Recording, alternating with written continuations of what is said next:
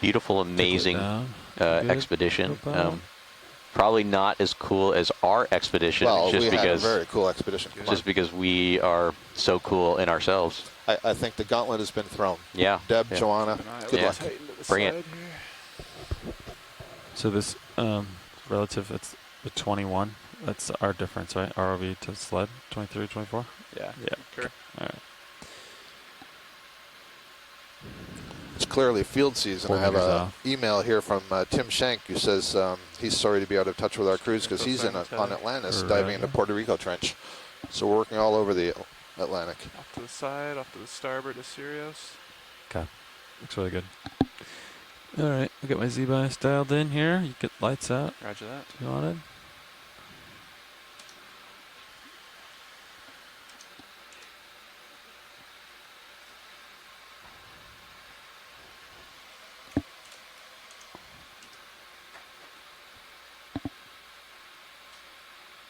Lights coming out. Roger.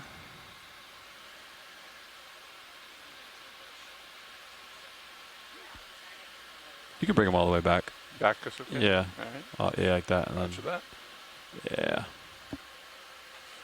Lowers coming out.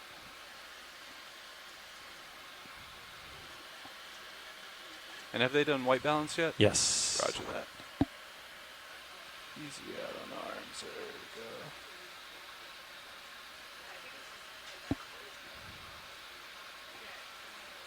go. How those angles look for you on the lowers? Looks great. Roger that. Draw in. Steering hydraulics. And did they want a Niskin sample here at the bottom? You can ask them. Watch the, this is pilot. Go ahead, pilot. Hey, we are all settled in. We've got the lights out. White balance is done. Did you guys want a Niskin sample here? We sure do. I'm all set and ready. I think Roger video's that. ready. Roger that. I'll check in. All stations. Nav, we ready? Drop a sample. Nav, co-pilot. Yes, Nav's ready. Roger that. We're just Video, doing we our ready lights. for clipping? Good copy. All right. Ready to launch Niskin. Niskin resetting, and we'll fire on my mark in 3, 2, 1, mark. Confirmed. Good sample. 1142. Depth 1921. On bottom. Dive 10. Tickling down, pilot. Okay.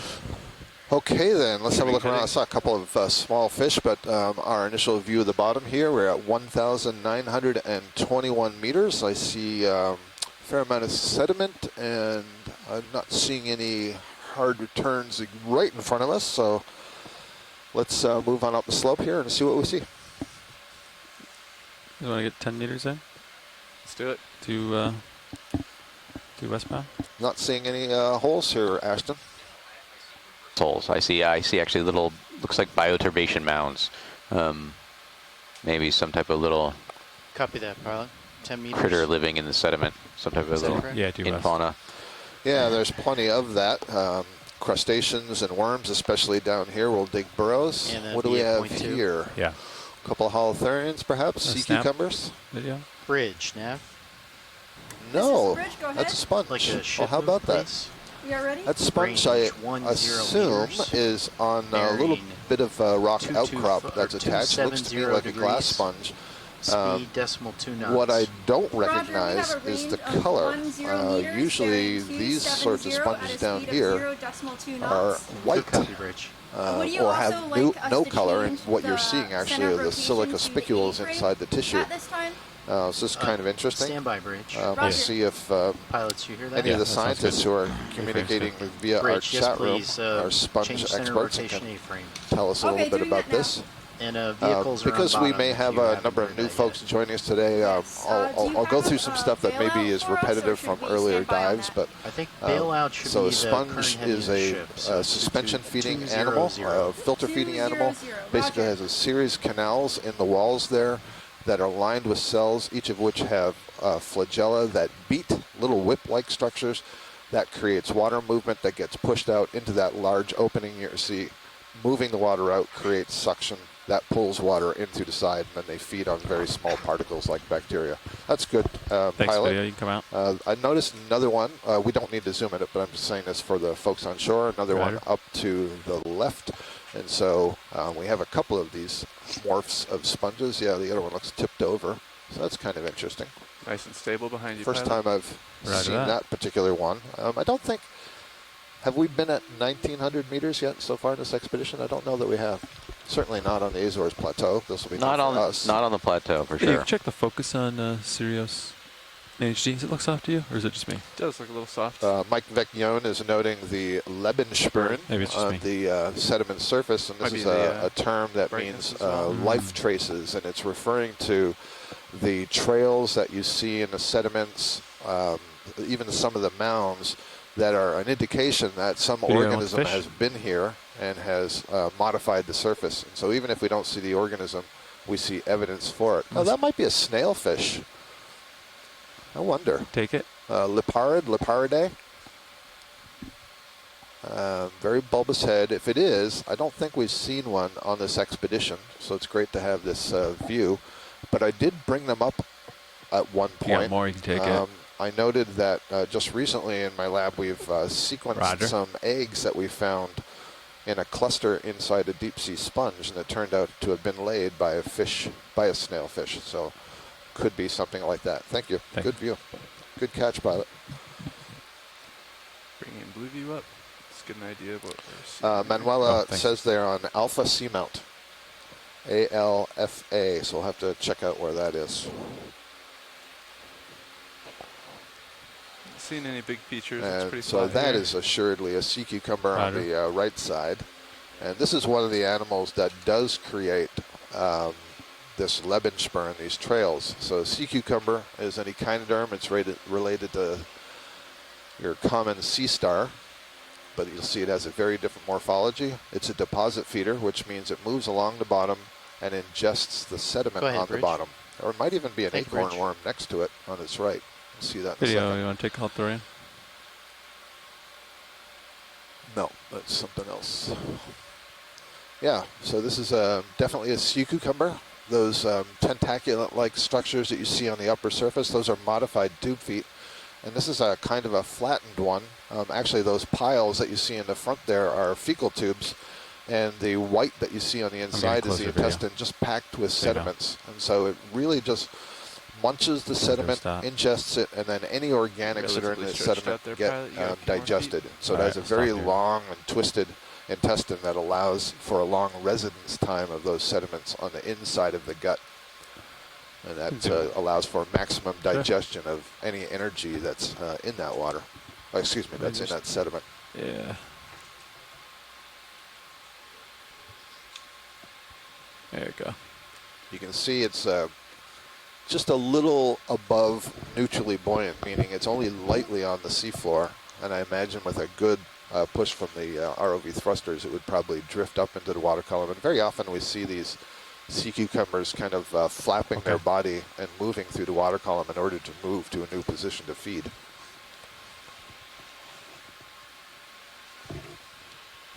So this is kind of funny. I'm trying to determine what is the head end. I believe it's the left side. And I'm looking to see if it has any of the modified something oral up here, podia. depression What in the that floor, means is maybe? tube feet that are modified into little grasping structures. It's kind of like a little fist that can grab some of that sediment and then move that into the mouth. That's good for science. Thanks, video. Would you like me to range in on blue view at all, or is that a good range there? Yeah, you can probably do a bump. Up to 60 or something, yeah. Copy that. Probably get 10 more meters if they're done with it. Sounds good to me. Yep, that move has been done. Same bearing, 270? Yeah. Okay.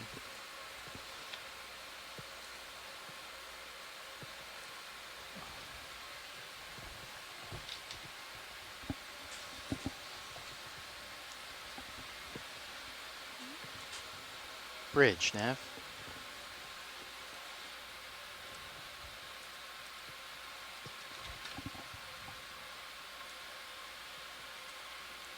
You read my mind, video. I was just Bridge. Yeah. Contemplating the darkness there.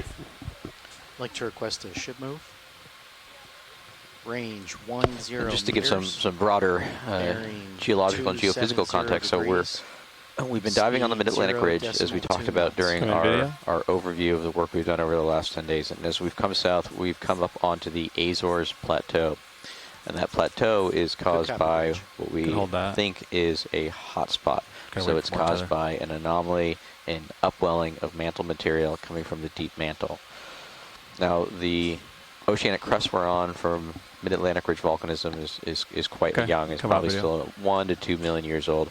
It's unclear to me how old the area of the hot spot, the Azores volcanism that Oh, we're that's on. a lot better video. Thank you.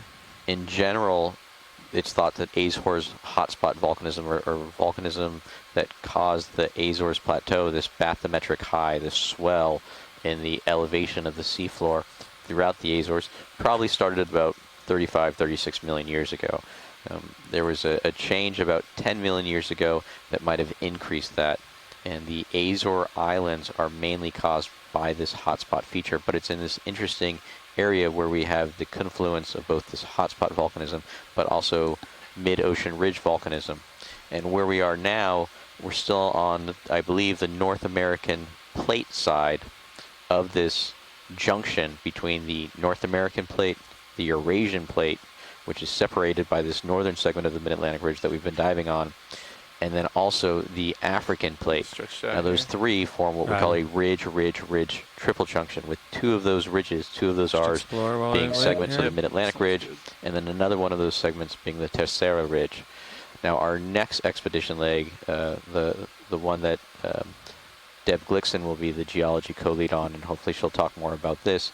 That'll be on a segment of the Mid-Atlantic Ridge that separates the North American plate from the African plate.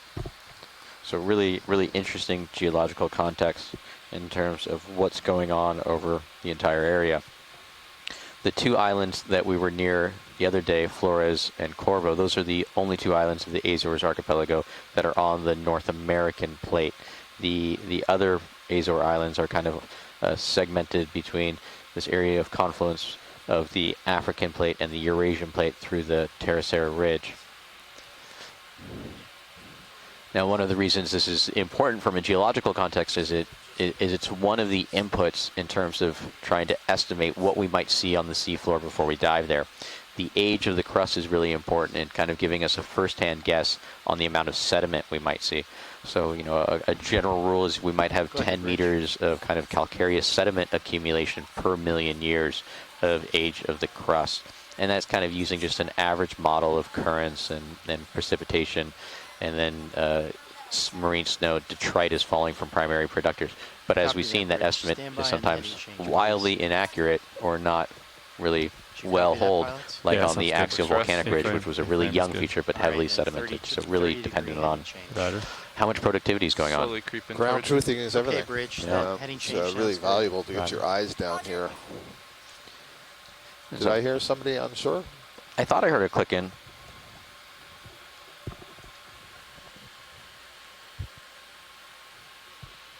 I did hear back from our colleagues on the Pelagia, I Almost believe get was you the there. ship. Yep, the Pelagia.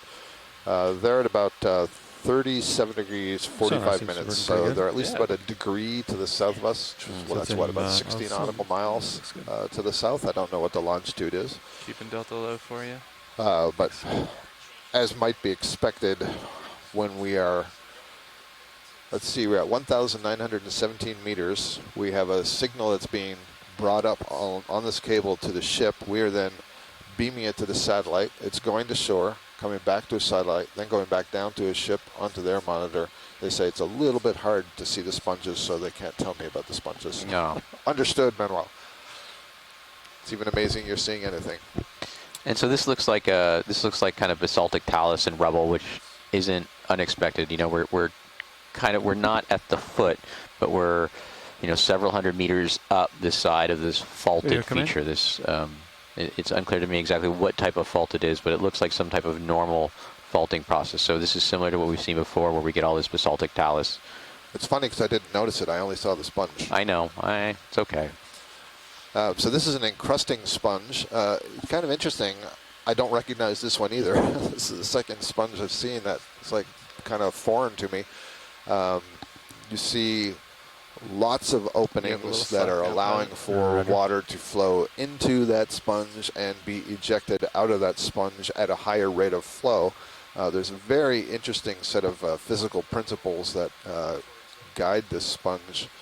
Sorry, I'm hesitating as we're getting in closer here because the holes, the smaller holes, those smaller holes almost make me think that this is some kind of hydrocoral. I'm sure it's not. I'm sure it's a sponge, but it's just an interesting morphology. Anyway, there's an interesting physics to the size of basically the various pipes and openings in a sponge that dictate the rate of flow of water into, through, and out of a sponge. And the sort of genius part is that you have a medium speed coming into the sponge, and then because you have so many of what are called choanocyte chambers, the chambers where the cells actually pick out the food, the total cross-sectional area of that is really large. The end result of that is that the water's moving most slowly through the part where they can grab the food, and then the cross-sectional area of the outlets is really small, like a nozzle, and so the water's actually moving really fast there. Yeah. Very cool. 10 degrees left on that. Classic Bernoulli's principle. Roger. Yeah. With the force of ejection being dependent on the cross-sectional area of the port. Exactly that. Exactly that. And it operates at those three different scales in the sponge. Wide cross-sectional area, medium, and then small. So right here, anyway, there isn't a whole lot of suspension feeders that are growing on this this first exposed rock that we've seen in the morning. A couple of sponges, but I'm not seeing a whole lot of corals and larger sponges, and I'm not sure yet if that's going to be a function of food input, stability of this slope, or we're in a bit of a current shadow.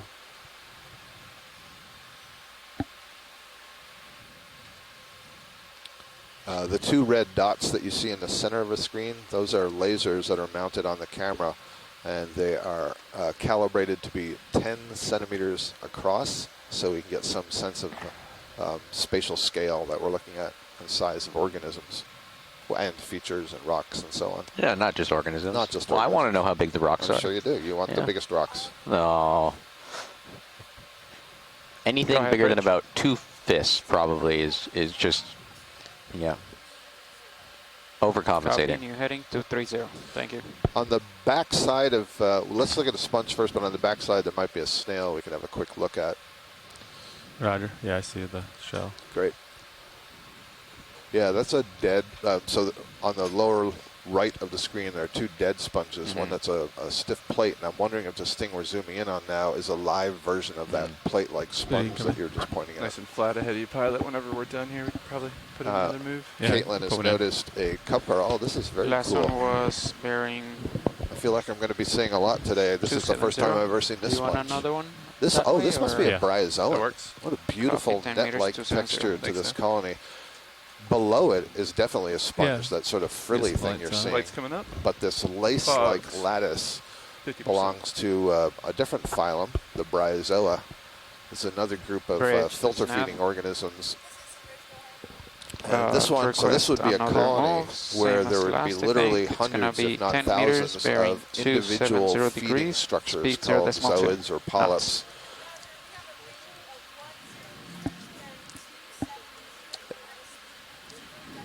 Roger. That's a good copy, Rich. Thank you. You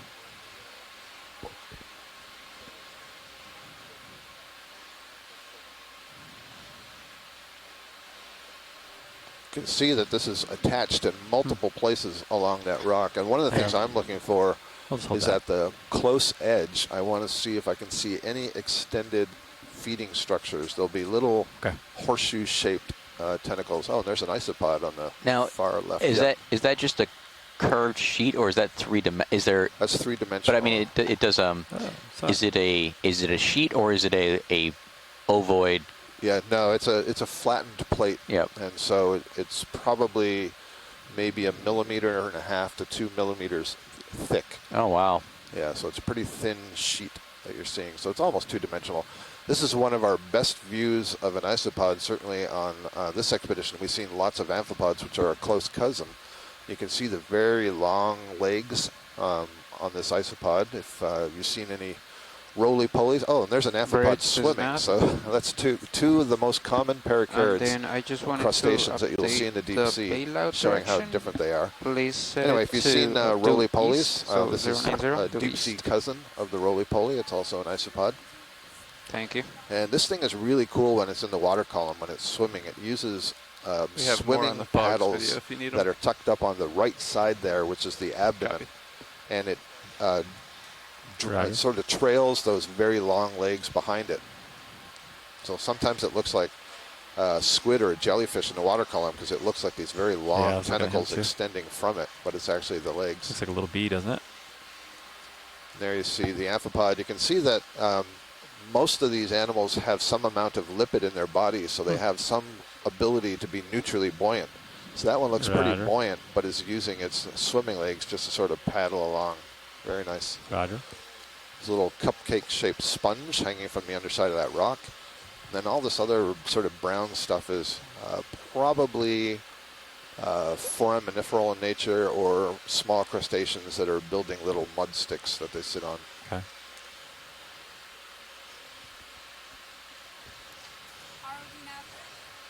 Go ahead, Rich. Copy, move complete. Thanks, video. Co-pilot, pilot, move. That's good for science. Copy Thank that, you. Nav. Just ranged in our sonar. So what Manuela Ramos is sharing that those sponges might be, that we saw earlier, the brown ones, Geodia, Megastorella, or Craniella longipillis. Yeah, there's that gastropod I thought I saw from a distance.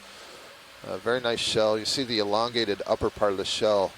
There's a siphon that's sticking out of that. That's telling me that this is a predatory snail, so a fairly advanced snail. Okay. Close. He's a ways out. Yeah, I love that. That's good. Coming in. There's a thread-legged shrimp. There's a few more of those sponges that we saw earlier. And I even see a black coral in between the sponges and the snail that we're looking at. It's that wiry-like thing that's just above the right laser. We'll go for the coral.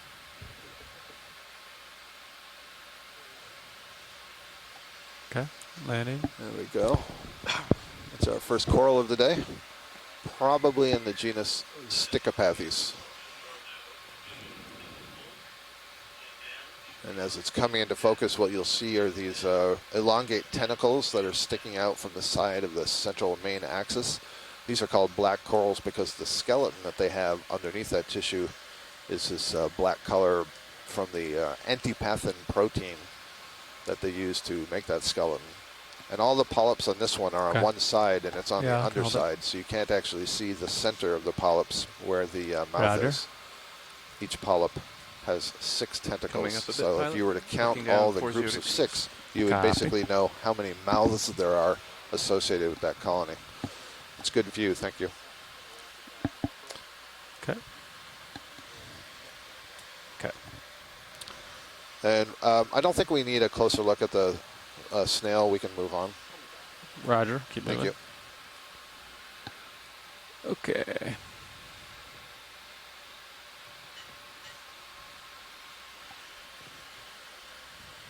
Are you done moving? Several more of these brown tube-like or vase-like 15 more? Yeah, probably sponges. another move. It's pretty flat here, so we can make some tracks if we want. Same bearing, 270.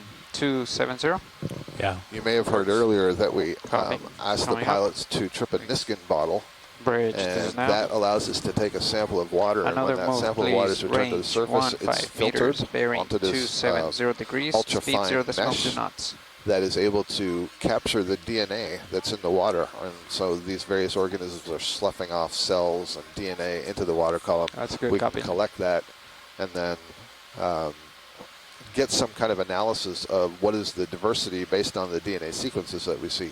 So we may even be able to possibly identify those sponges if someone has collected them and Really sequenced them much before. straight ahead on Blue View. Just to the left of the lasers is a pink holothurian Not sure if it's in reach. sea cucumber. Now it's below the lasers. Might be on the left side of Sirius. The Niskin bottle originally designed Yeah, it's a by section of like kind of rocky. Fridjof, I believe. Yeah, Nansen let's go for the in fish. 1894 and later further developed by Shale Try Niskin to get the head. in 1966. Eel-like fish here. This may be a cutthroat eel.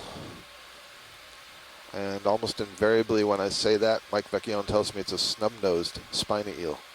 So we'll see what happens this time. Yeah, yeah. Swimming by a stocked crinoid. This one doesn't look like it has the snub nose to me. So I think this is a synaphobranchid eel.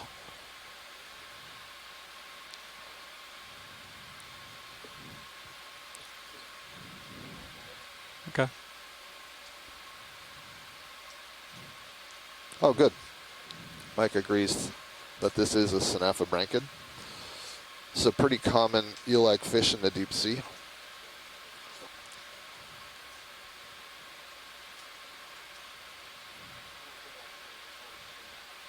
Roger.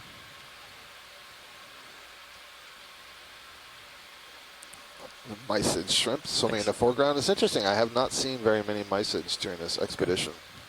They're often very common around the corals. We've seen them occasionally, but not a lot.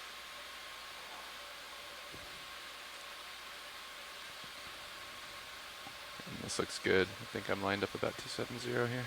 Okay. Yeah, it's just like that little section of hard there. Hopefully we get some more. The system that you're watching, the images that you're watching, the video that's being streamed is coming from what is called a dual body system. So the main remotely operated vehicle is the Deep Discoverer, and that's the camera feed that you see on camera 1. And then it is tethered to the Sirius, which you can see a view from the camera on Sirius from camera 2. I turn the fog lights off. Roger that. The Deep Discoverer has its own thrusters and can kind of move around on a, call it a 30-meter leash if you want. But the Sirius is I'm at 270 attached to there. the ship that we're Yeah, on your heading looks about right. by a winch kinda cable. Interesting, your heading's drifting. And so Mhm. moving Yeah, set around point means traces your moving heading all and, three like, vehicles. It's a And game. so there's a vicious delicate cycle. balance, Yeah. a lot of math that's involved in determining how the ship at the 1 surface minute, moves yeah. with respect to surface currents and wind, how the Sirius Go ahead, Rich. coming heading for is landing. set, and the speed that Copy, it move moves, complete. Copy, you got and time? then D2's movements Co-pilot, on the move seafloor. just completed. Thank If you. we could zoom into the rock, oh, it's a shrimp. We'll I probably see. get another Okay. after pilot has a look here. You can frame up the rock. Thread here. leg Copy. shrimp on the rock, several more of these sponges. Get you nice and close video. Mike yeah. You Vecchione take little notes zoom that the videos. synaphobranchid See if we eels are the first fish after to a show up at a partial, if baited something camera. If you put bait interests down us. here with a camera associated with it, it's a really good way to find out what Roger. are the organisms in the area that respond to food input the most closely, or the most rapidly, is what I meant to say. Yeah, this is a thread-legged shrimp.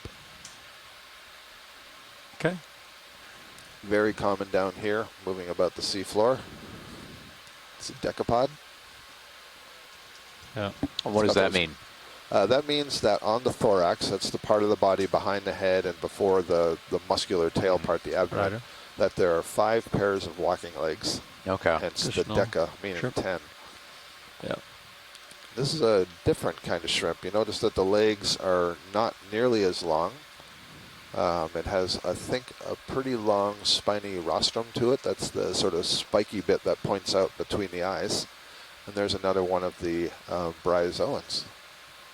At least I think that's what it is. I still have Okay. not seen any of the feeding structures, but that lace-like structure sure looks like bryozoa to me.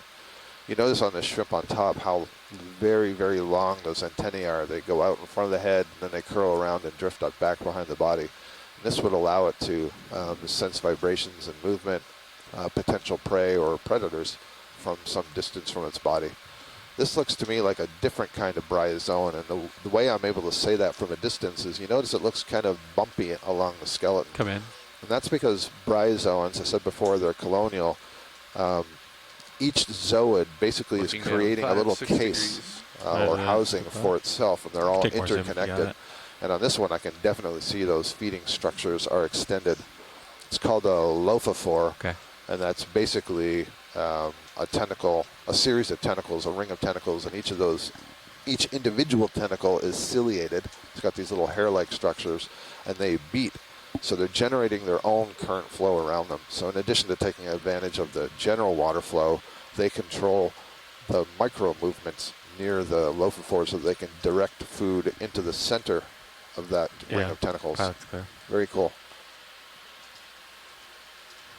Okay. And a hermit crab further to the left. I can't tell right now if it's got an anemone or a snail shell on its back.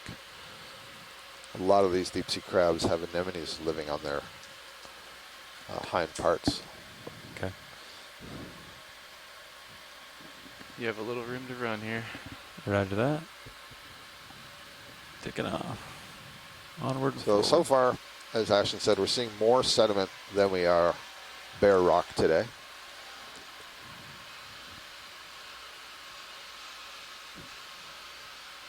We did pass a stock crinoid back there. Masako Matsumoto, who's a deep sea biologist from Japan, says that may possibly be in the genus Democrinus.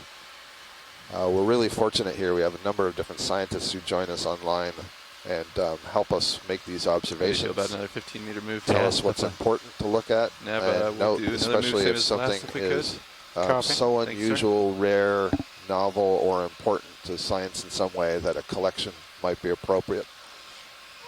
So we have the decapods, which were those shrimp. Yep. Okay. Do we have what would be an octopod? That would be an octopus. Yep. Interestingly enough, within the Bridge, this is an cephalopods, the group that the octopus belongs to, there are also decapodiformes, let's do another and those move, are please. squid. The squid have Same as 10 before. arms or 8 Range tentacles and 2 15 arms, a total of meters, 10. bearing So anything that you can 270 do degrees. these multiples of 10. Speed Do we 0.2 knots. decapod anthropods? Decapod amphipods? Yeah. No, amphipods have a different number Copy. of legs. So they're crustaceans, Large dinosaur, but they're not 10-legged. Do we have dodecapods? That name rings. 12. Yeah. Right. But the name is ringing Yeah. a bell. I don't know if it's for a specific genus of something or if it's a larger group. I'm going to go all the way up to 20. I just got to keep Googling what the next one is. But why don't we just jump to centipede and millipede? Oh, there you go. There we go. There you go. Hundreds of legs and thousands of legs. As I understand it, no millipede that's ever been looked at actually has 1,000 legs. Oh, But I think it maybe gets up to 800 or so. false advertising. Yeah. There's Video. a good student Shark. project. How's that? We have a Ticket. shark in the distance. Yep. We've been seeing, let's see, we saw a cat shark Ticket. on one dive, and then we saw the, what were they yesterday? Was Oh, there's there 2 of them? was there a there's an sleeper eel shark? or- Was it a sleeper? I remember somebody calling that. I don't remember if that was Okay. verified. Oh, looks like Yeah, see that? claspers underneath. Oh, that's a good view. Looks like he's up there. You can see it, the silhouette in Sirius's view too. So my scientist colleagues on shore Because I'm who not blind know spot. better are making sure that you know that even though it's called the decapod, it has many more than just 10 legs. And so I was very careful Alright, to video with this specify one? that it Yeah. had 5 pairs of walking legs on the thorax. On the and that's thorax. where the name Yep. comes from. Yep. This might be But the there are same one we actually saw earlier. 8 pairs of legs on the thorax. The first 3 are actually used with the head. Is that a gulping eel? I think this is the synaphobranchid eel again, but it was certainly taking a big gulp.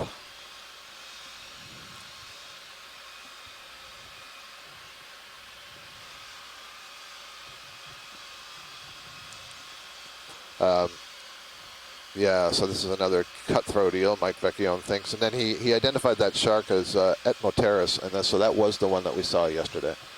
So I believe you're right, that was the sleeper sharks, which is a fairly well-known group of deep-sea sharks here in the North Atlantic.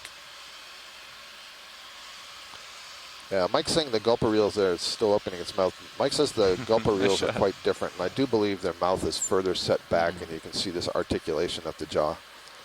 The fish biologists use the pattern of scales that are on the head, the position of the lateral line, position of the various fins, and so on. This is one of the reasons we like to get a good view of the head. Thanks. Another one of the sea cucumbers that we imaged earlier, munching its way across the seafloor. Probably get 15 in. We're currently moving. Sounds good. Oh, We can. Yeah, we are Lots and moving. lots of but these sponges. I'm pretty seeing 1, close 2, 3, to 4, the end of 5, that move, 6, aren't we? at least 7 Yeah, right in they view should cool now. it down maybe in a couple seconds. Okay. Pilot's okay. And it does look Go like ahead, there's a Rich. certain amount of mounding. Copy, move I don't complete. know, Ashton, if you used the About term another pilot? bioturbation before, but this refers to organisms that dig up the bottom, turn over the sediments, Yeah, we'll do one create more now. burrows and mounds, 15 meters.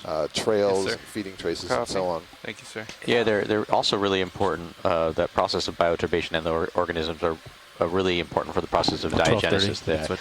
the forming So of good. Bridge now. Video. this, carbonate hard rock, sedimentary rock Let's do from the kind of same all the move again, detritus, please. because you can On imagine 50 they go meters through and they range, kind of bearing refine it. 270 degrees. And that Speed 0, allows for decimal 2 smaller knots. grains that are more mineral rich, that allow for more easily mineral reabsorption and reprecipitation. Good, copy.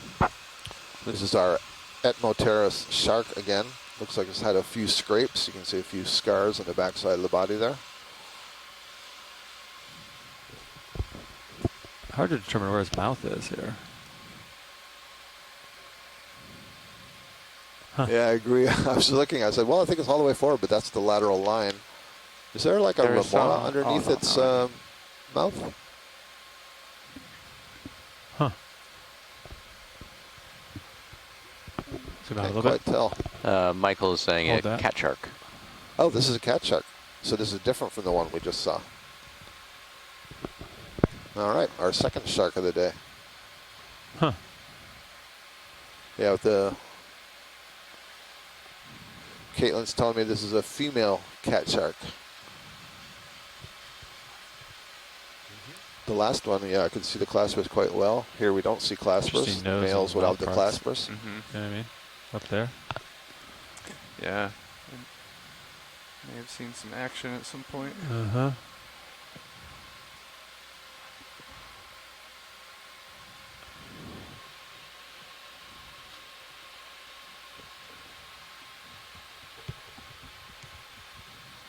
Okay. Let it go. Oh, lantern shark. That was the name, not sleeper shark. Lantern shark. Etmoteris is a lantern shark. That was the last it? one. While Mhm. you were looking at the shark, there was a sea the star first shark that that we just saw. went by your main camera swimming. Jean-Marc Gagnon, Yeah. who's joining us from the Canadian Museum of Nature in Ottawa, Canada. He's a curator of invertebrates there. Is noting about these mounds that there are many macro and micro invertebrate species that we don't see with this camera. This camera is Right. really good at what we call the megafauna. Megafauna, I think, is usually applied to things larger than 5 centimeters, but I know for sure our cameras can see much smaller than that. I feel like But the, still, his point is Sirius well heading's taken. definitely All these wandering things that a we bit. can't see with the camera, Yeah. but it's an Offset. important I'm right and at often 270. undescribed Roger that. diversity. Yeah, All the dead stuff reckon. Yeah, that's every now and living then you need in a and dead on the reckon bottom from is really micro scale. Got you. And the deeper you advised. go into the Roger. deep sea, the Thank more you for the abundant support. and larger Always. fraction Help of me the help you. community those small things Yeah, make up. then you're about That to help has me to do with the consider. amount of food that's available to them. Video, what's this back here? Yeah, we talked about this a few times. Kind of, I Come in. categorize it Okay. almost as kind of Light an color, observer bias, possibly right? We fish or tend to rock, reinforce the things that we look at, and the things that we don't look at or we are unable to look at, Oh, it's a fish. kind of skew our perspective. Think I So, can get we don't fish have a here? really necessarily great understanding of kind of that smaller scale, micro scale fauna or the infauna, just because we don't have the ability to study it. And it's studied pretty well with what we call box cores. Mhm. These are devices that can be inserted from the deck of a ship into the bottom with some degree of precision. Sometimes there are cameras mounted on the box core, and they can be pretty large. The largest ones I've seen are about a 1/4 square meter. The largest one I've seen, which was the largest one built in 50 years, was a square meter and a half. Oh, Yeah. Jeez, that thing must be heavy. It was absolutely huge. Yeah, so that brings up a lot of sediment, I Yeah. imagine. And Okay, so we'll we go need a video. very It's pretty big far away. crane or A-frame on Keep a moving. ship to handle that. But the nice thing about it is when you have them that size, it leaves a good fraction of the center of the sediment undisturbed. And so then you can do various subcores and learn something about the other fish video, dark patterns of distribution on a fine scale. But this is the way we've learned a lot about what lives in the sediments.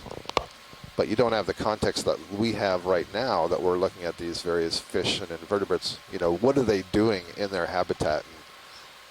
And then especially, you know, in the deep ocean, you can really try your best to target the soft sediment, but you never really know, right? You know, exactly. I've had this experience with gravity coring. So, you know, we have a 5 meter basically steel tube with a several ton steel mast or mass on the head of it, and you drop it off the end of the ship, and then just gravitationally it falls through the water column, and the weight of that head pushes it into the column. But as hard as you might target that soft sediment, sometimes you do hit hard rock, and you can bounce it off or not collect anything. Sure. So it's so nice to have eyes. So this is a new fish for the morning, and I'm not quite sure. I don't think this is a grenadier. I thought maybe it was maybe a bathydid, ophidiid. Oh, okay. Anna Kalakos thinks it is a rat tail. Copy. Mike thinks maybe it's a cuskeel. We're not sure because it's facing away from us. We haven't got a good look at the face. Get the position of, you know, where's the mouth, for example. And there it goes. And it's gone. He was fast. Yep. He wanted out of here. I'm looking up at pilot 30 degrees. We could probably get another in. Move just completed. Copy. Okay. Probably get another 10 in. 15. Okay. Do you want a 20? We can do 15. Copy. Coming up pilot a little bit. Yep. Great. This is now. So besides our live video feed that let's we repeat have, that last move, please. 15 where we have a somewhat limited range of visual observations just from navigating, and we also have our multi-beam products, our ocean map. We also have a forward-looking sonar on Deep Discoverer, which can send out a pulse of acoustic energy, and anything that's hard or prone that's standing up above the seafloor reflects back, and that allows us to have some 3D spatial awareness of where we might want to head to next. And saying that, it looks pretty bare in the blue view right now. I'm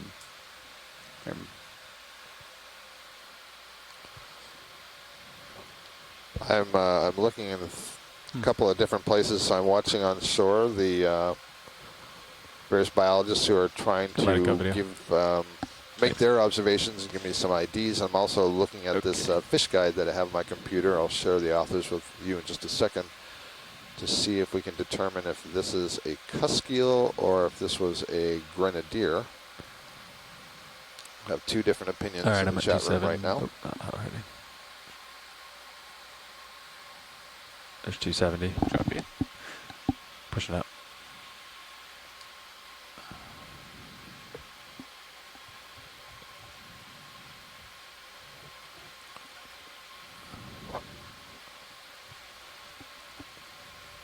We've heard several times from Ken Sulak this week.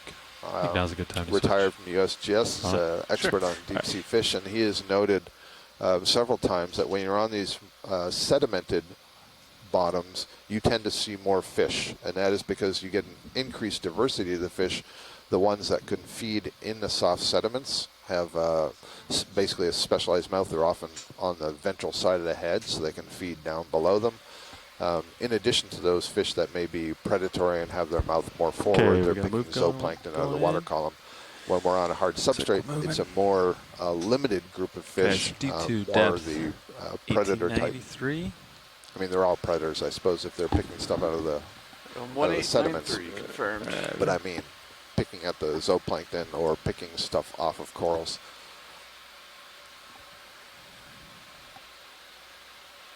Not much on blue view yet. I agree.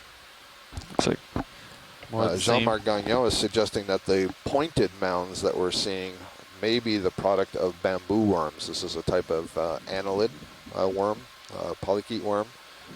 And those worms will be standing upside down and feeding on deep sediments. And so these are their excavation piles, basically, as they feed in the subsurface. Thanks for that, Jean-Marc.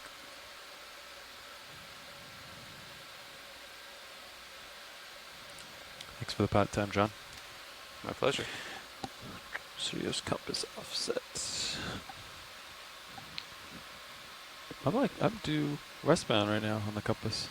Let's see, you're... I feel like it's looking pretty pretty close. good Yeah, right I was now. gonna say. It's looking better than It's pretty close now. this morning. Yeah. It seems like And it was the only last like hour it's kind Still of some like debate going on feel about that what too? that I fish do. was. People didn't Go ahead, Rich. recognize the combination Copy, of move the head complete. plus the fin and the caudal fin. Dun, dun, dun. What delay do you guys There's a feel fair over amount here? of rubble that's showing up in the Minutes? Couple sediments minutes, now. I think yeah. that's rubble. Can we just get another look at the bottom here? I'm wondering if this is rock outcrop or Sure coral thing. rubble. I think this is coral rubble. Come on Yeah. in, video. Yeah, Has that sort of texture from a yeah, and distance. it's way too small to be. Yeah.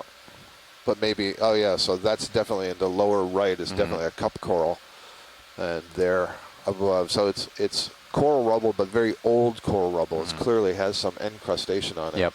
Yep. So given, just very ballpark, I'm not trying to put you on the spot here, but given rates of precipitation of the water column, what are we talking about? That's been in place for 100 years or thousands of years? Oh, I could not speak intelligently to that at all. If we brought up a piece of that coral rubble and we looked at a cross section of it and we could verify that it is a ferromanganese crust, then we could start estimating based off of the thickness of it. But it's really difficult to do just visually. Great. Yeah, Understood. it might precipitate at a couple millimeters of iron manganese per million years. So. Yeah. So we were just looking into a sponge there that may be a Geodia sponge. right, co-pilot. And you can want see all another these siliceous spines yeah. sticking out. The skeleton of the 15 sponge meters, 270. Yeah. uses a lot of sounds silica good. to give it the structure. And you noticed how brown it was. Oh, there's a different sea cucumber there on the floor, just going out of frame on the left side of center. Kind of Bridge to snail. orangey. Let's repeat And that. had a very Same move. It's transparent gonna body. be 15 meters range, 270. Anyway, just to finish the thought on that sponge, all the brown on the outside is all this marine snow, the stuff that's settling down out of the water column and kind of fouling and discoloring the outside of it. But when you peered inside, Good you saw copy. it was this sort of pure white color. That looks good. Off to my stop. So this is Copy. going to be a second species Are we full of wide, sea yeah? cucumber.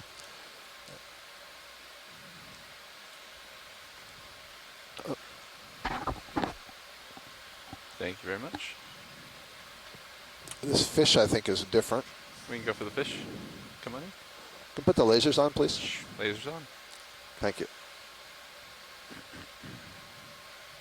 You can take it. This might be a Extra leisure. Halosaur, different kind of eel. Notice that those pectoral fins are kind of pointing upwards. It seems like it has a broader snout to me.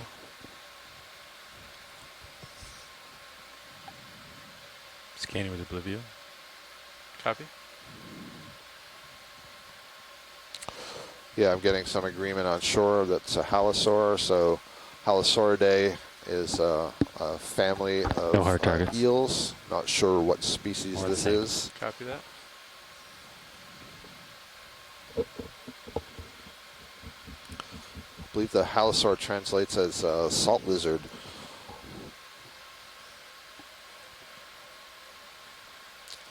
Yeah, if you get a good view of the head, that'll be really useful.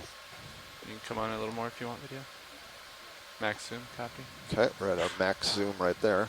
Slowly drifting towards it, but might try to escape us.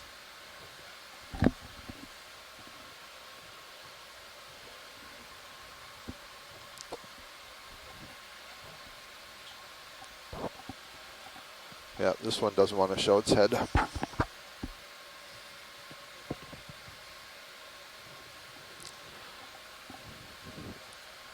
You can see that a lot of these mobile animals move very languidly, very slowly, and they're conserving energy, but they all have the ability to move very quickly. We saw that on one of the earlier fish. As we got close to it, then it had this burst of the tail, and obviously that would be a strategy for avoiding predators. But while they're sort of moving around in search of food, they're trying to conserve energy as much as possible. Side of the jar cam, is that just like a Oil hose? That's a suction motor hose, yeah. As best we Okay. could, yep. It's our service loop on the right side. Copy. That's good for science. Thank you. Roger that. Come on out. That tail that kind of curves upwards like that is very characteristic of this group of fish. And I think those Copy that. pectoral fins pointing upwards as well.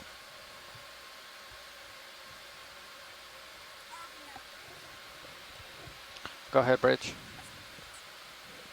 Copy, move complete.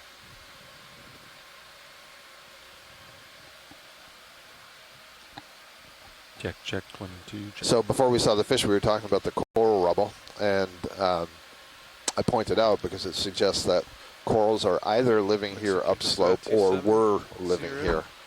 Yep, that's good. And there's no question that we know that Yeah, I turned physical my head, look at my heading conditions set point a little and bit the disturbed amount of just to line food up with can this. It change seemed to perfectly line up over with you. long time scales. So this could have been, let's say, 10,000 years ago, a great environment for these Looks like particular we might corals, be but it's not seeing a little now. more Or slope maybe it is, and they're now. just upslope. We're on a relatively Just, flat yeah, part of the match slope. We're chemistry. going up a much steeper wall, and these may be corals that have died and tumbled to the base of the slope.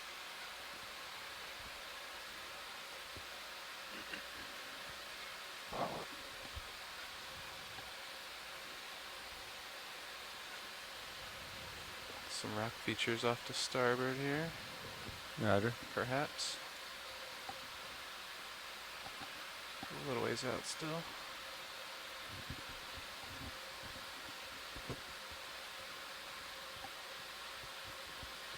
Or like a divot, maybe? Mm-hmm.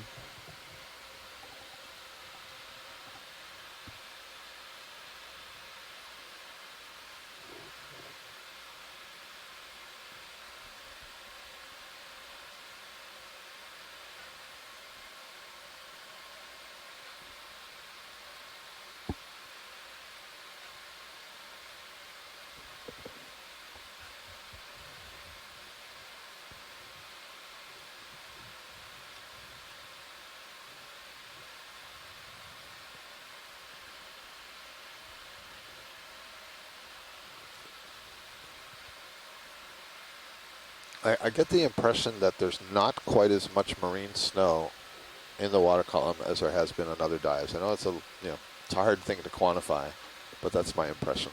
You want me to stay here or turn with you? I'd agree with that assessment. Lateraling to the Yeah. port right now, so. So I'll the stay marine near you. snow we're talking Roger. about are these particulates See that if are I can moving get through the eyes water on this column, feature here. and they're Yeah. in part a reflection of the food that is descending through the water column, Look, it's trying to depending get on a little currents bit more and of a hard maybe bottom. That's good. stuff that's been resuspended from the bottom. But I Starting suspect to. this is more material moving through the water column, and ultimately that's the food for a lot of these, or most of these species that live on the sea floor. So if there's not as much in the water column, it means there's not as much food being delivered, and therefore you would expect you wouldn't see as many animals or as large animals. But these sponges that we saw when we first arrived are really abundant, and I think the next time I see one, I'm going to suggest a collection because we're seeing so many of them. So that might be representative of the area. There is a fish almost in the center left of where the lasers are, Roger that. just hovering above Eyes the on. bottom, I think. Come Unless on I'm in, looking video. at two shadows. And I'm looking at a rock. Nope. But there is a sea cucumber there, so that's something. Yeah, it was just a double rock. I thought it was something floating above the other at the top of the screen. That's what I saw. There you can see the sea You can come on cucumber in sort and of sea being cucumber lifted video. up a little bit, probably by the current from the ROV. It's a different one than we saw earlier. There you can actually see the tube feet running along the lower part of the flattened, what they call I think the sole, or there's the head end going back down. All right, that's good, thank you.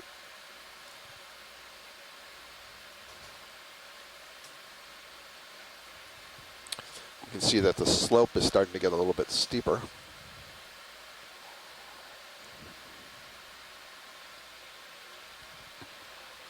Coming to port.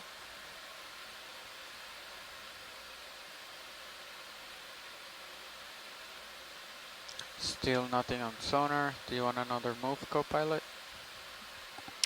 Yeah. Copy. 15 meters. Yeah. Sounds good.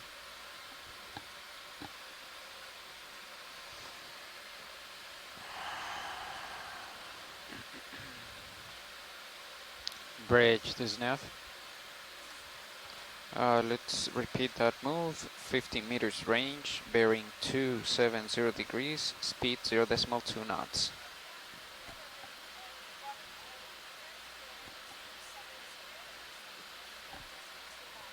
That's a good copy.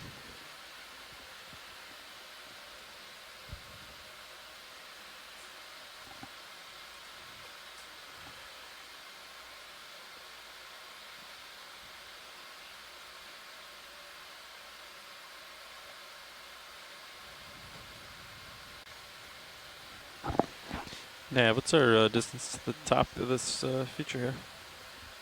So waypoint 2 Pretty must be big like, Pretty big hold feature. on. Yeah, so as waypoint 2 is selected, you can see there, but the distance all the way to the top is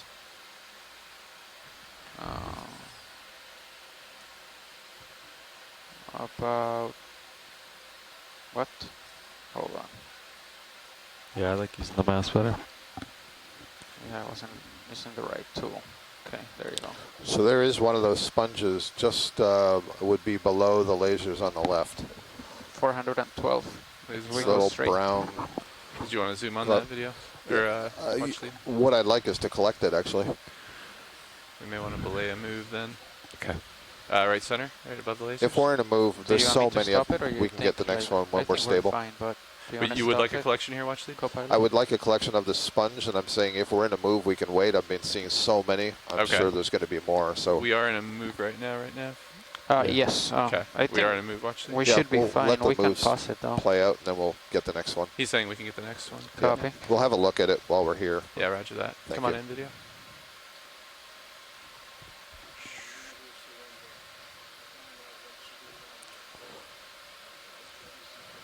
So one of the things we also like to do is when we're not certain of the species that we're seeing, and it's something that's really quite common and therefore characteristic of an area, we like to get a sample so that we can say, you know, of the characteristic fauna, here now we can name it.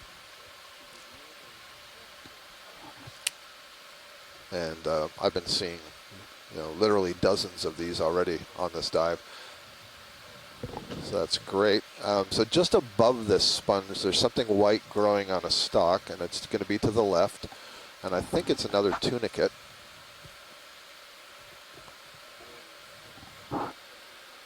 Just coming into frame now, top center. Top center, I see that. Tilting up. It's kind of a dark skeleton. You can take it, video. Those look like massive cup coral skeletons, don't they? Oh, Yes. maybe it's another All right. another sponge. Boy, some of this fauna is fooling me. Stand by, just sitting down again. I'm not exactly Good sure what to make of the white spots that are on. It's growing on an old dead piece of skeleton. And now I'm not sure if it's a tunicate or a sponge. It's just, I feel pretty shameful as an invertebrate zoology professor. I think it's Go a ahead, sponge. Bridge. Copy, move complete. Pineapple sponge, says Alan Collins. I don't know if he's saying that with authority or just what it reminds him of. And great. So Alan Collins, who's at the NOAA National Systematics Lab at the Smithsonian, also knows quite a lot about sponges, agrees that that brown sponge that we were just looking at is really unusual and is worthy of a collection. Thank you, Alan.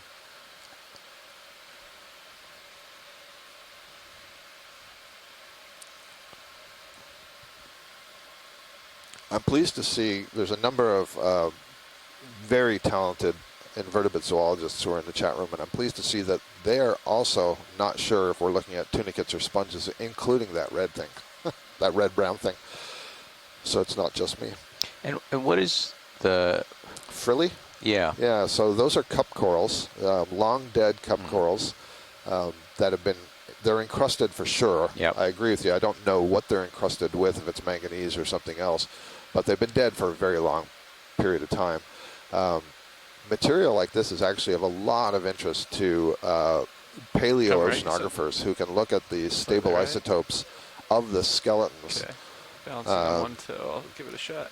Basically, they can understand how old is the structure from those data, and even more mind-boggling, by looking at the oxygen isotopes, they can learn something about the temperature of the water at the time that the coral skeleton was deposited. And so you can start to learn about, well, what was the water temperature like thousands of years ago, and how has it changed at this place?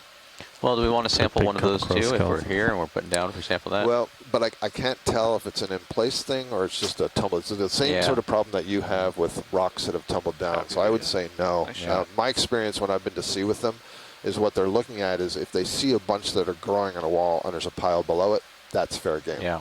But this is a sedimented Yeah, slope, so we don't know. And you can look around and it looks like there's a lot of rubble in general, so Yep. not whether sure what's in situ. So now, pilot, I realize we've been here for some time. If we're stable, let's go ahead and collect a sponge. If not, Okay. let's get one further we're up steady slope here. when Are we you steady? feel Okay. comfortable with the Should positioning. stopped and I stopped, so I think I'm good. Roger that. I'm just gonna. Yeah, how would you like to collect yeah, this it's sample so launch? small, I think we should suction. Copy that. Stand by. We'll need to get the drawer out. Co-pilot, do we have Okay, much so I think we're going for this room one you here. think? And I Or think do I need to come back and... we're getting try. a consensus that this is more likely a tunicate than a sponge. Just giving us You want all me to that try the drawer? vibe, Yeah, let's try drawer. All right, I'm easy out. stable here right now. which would explain why I've never seen this sponge. Because it's not a sponge.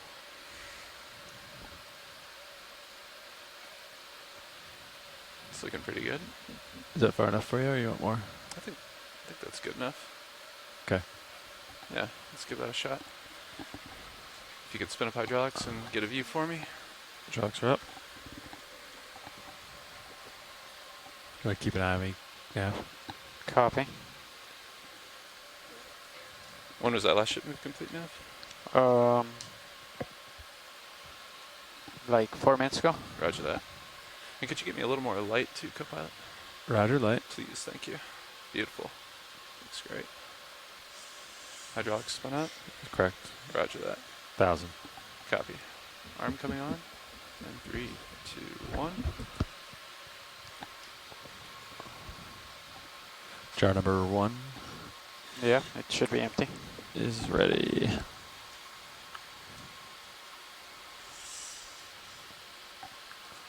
And it looks empty as well. Roger. Yeah. Sure, I can try drawing out further. Helps you.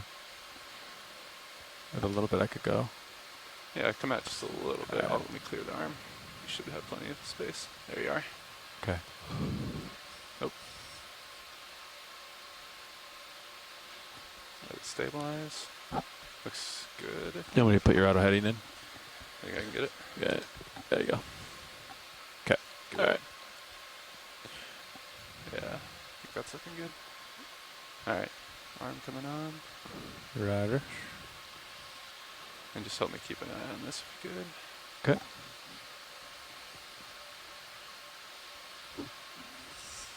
And grip force is currently 4. What have you guys been using on this? 8. 8? And I did 8, but I didn't even depress the trigger all the way. Roger. And it was fine for me. Copy that. So that felt like it was plenty for me. Sounds good.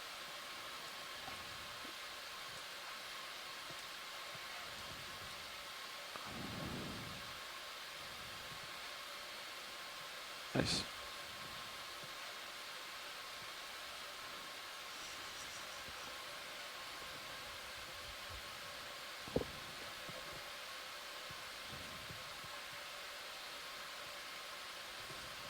Just give it a little grip on it here.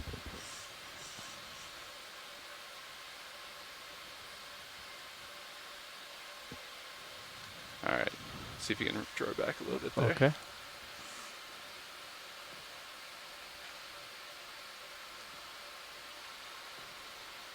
Okay, draws all the way back. Copy, thank you.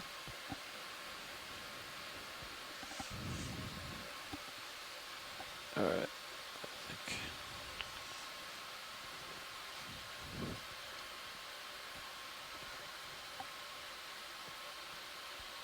Extending. Ready to enable. For now, you can watch the camera for me. Yeah. Copy. I'm watching your camera up there. Roger. Just help me keep an eye on that tape too if you could. I think we're good. Okay. All right, ready to enable? All right, that's 1,000. Roger. Inhale.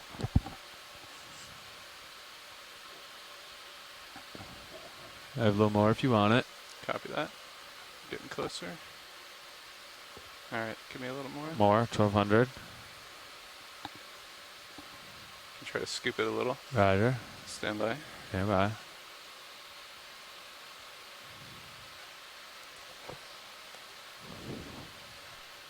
Could zoom in on. Yeah, let's go in a little more on mini Zeus if we could.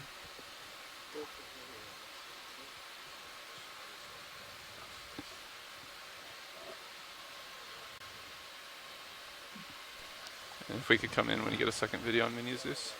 Thank you. Looks like we're sucking around it. Stand by. I think it's holding on to something at the dark. Yeah, it's kind of. There you go. Is that full suction? I can give it more. Let's try a little more. Understood. Max, Max suction. Copy. I think. Huh. Yeah, seems to be buried. It's on a coral skeleton underneath there, and it's fixed pretty well. Sure. Not sure we can get it with the suction hose from here. I don't think that skeleton's gonna go through the hose. Yeah. Could try to break it. I It's kinda suggest that you stop trying to suck that. Move the suction to the frilly coral just above it at 1 o'clock. We'll take that as one of these fossil coral samples for aging that Ashton noted, and then we'll pick the stick up. Is that possible? I don't know that we have the reach from here. Would you It's right there. It's right there. oh, right there, right above it. Yeah, yeah. Okay. How are we looking A on little the tape? clump. Can you pan over with the Titan for me? Yeah. Make sure we have plenty of reach. So that's Okay. is that the mini Zeus? Yeah. Yeah, I'm looking at mini Zeus just I think we're good there.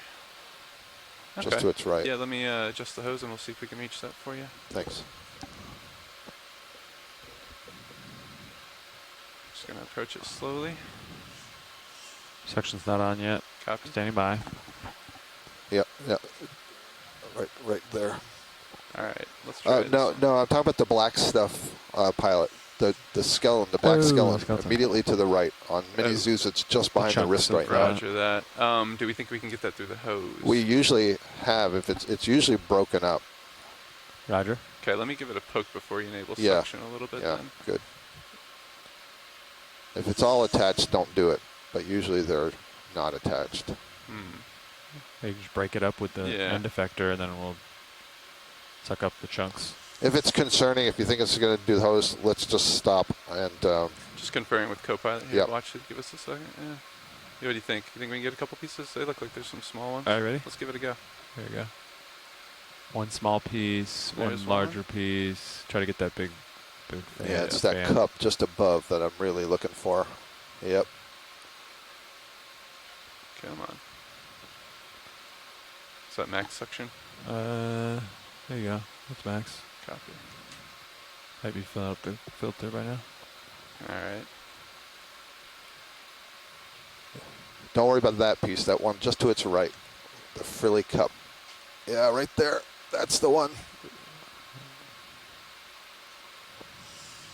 That's max suction. I'm not sure if we can get Well, we'll this. just cycle it. I'll Roger like that. start and stop it. You know what I mean? Yeah. It's All right. Here, I'm gonna. Or if you wiggle it, maybe. yeah, I got a little I'm not aim. gonna. I mean, there's something not moving right there. Do you guys see at the Yeah, I bottom? do see it. Yeah, we'll look at it.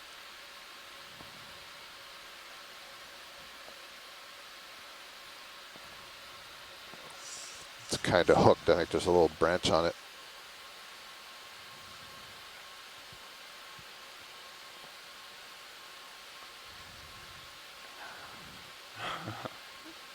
Doesn't want to go in.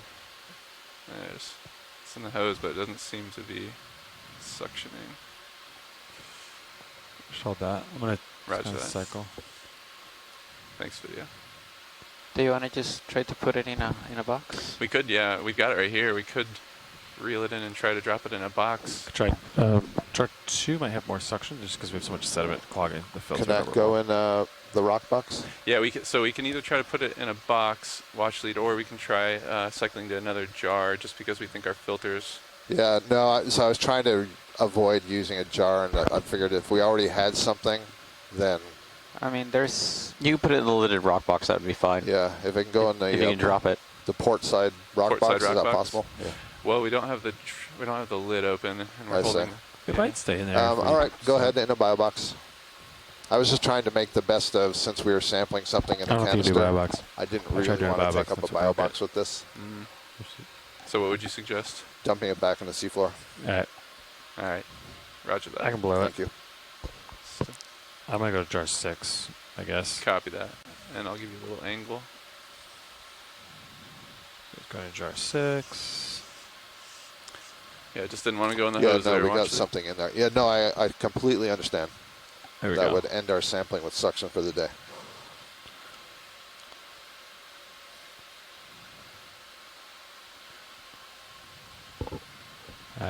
All right, we clear? Looks clear to me. Copy that. If you could bring Mini Zeus down and we'll get the hose ready. We did get a few pieces there, just didn't get the one watch lead wanted. Yes. Yep. So watch lead, this is nav. Yep. How do you wanna? I made the mark, the target for the collection on jar number 1. Yeah, I'm still calling it a collection. We got some fossil coral bits and sediment. Okay. So I will call that left, geology. kind of I guess. straight. Copy geology. Roger that. Thank you.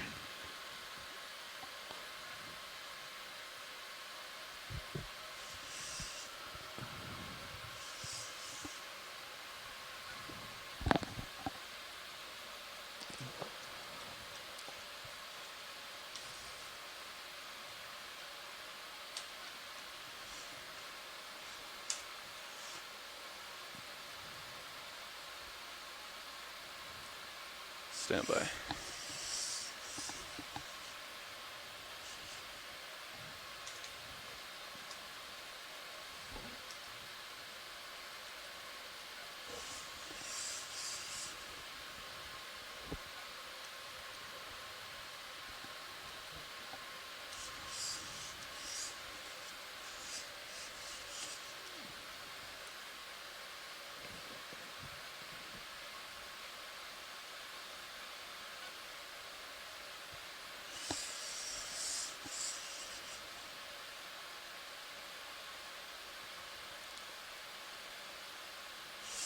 Seem to be having trouble with the arms. Stand by. Just adjusting. Roger. I like it down here. Take the whole box and then have the electrical connector below and set this ridge, like that, and then get the cable clear a little bit. Stand by. I also usually like support like the arm. Like that, and then like that. Yeah, and then you put your armrest down here. Copy. Thank you. Get this arm down. There you go. And then scoot your seat forward. Get all comfortable.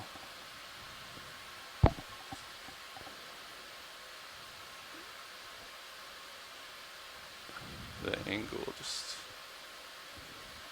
You can move. trying to figure out what's showing every time I move it. It seems to move. Just trying to figure this out. Yeah. Looks like you need to shoulder right, wrist left. Shoulder right, wrist left. Yeah. Like this? Yeah. Yep. Roger that. Shoulder right. See, that's shoulder right there. I need a shoulder left. There we are.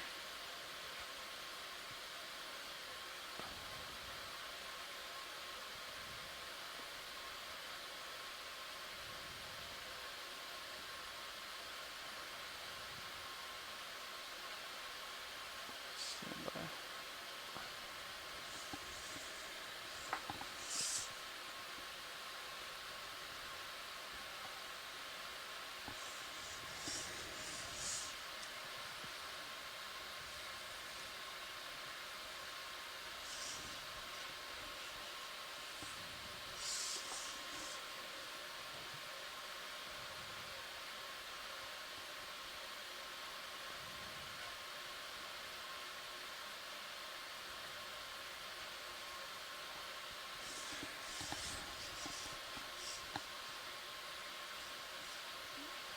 So yeah, if you want to hold it a little bit further out and center than when I draw out.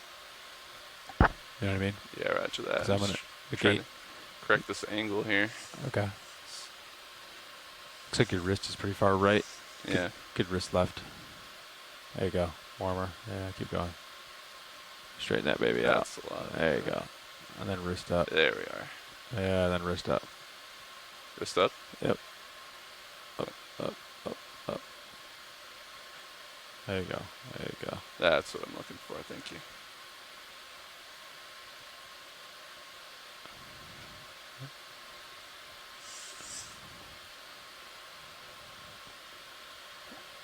All right, that's much better. Thank you. Yeah. And then you can bring it up a little bit off the drawer. Out and up. Yeah. There you go. All right. All right, if you could come out with the drawer and I'll center for you. All right. Easy out on my end. Copy.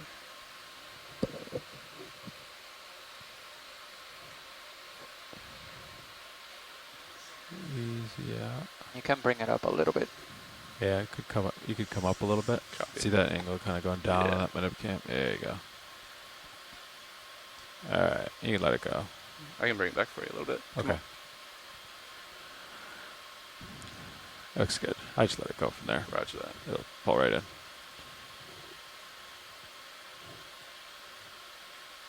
Yeah, let me go. Copy. Thanks. Yeah. Clear. Yeah. Nice. Thanks for the patience. No problem.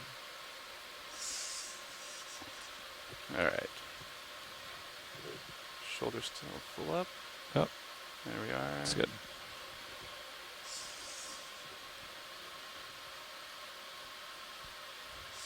Rustic. Roger. Chalk's coming down. Copy. Camera coming up. Are we full wide on camera's video? Thank you. All right, taking my monitor back. Roger that. Onward and upward. All right, and your fog lights are still on Copilot. Oh, I can turn them off there. Well, we got a piece for you there. Watch lead. Sorry, we couldn't get the whole thing. Yeah, no problem. So again, the brown ball is really what I wanted when I saw that wasn't going into suction. I just thought if that was a pile, so I apologize. There was too much consolidation there, including the brown mass. Not a problem. We'll see if we can get you. We're going to More get one later when we're on. in a more stable position.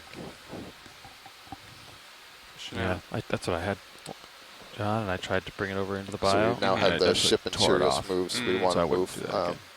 the Were Deep you there for 2 none of that? I Discoverer wasn't. Yeah. ROV into a better It's too position. tight of a turn on it. Mm-hmm.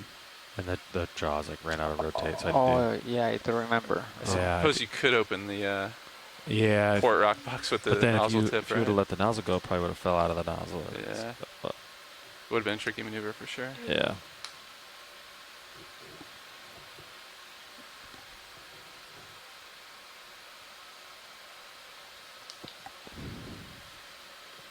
But then, can you comfortably go with the tip into any bio box? Bio box, I feel like definitely the port ones you could get to, right? Yeah, don't know. without bending it too much. I don't know. I feel like I've done that once. Oh, there's Neil. That's an advanced maneuver. But that's assuming the boxes are open and the lids are ready to go. I think I was doing starboard inner when I broke it. Go ahead, bridge. So I'm looking 270 here, pilot. Little dead Roger. reckoning for you. Roger. Trimming. Stand by 1 second. Copy. So Pretty good there. pilot and co-pilot, they want a heading change of 20 degrees. Sure. That's good this time. A-frame? Good. Bridge. This is nav. Go ahead with the heading change. I see currently it's 229. Do you want to go to Can we get a look at this? 210? Copy, and just Well, make it sure might not that be the center cooperating. rotation is at A-frame, please. Sorry, watch lead. Can't Thank hear you. right And then this call me second. back Stand when by. that's done. We'll call up with a move. What was that you wanted to look at? I was going to ask, but the fish had zoomed off. It's kind of settling again. Yeah, we'll see if we can creep into it. Yeah. And lasers back on, Laser's please. back on. Thank you. No, Yeah, he's it's got somewhere to be. somewhere that's not where we are. Is probably the problem, which I completely understand. We're a pretty large vehicle moving through the water with some bright lights. Probably surprising to most of the animals down For a here. snap video. Oh, Okay, there he goes, of course. Co-pilot, when that heading change is done, I'm gonna call in a move. Are you good with the same 15 Yeah. meters That works. 270? Yeah, thanks, Nav. Yeah. Copy. Sounds really good. All right, come on in, video. Let's see if we can get him before he takes off again. Still not very close, but I'm not sure if this is the one that's giving us some problems for ID.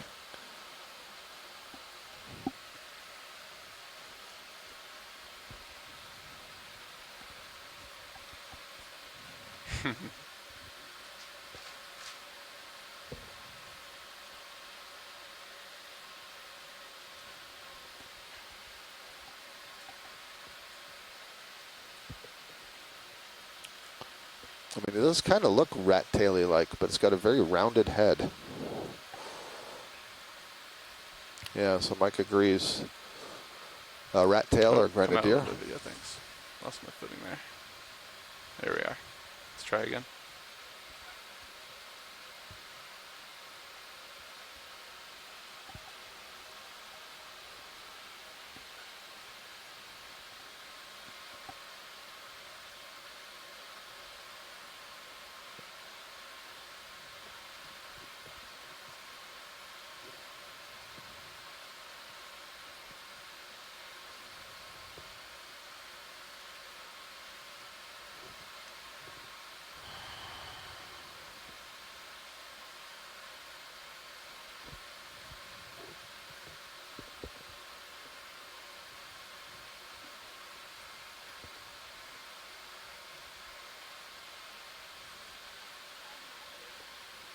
Go ahead, Bridge.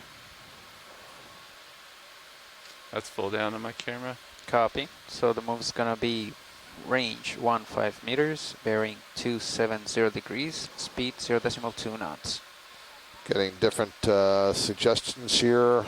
Rat tail, That's good. Copy. possibly Thank you. genus Coryphaenoides. Les Watling is suggesting maybe the round-nosed grenadier.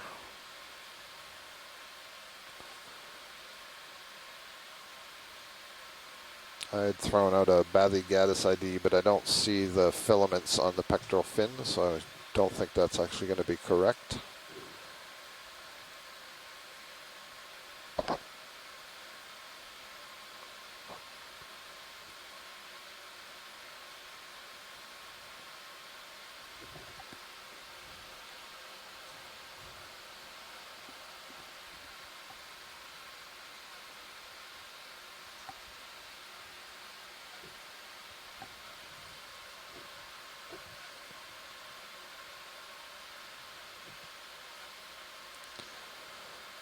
Oh, if it would just turn just a little bit. It's not exactly cooperating here. No.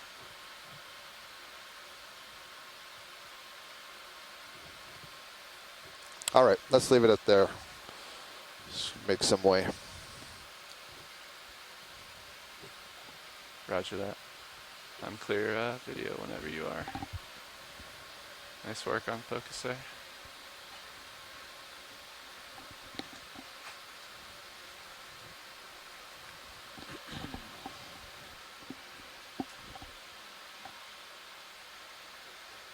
Thank you, sir.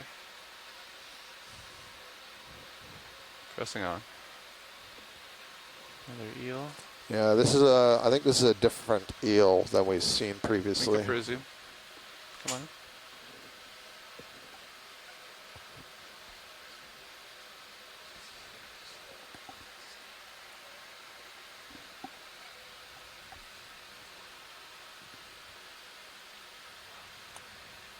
Oh, Mike believes this is another Synaphobranchid.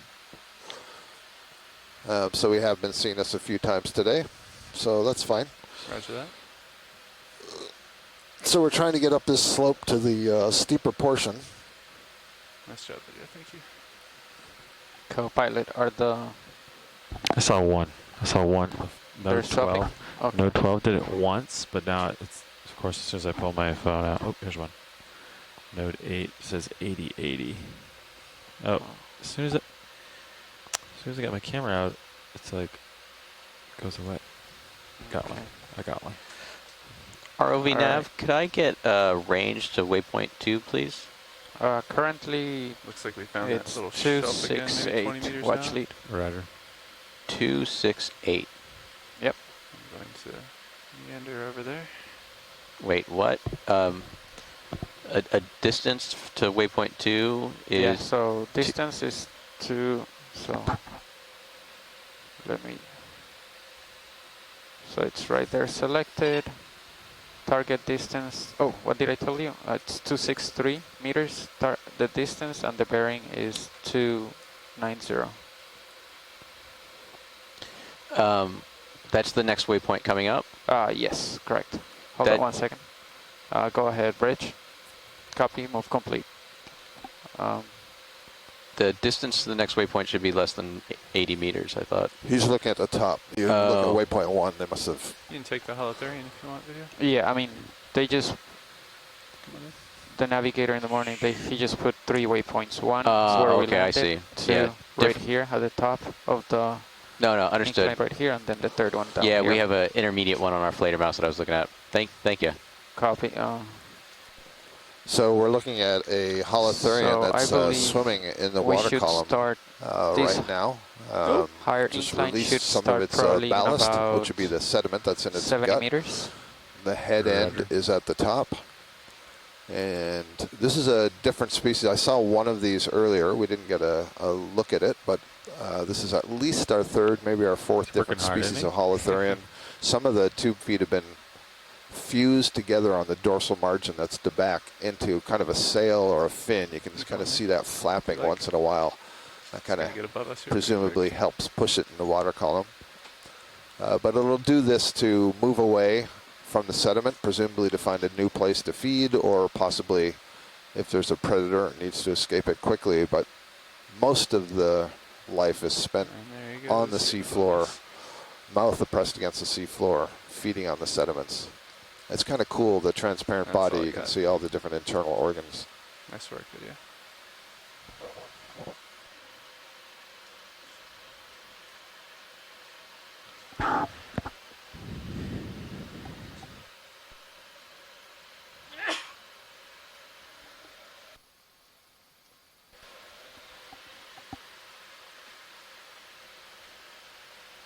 Last move is still at 270, is that correct? Last move was 270. Ended about a minute ago. So whenever you guys are ready, I can call another one. I don't see anything on sonar or blue view. Roger that.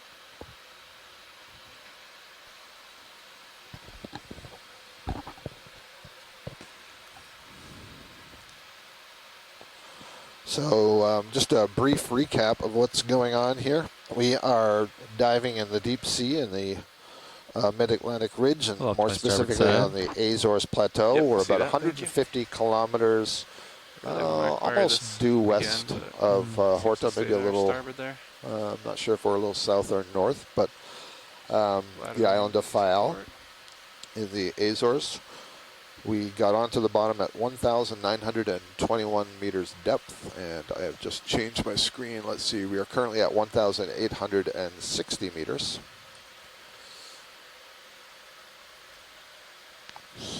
It seems like the slope is increasing. Yeah, a little Yeah, definitely. Okay. Sorry, just changing some of the monitors in front of me so I have access to the data. And let's see, we've been on the bottom for about an hour and a half, I think. And we are climbing a ridge, and where we landed was a lower slope, or a less steep slope compared to where we are going. And just ahead of us, this wall should get significantly steeper as we move up and see if You we got a can lens flare? acquire the crest of the ridge that we're diving on. That'd be the And what we're seeing on the manipulator bottom shot for or the something? most part Yeah. is an Yeah, awful they're- lot of coral rubble. pretty There's far a in, large from dead sponge skeleton that we're And just it passing kind over of looks there. a little bit in. That's draped in Right. sediments of various thicknesses. probably the jaws. A little bit Yeah, earlier, we you can tried even to see them on collect this Do you one. need here. me to I can a rotate the jaw if you need to? tunicate. Somebody's calling like a pineapple I think it's tunicate based on its color and its shape. And Let me know we when you couldn't wanna see it move, because of the co-pilot. sediments, but it was very firmly attached to some I'm good for one. You can put one in. coral 15. skeleton branches. So Copy. subfossils, I'll call them, of the coral branches. So it wouldn't release and we couldn't pick it up, but it's an indication of how Okay, calling it deep up. the sediment is, and it's covering Bridge some is of enough. what's going on in the bottom. Looks like a different kind of a sponge here. Next move, same as This before, one's a sponge please. for sure. Range 15 Maybe in the meters, family bearing Fariidae 270 degrees, speed or, 0.2 knots. Euretidae, one of those two I would imagine. There's a couple of sea urchins also here That's on a the good rock. copy. Maybe we can get a look at the urchin that's to the left of the sponge. That might be Yeah, I'm interesting. gonna just plant the toe down, then we'll go in. All right, go for it. Ready when you are.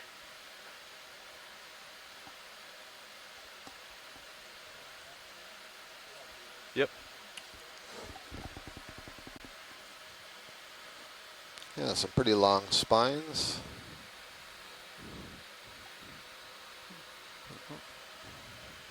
Thank you.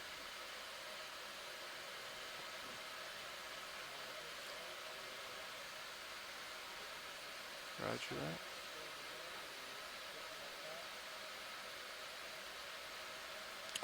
The brownish one on the right is also a sponge. It's dead, and so the skeleton has all this sediment moving through the water column that's settling on it and is unable to clean it off. Whereas the live sponge, perhaps through the I can currents tilt that are generated, can keep the surface a little bit cleaner using current flow and the Roger. mucus that it produces. There's a little hermit crab on the rock behind that sponge.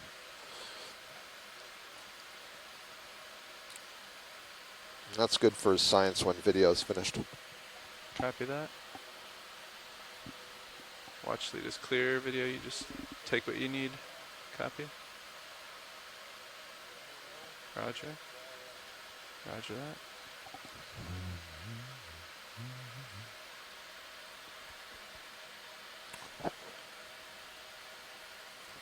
There you can see our 10 centimeter across lasers, get a sense of the size of that sponge. It's not a very big sponge, maybe 20 centimeters tall. Should be on the order of about 10 inches.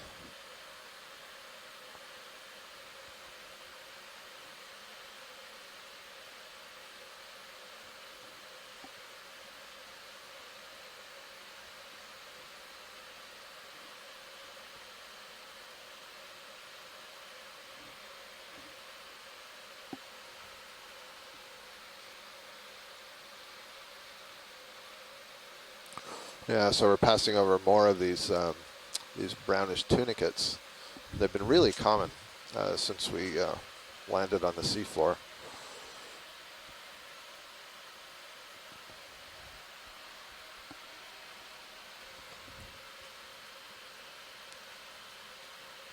I thought early on, well, I guess when we looked at it, I said I wasn't sure if it was growing in the sediment or on something hard just below the sediment, and we could see from that one that we collected, it's on a hard substrate, so that tells me that the larvae are looking for something hard to settle on and grow.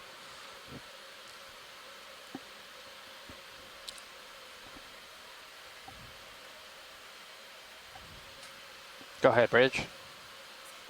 Copy, move complete.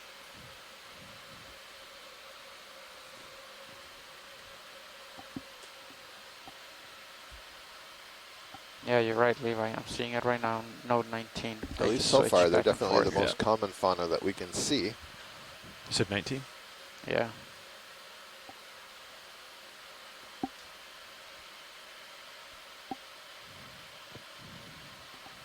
I saw it on 12 and 11. Well, The only sponge momentarily. coming into view, Yeah, it's white, just for like a just second. to the right of center near the top of the screen. Roger that. Watch This lead. looks like a polymastia sponge. You'll see it's got a lot of what appear to be spiky bits to them. And I think there are various chimneys or excurrent oscula. We did collect one of these, I think 2 dives ago. Came up in quite good condition. It was remarkably dense. You going A for a lot look of at this tissue one, on the inside, quite heavy.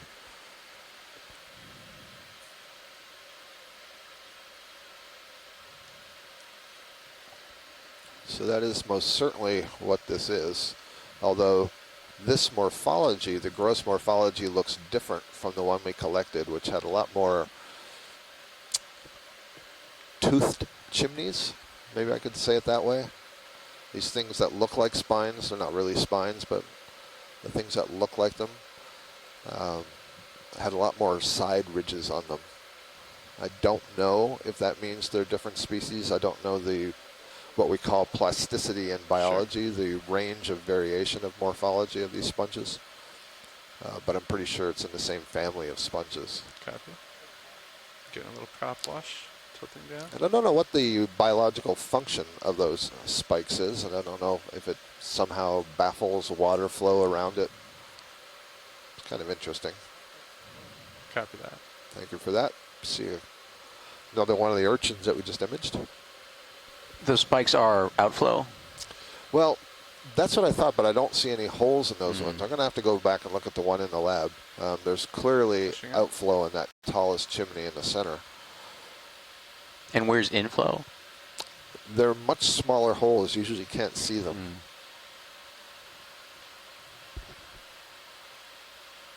I guess, you know, from a physics standpoint, it would make sense if there was some type of flow through those spikes, if they, from their structure, right, in terms of the longer they are, the increasing circumferential area they have around the organism, where if they were inflow or outflow and they were really near, right, then you're sampling inflow or outflow around a smaller portion of water, right, so you're the larger distance you You're get away. capturing like a larger volume Yeah. around you. It might be a little bit harder up there.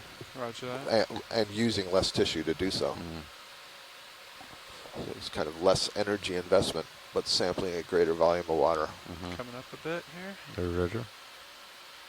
Keep an eye on delta. Coming up with you. Copy that.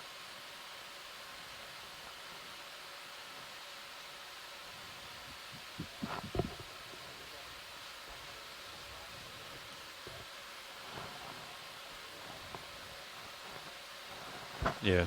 Yep. Yeah. So we see it in sonar here, 25 meters away. A little more than that, actually.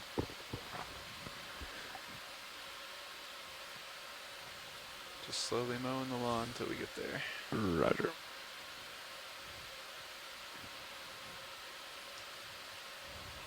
Check out your blue view here. Yep, definitely getting nice and steep here. This is the good stuff.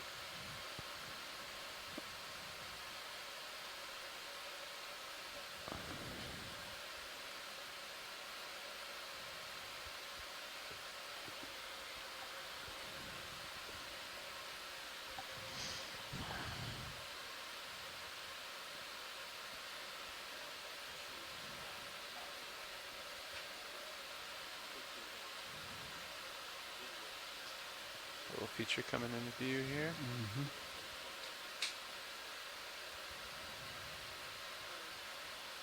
I think, you know, what we're seeing, Ashton, is very different from the previous dives.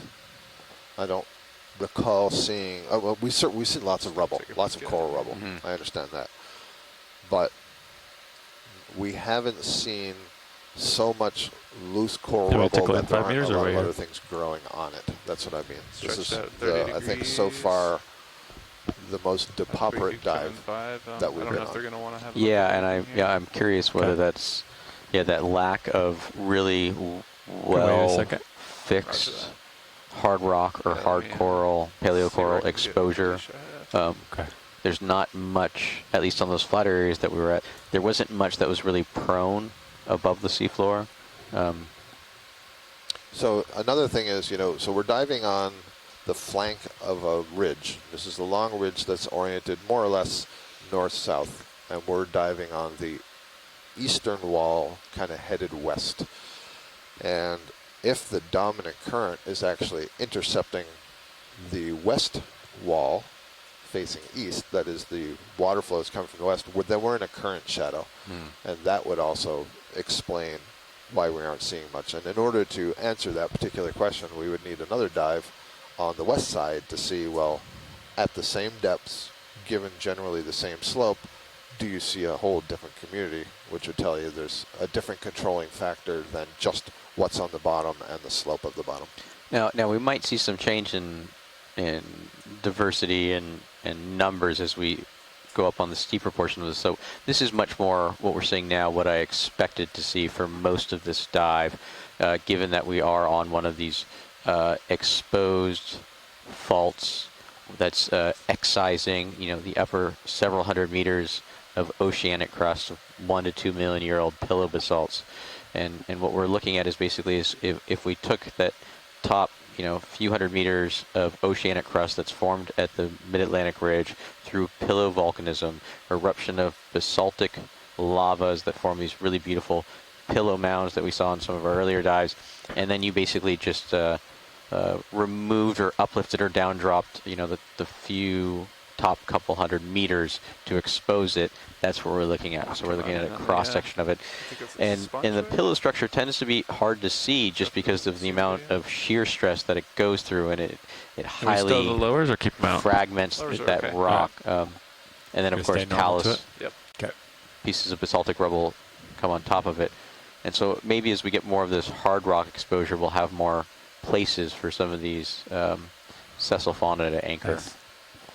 We're looking at another sponge and another isopod to its lower left. I think this is similar maybe to the sponge that we imaged earlier that had all the brown. I think we got both of these before, so we don't need to spend a lot of time here. But if you want the image, go for it. So, yep. Isopod crustacean there with very long limbs. Isopods are very common in the deep sea, and they're very diverse. There's a superfamily that has probably hundreds of species. What I was going to say about this sponge here, it must be, I suspect it's a younger one because it's not all coated in sediments yet. Earlier we saw one that had quite a lot of sediment on the outside, but was clearly alive on the inside. Nice rack there. That was a nice rack focus. Good job. Pulling away.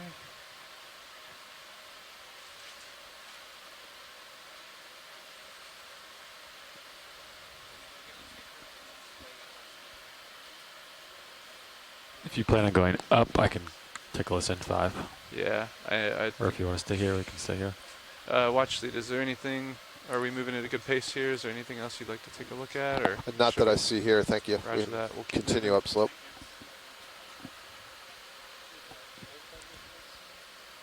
You can take a Dead center. Andy. Pilot? Roger. You want to take listen Little 5 red meters? thing? Yeah. 270. That might be a Tilt up, you said? thread-legged shrimp. Where are you looking? Lead me there. Just off screen to the left, is that what you mean? Yep. There you go.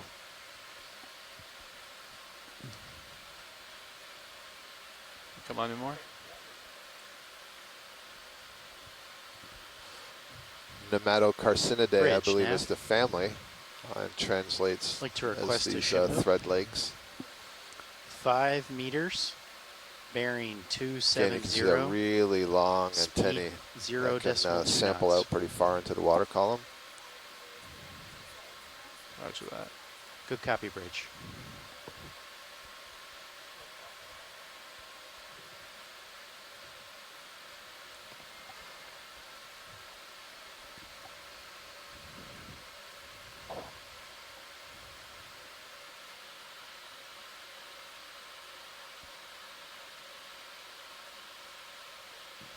No worries.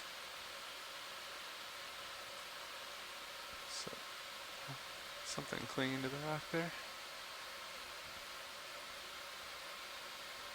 Go for a quick zoom on this video. Let's see what we're looking at.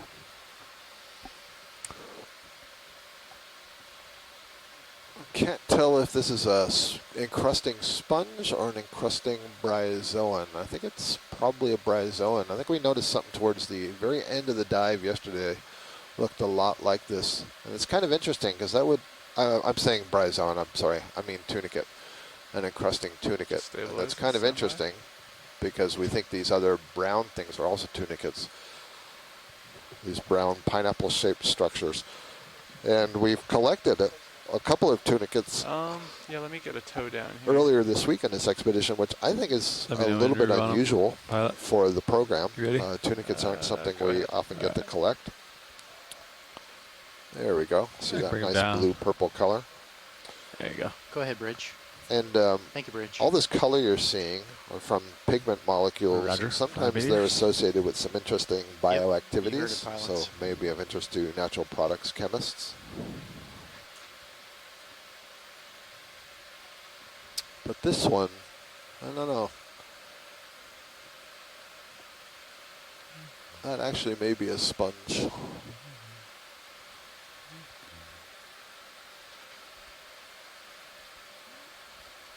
Seems like the more dives we do, the less I know. The less I'm able to identify stuff. I still believe in you. Thank you. It's just, I don't see the characteristic pattern of zooids that I would Should expect have a to pretty see color to 'em. in a tunicate. And I suppose it's possible that all those zooids are somehow housed deeper within the tissue and I can't see the in-current openings. But that's why I think of it, it's a sponge, because in the sponge it's more common that you can't see the openings that bring water in, and you can see a few number of large openings that channel water out. Copy. Nice job, Rick. Video, that's nice. A lot of science is about making observations, asking questions, making Roger. predictions, and then making follow-up observations or Thank you. experiments where necessary to answer those questions. So in And that are we particular stationary case, there's a presently, is variety that of other Yeah, things move's that I could complete. do I'm swinging in if we the had the 5 time, meters. if we but wanted to make a that may have collection already be. in order to ascertain whether May have that already was swung. a sponge or a tunicate. Alright, But just for now, finishing we'll up this way. take the nice images Just gonna and slowly hope that the appropriate truck to the experts right see them here and and can provide us the Roger. identification. float up ever so slightly. So I think this is the Easy up. Bye. lacy bryozoan we've seen a few times today. Yeah, from Sirius sonar, it looks like you're stable. Yeah. I'm looking on camera 2, the Sirius camera, and this looks like the biggest outcropping of rock that we've seen today. Mm-hmm. But It's certainly solid. hopefully reminiscent of what we've seen on the other ridges in terms of, it should look the same. Do you want me to range in on the sonar a little bit, pilot? You're at 60 meters right now. Sure. What are you looking at? Yeah, if you go to camera 2, we get a good image of what it looks like for the ROV Deep Discoverer in situ hovering above this wall that we're climbing. Get a sense of scale. The other thing that you can see is that the image in that camera is moving up and down, and that's because it's connected to the wire, the winch cable from the ship. And as the ship moves up and down in the swell on the surface of the ocean, that's translated down the wire. But D2 has its own propulsion, and so isn't affected by that heave. And so you get these really nice stable images in the main camera. So if you get seasick, stay on camera 1. Have you ever got land sick? I have gotten, It's called dark rock. I mean, not to the point that it's causing me to throw up or anything, but absolutely Yeah. spinny, dizzy, losing my balance, and especially after a very long cruise, yeah. or that cruise has been particularly turbulent, shall we say, at the end with lots of swells. I don't know why it is. Very often when you're coming back from a long cruise, you have a long transit back, you always seem to be beating into the wind and against the swell and the waves. And in those situations, it takes a day or so to clear out. Especially when you're sitting at your desk, you feel like you're swaying back and forth. Or it should be, your brain wants to be compensating for that swell that's not there. Yeah, I remember my first cruise at the University of Hawaii on the Kilo Moana. It was about a month or maybe 5 weeks. First time ever being out at sea on a ship like that for that long. And I walked down the gangplank and I stepped onto dry land and I immediately just started rocking back and forth. Yeah, And it's like grab for something. Yeah. What's happening? Yep. Coming up a little bit. Roger. We've actually been quite blessed with the weather for the last few days. Started off with I get 5 more meters in, or wait? some heavy seas okay when we with were moving ahead. farther north. Okay.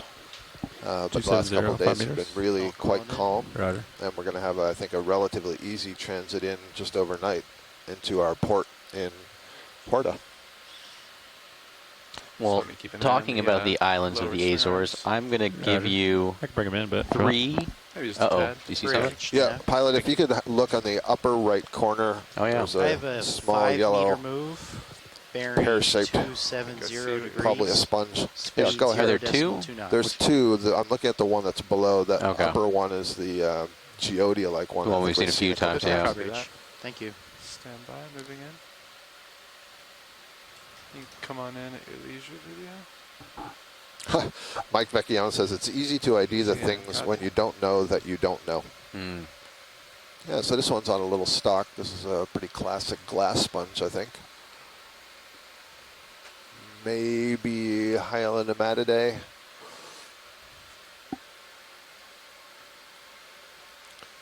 The glass sponges Alright, belong come to on. the group Hexactinellida, and they take on just incredible complexities of architecture of the scaffolding, the skeleton on which the cells are growing.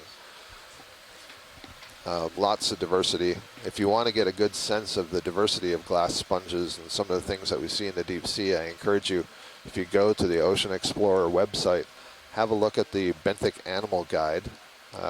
I think it might be under the data tab, and then Let's do some go fogs, to maybe. the sponges, Ready? glass Ready? sponges, and then Yeah. just peruse all the different images of glass sponges there. I Apologies for think the your prop wash. mind will be Can't do blown too by much some of about the crazy shapes and sizes.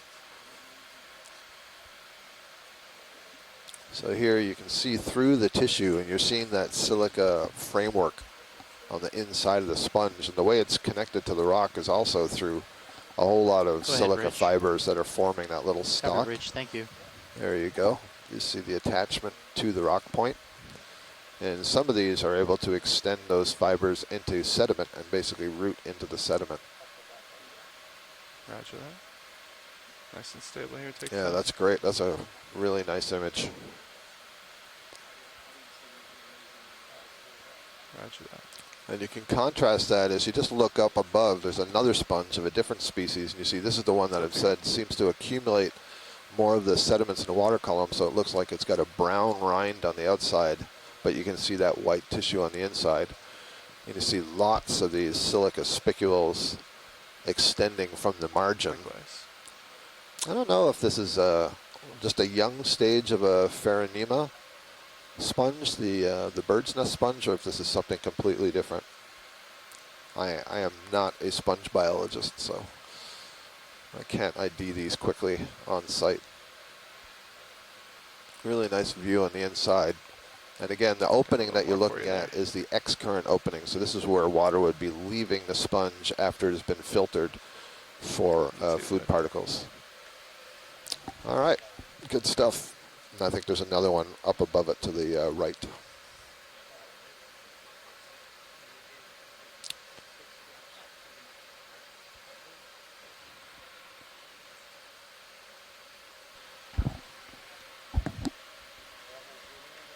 Nice work, thanks. So it's interesting, the sponges and the tunicates are ruling here so far on our dive. Thanks, Brian. Thanks, And Brian. my impression from what I've seen in the various deep sea dives that I've been doing in my career is that that's often a factor when you do have relatively low food input or low currents. They must have a lower metabolic need than some of these other species. You want to swing by and So give are me able a to dead reckon? withstand the lower amounts Yeah. of food that are available. Lateraling to left. I'll center up. There's certainly no Is that the right use shortage of the word? of Laterally? rock to settle on. So dead we reckon. can't Oh, say dead that reckoning. It is whenever you take an the absolute stable, measurement, the right? substrate And then isn't stable overwrite enough your to current support position with corals it. growing over the long term. That's not the Roger. problem. I believe that's correct. Andy could confirm. Normally it's starting with an absolute and then using relatives from that point forward. Roger. Does it imply updating with the baseline every so often, or is it just from the very beginning of the? No, if you update again, then you're not really dead reckoning. That's right. So it's just propagating forward from the initial absolute. Yep. Or I mean, it doesn't necessarily need an absolute. It could just be relatives all the way. Gotcha. Okay, I guess pretty good. I think we can keep going 180 or 270. Roger that. Go up a little bit. Copy that. I'll call in another 5 meters. Can we get a zoom on the blue-purple thing that just Give came it into just a second. frame, upper left? Sure thing. Thank you. Holding. Video, you can come in when you're ready. Zooming in. Just gonna keep drifting towards it a little bit. Okay, this one. I was about to say this one must be a tunicate. I'm going to reserve judgment on that. Trying to get a feel for the delay, co-pilot. think So it's far, it's been No, about that's 4.5 a sponge. minutes since the ship Just look stopped. inside there. Okay. That's a sponge. Yeah, So I think that stopped. last one I that think we it's saw like is a 3 sponge, minutes. but it's the same thing. Something like that. Copy. And I the wish ship these took were 3 growing on minutes to something get that was a some- little easier to Right. pick up. I'll bet that would be a really interesting one. Just getting it Thank tipped you. down here, video. You're welcome. Did you want any more on that Witch Lady? Or are we okay? No, we're okay on that. Roger. Thanks. I think it's the same one that we were imaging earlier, just it's a little higher, so it's easier to light. Roger that. One of the thread-legged shrimp, the red thing in the back. Oh, there's our first Galatheid squat lobster. He's watching over this purple sponge who was just to its right.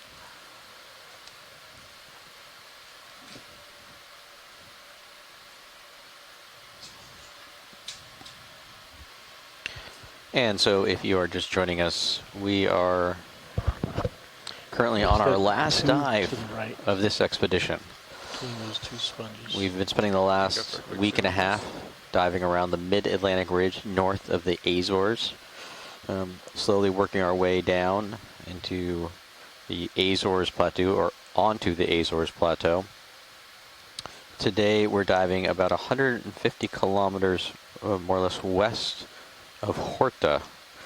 We're at this really Awesome. interesting tectonic area where we're just within a few dozen kilometers of a triple junction.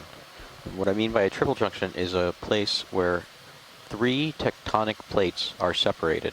So when we were diving on the Mid-Atlantic Ridge north of here, we were diving on what we call a divergent plate boundary. John, can I It's get a you to mid-ocean put your mic ridge a lot where closer new to you? oceanic crust is created. And that specifically separates the North American plate from the Eurasian How's that plate. video? Now where we are Much now, we're in this interesting I area had where you the a little quiet Mid-Atlantic as well. Ridge, one of Down these at the end. mid-ocean ridge, bifurcates, and it kind of separates into 2 you're segments. good. The segment that we've been Nice. on, and then another segment south of us.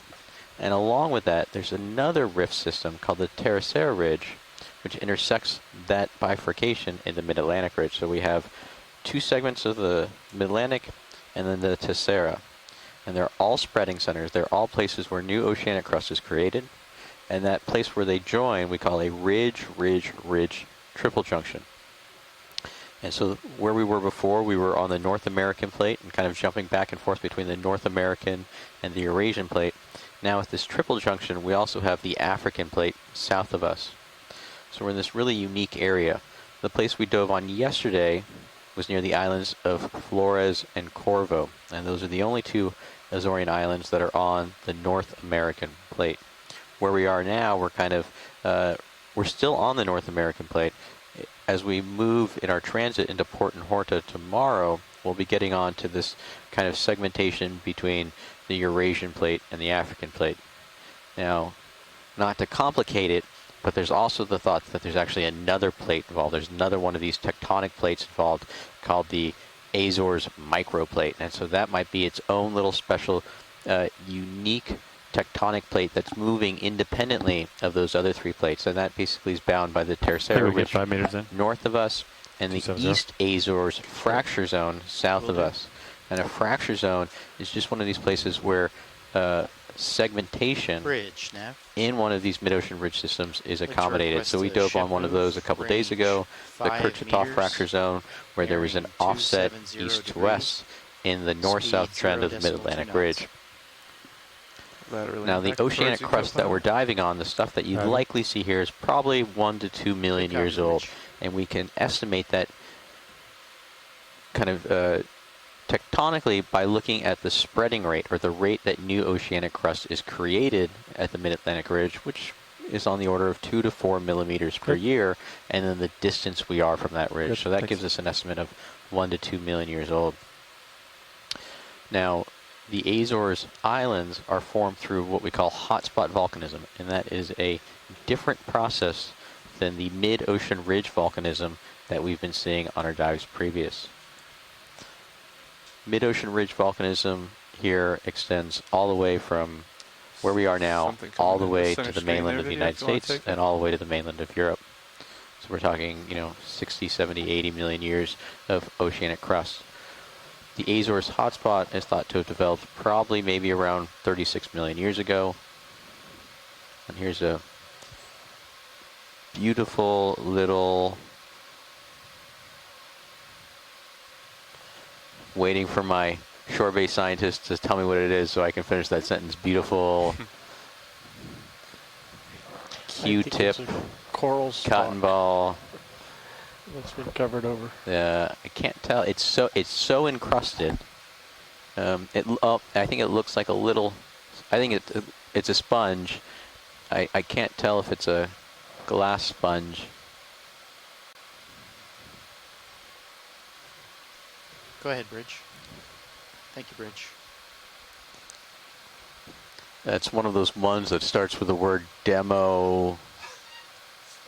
Yep. Mysid. The mysid must have photobombed. That would Yeah. have been a little possum shrimp. Yeah. I mean, that's just so. It's interesting in how encrusted it is. Yeah, it's been there a long time, I think. It's interesting to me that how many of these sponges look like tunicates when you Very approach nice them. video. Oh, nice. Big Fish. fish. Did you already do the fish? No, the fish just came into view. Yeah, Let's go for it. that's a good one. Keep pushing Get a nice into it as I Copy. Beauty Track it with you. mugshot. Yeah, again, very try to slow get full moving, frame. languid, chill.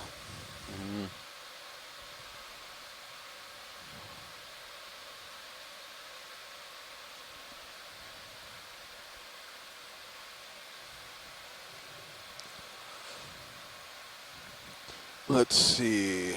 I'm gonna guess it's a cuskeel, Okay, Tilt up to center. I think Yep. that's an excellent Very guess. nice and slow. and I know I'm right in that guess because it wasn't really a guess. I saw Michael Vecchione Yep, put it in the chat. yep. So these fish that Bridge, move so yeah. slow down Our here, what wonderful do they use to shore-based make scientists Request the, who we communicate through change chat to and who the also bailout call in direction. sometimes. Yep. And Would you please Passing make over the an bailout urchin, now to another the sponge, east? a little stock sponge back there. These fish that are this deep, what are they 090 usually correct. consuming, and why do they Thank you. move so slow? It's a good question about what these fish are consuming. So there's lots of different fish that have different diets, and I'm not an ichthyologist, so I'm not certain. This one I see the Let's go mouth back to is the kind face. of forward facing, not downward facing, so I suspect this is I'm not moving through the sucking water things columns out of the with you. This bottom. is be I think advised. that's probably what Yeah. the rat tails are doing. I would imagine that this is probably feeding on things like the shrimp and amphipods and mysids that we're seeing, all the crustaceans. And there's a question about why are they moving so slowly here? And one of the reasons is, it's cold down here, so it's about 4.6 degrees Celsius is the water temperature.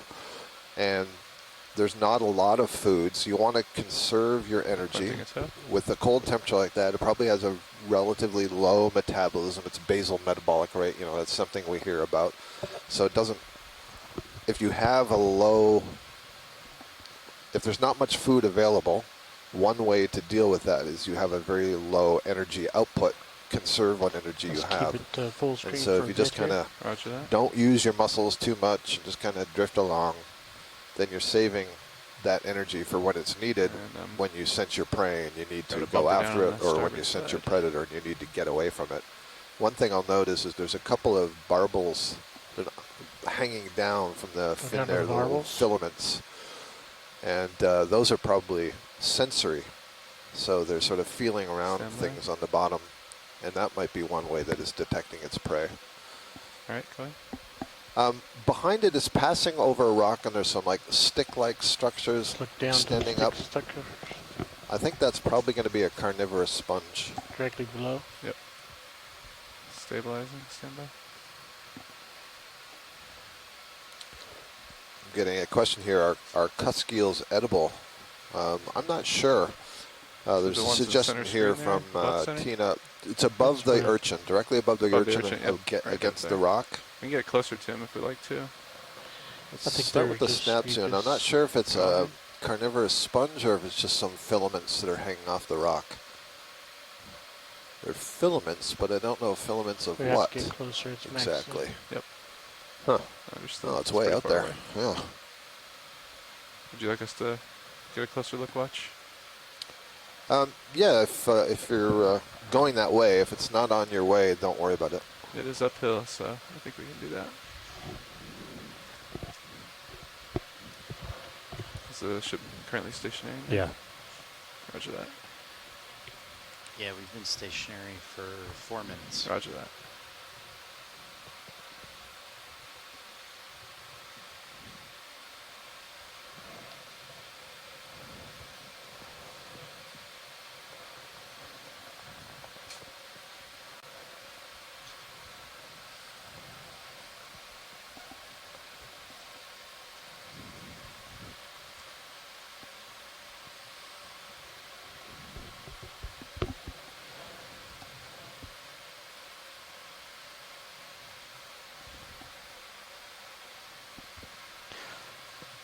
You can come in when you're ready, video. I'm going to stabilize on the rock there.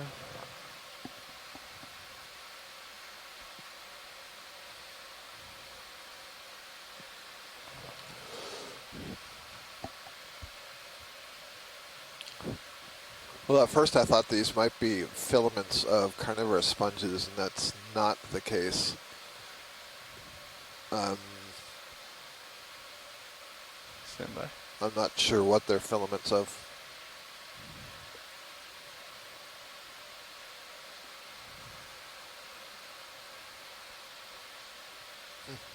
Lost my Yeah, footing. that's fine. It's not something we want to collect or anything like that. Roger that. Thanks.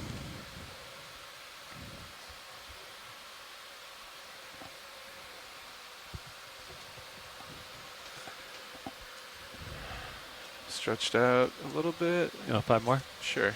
270. Okay, Works for I'll me. call it in.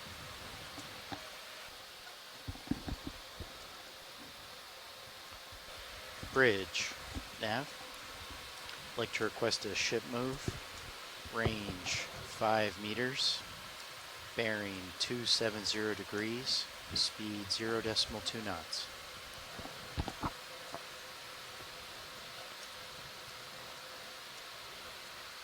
Good copy, Bridge. Now I'm going to guess for most of the dive, what we're probably going to be seeing is we're going to see more of these highly fragmented pillow basalts. This entire kind of exposed fault structure that we're on, which we started about maybe 2/3 of the way up, the whole thing's about 600 or 700 meters tall, and that probably entire thing is made up of these pillow basalts, and that's not unsurprising.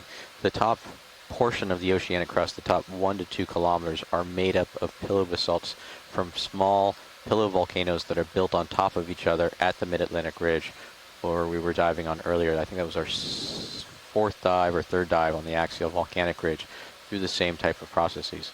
Now, underneath those pillow basalts are what we call dikes, and these are the same type of basaltic material, but instead of being erupted in the water, they're just in place within the crust. They never actually make it to the surface, and that allows them to crystallize and cool slowly and form these really beautiful structures that tend to be very linear and vertical. If you've ever been to Devil's Post Hole in the Mammoth area of California, you see the beautiful columnar basalting. Yeah, Same it's pretty on close to Giant's yours. Causeway. Roger that. Looks good. Sure. Now, beneath those pillow basalts and beneath those dikes, we have kind of the magma reservoirs that feed all these volcanoes. And as they cool slowly, they get into something called gabbro. That's a mineral constituent. It's a Copy mineral that. assemblage. Center sponge. And then beneath that, we have the upper mantle, which is made up of Come on another in mineral slowly, called peridotite. One of the ways we know this structure and we know these mineral assemblages is by actually looking at pieces of oceanic crust that have been exhumed through tectonic processes and are now visible on land. And these exposed pieces of oceanic crust that are on land, we've termed ophiolite. And there's two classic ophiolite deposits that people use as analogies for what the oceanic crust looks like. And that's in Cyprus Go ahead, and Bridge. Oman. Thank you, Bridge. Stand by video. Trying to stabilize on the rock. I had to get in a quick geophysics geology background before you saw another sponge. So, right? There's lots of sponges to see here. I and take talk my about, break. but yeah, that's good. No, well done. That's good, pilot. Thank you. Roger that. There's some interest from some of our colleagues on shore in one of these sponges, and I'm just trying to determine which sponge it is. There's a timing issue, a little bit of a lag as we're passing over, and I think it might be the one that's just to the coming into frame on the left, the one that's got the sort of brownish outer appearance and the white center. That's what I'm trying to determine. Need to find an image of this.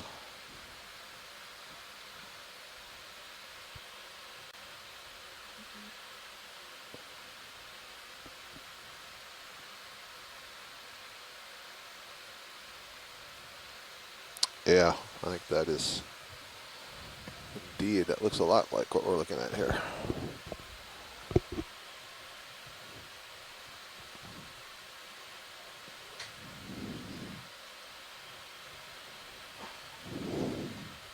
Can back up and give a larger view if you'd like. Ship is stationary, pilots. Copy now, thank you. Now I'm going to ask a question, and this isn't just for Scott. This is for anyone. This could be for our video engineers, our video team, our ROV team. What do you think is larger, or place them in the order of biggest to smallest? The state of Rhode Island, the state of Delaware, or all of the Azores Islands exposed? What's biggest, what's smallest? Delaware, Azores, Rhode He Island. said he wasn't asking me, so that's good. We'll pass it on. I think I concur. Rhode Island's smaller than Delaware. Yep. So that's good. So where do you think the Azores fit into that? In the middle. You guys are correct. The biggest is Delaware at 2,500 square kilometers, then the Azores Islands, 2,330, and then Rhode Island, Little Rhodey at 1,500 square kilometers. These guys are good because they also go through the navigation training. Yeah. Have a natural instinct. So our ROV team got that question spot on. But it gives you a kind of a scale perspective.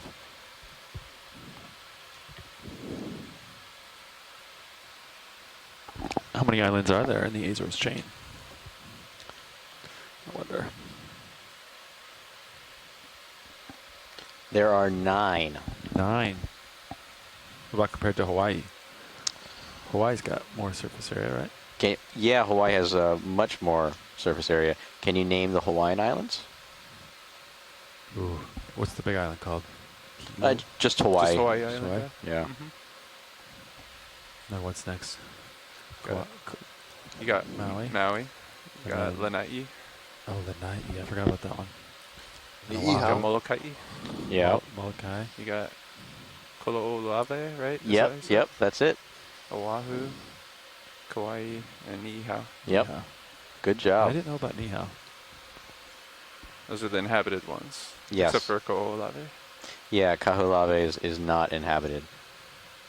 And then you have the northwestern Hawaiian Islands, right? Yep.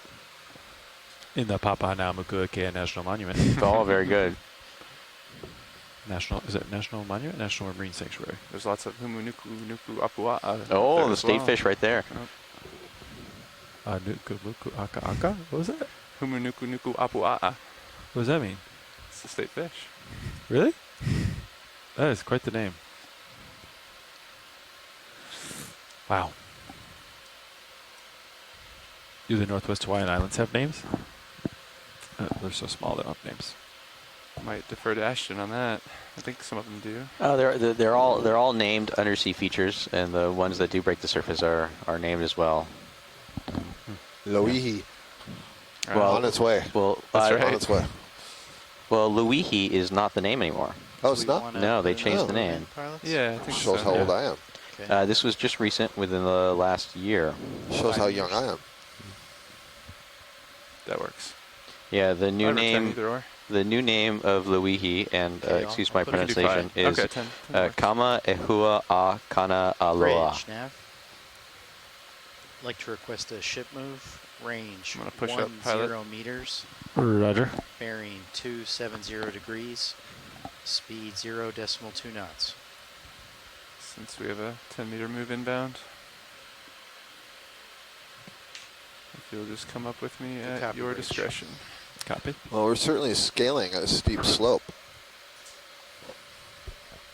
This Now might I'm a going to be nice the one who wants to get to the top There you go. to see if there is a significant difference once we get onto or out of the potential shadow of this wall.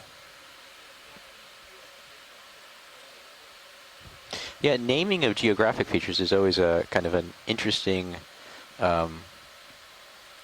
It's an interesting story, right? Because we came through as scientists, and we air quotes discovered Loihi. We mapped it, but discovered is unfair because there are actually ancient oral traditions and stories in Hawaii that tell of the submarine volcano that formerly was known as Loihi.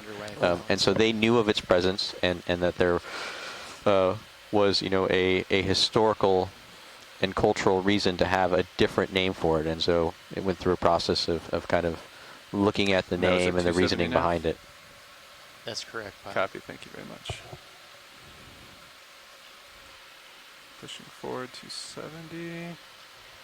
And you can use my sensory input to align yourself, Sirius. Roger. Thank you so much.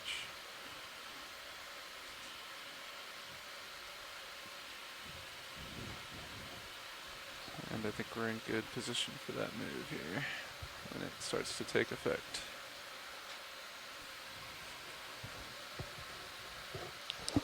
Any starfish cookie in Lower left. Lower above left. center? Oh, Was that lower left or center? Oh, sorry, I'm looking at a sea star lower left.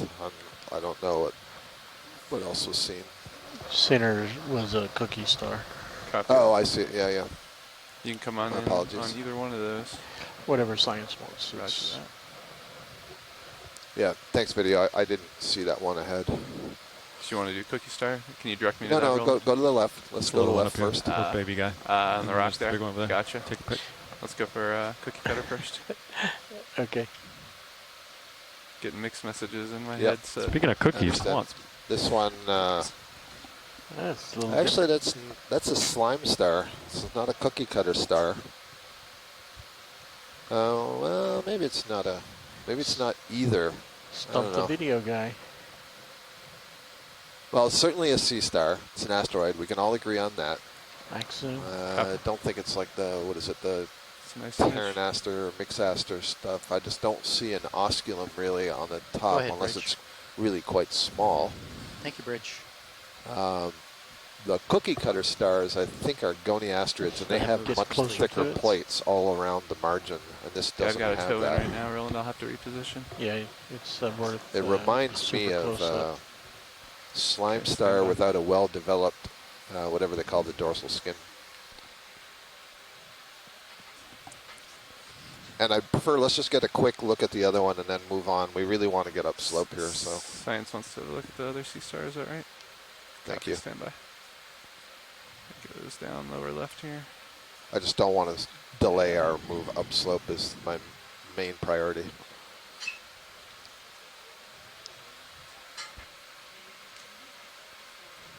Moving into position. Alright, we'll go for at least a quick zoom here. After this, do you want to go eat? Then we gotta move. Go ahead. I'll center you. This looks like one we were looking at. I don't remember if it was yesterday or the day before. Chris Ma got on and told us some about this.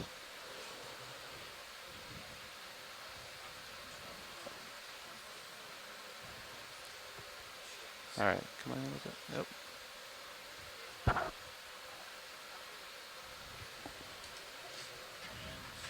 You see, so sea stars are echinoderms, Auto and depth that not name working. translates as spiny skin. And it's Manual referring way. Come on to out a little bit. calcium carbonate, small hard parts that are embedded in the tissue And in the different echinoderm groups, the sea stars, the Alright. sea urchins, Little more the sea stable here, cucumbers, the brittle stars, and the crinoids, Come on in. those ossicles are Do you fused need in fog different sign? ways. And one of the things No. as you zoom in here, you can kind of see that there's an architecture to much better. the body, and that's these various ossicles, the way they're put together to form those rays or those arms. And then on top of that, you also have Probably a stay here varying for the degrees of watch spination. Yeah, I'll pull back from the And this wall. We do have particular the move sea in star boundary. has an awful lot of spines that are think it's been projecting done for a while. on this dorsal margin of the arms. The mouth for the sea star is always pointed down towards the substrate, and they move around on Oh, tube that's feet. There's basically a hydraulic that. system of If you feel a stable. hydraulic mechanism that can Video's control the clear. tube feet, that Copy. they sort of glide over the Come on out surface. at your discretion. Yeah, I guess you can come up a little bit. And there are Sure. lots of different species of sea star and lots of different targets for Alright, their pulling feeding. back from wall. I don't remember exactly what that one is Coming up. feeding on. Roger. We do see that there are many coral predators and sponge predators.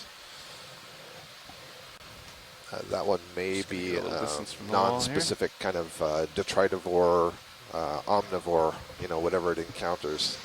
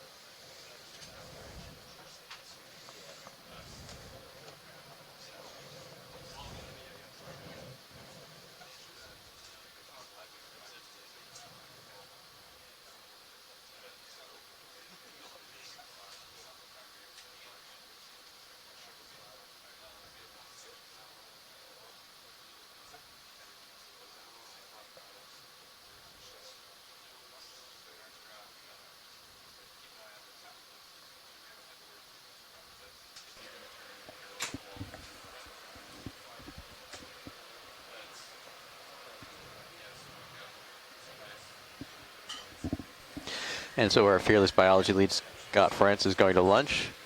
We are undergoing an ROV team swap.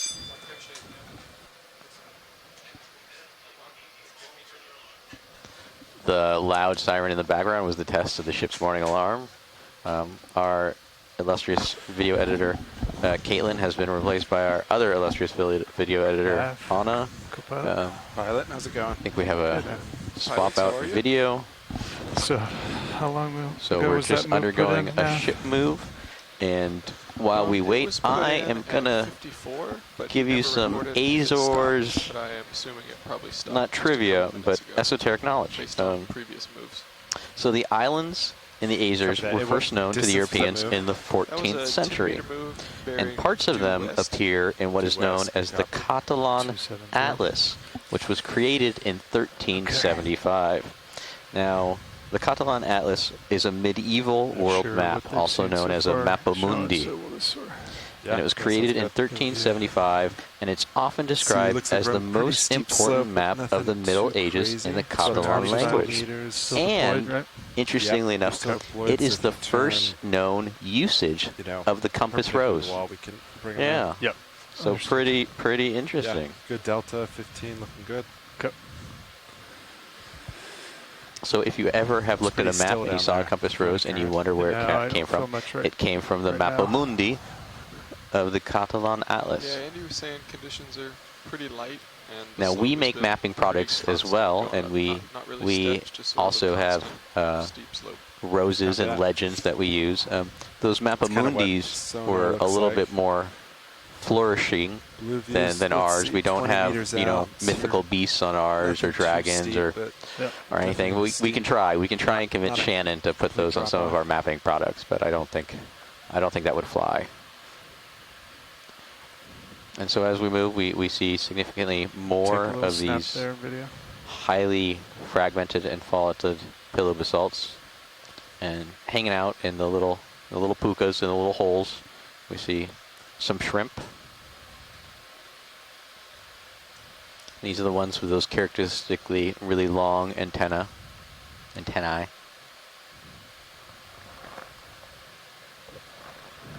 Video's clear. All right, we'll let him go. Yeah, and probably just for reference, looking at turns. So in the event we have to And come so up we're in quickly. kind of a depth Nice to have range. to We started at a depth of short about 40-degree turn to port 1,930 Sirius, meters then all below you sea do is level. turn starboard And we're going to try and come up 90 to about degrees, and that should 1,600 meters zero us below out. sea level. Understood. And this is really targeting a depth range that we haven't Just seen adding on to that, on our previous dives. We haven't gotten into this range. We've kind of been above it and we've been below it. But we're interested in what the diversity and populations are and the speciation in this See range. a couple of these rolling. Yes. It's been a little bare compared to Want what we've more, seen just let 'em go. previously, Let 'em go. They especially on seem those to be lower more slopes when there focused wasn't a on lot of getting hard to the rock. And now range. if we come Understood. up and we see more of this exposed Nav, hard what's rock, the goal of we're getting the dive a today? larger So, percentage the goal, of I think, is sponges. to just steadily make our way up the slope. Waypoint 2 is a little north of west at 225, but it does not sound like we are in any rush to get there. Understood. Our ROV, this is a watch lead. Go ahead, Ashley. Scott is really determined to get to the top. Understood. And so just keep that in mind and Understood. don't let me sidetrack us. No, I mean, if it's interesting for science, we'll certainly stop, but we will not dally on our way. So then, yeah, if we're trying to get up, you can Yeah, we want another move? push up and forward. Okay. I would let me Pilot get get up ahead a a little little bit bit. Yep. first. Yeah. Sure. We have waypoint 2 is slightly north of west, but then waypoint 3 is very much south. Copy that. Do you want to ask watch lead if waypoint 2 is a hard target, or is the goal just to get up slope? Yeah, I'll ask. Thanks. I think, so let me put my widgets on and yeah, I would go, let's shoot for waypoint 2, which kind of gets to that local high before it doglegs to the south and kind of goes up that ridge to the maximum high. Yeah. Copy, so waypoint 2 initially? Yeah, waypoint 2 is a hard target. Okay. Sounds good. Understood. We can reevaluate that when Scott comes in and see what we see. Yeah. What is, let's see, nav, direction to waypoint 2 from Sirius, what would that be? From Sirius, that would be, at this point, 296 degrees, so about 300 degrees. Copy that. Pilot, do you care if I turn a little bit and line that up? Yeah, that sounds good, Sean. Copy that.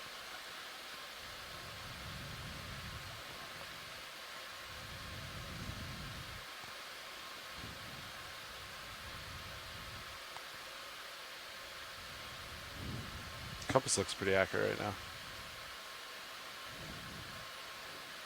Yeah, John said it was still wandering a little bit, maybe 10 it's degrees. like maybe it's a hair off, but yeah.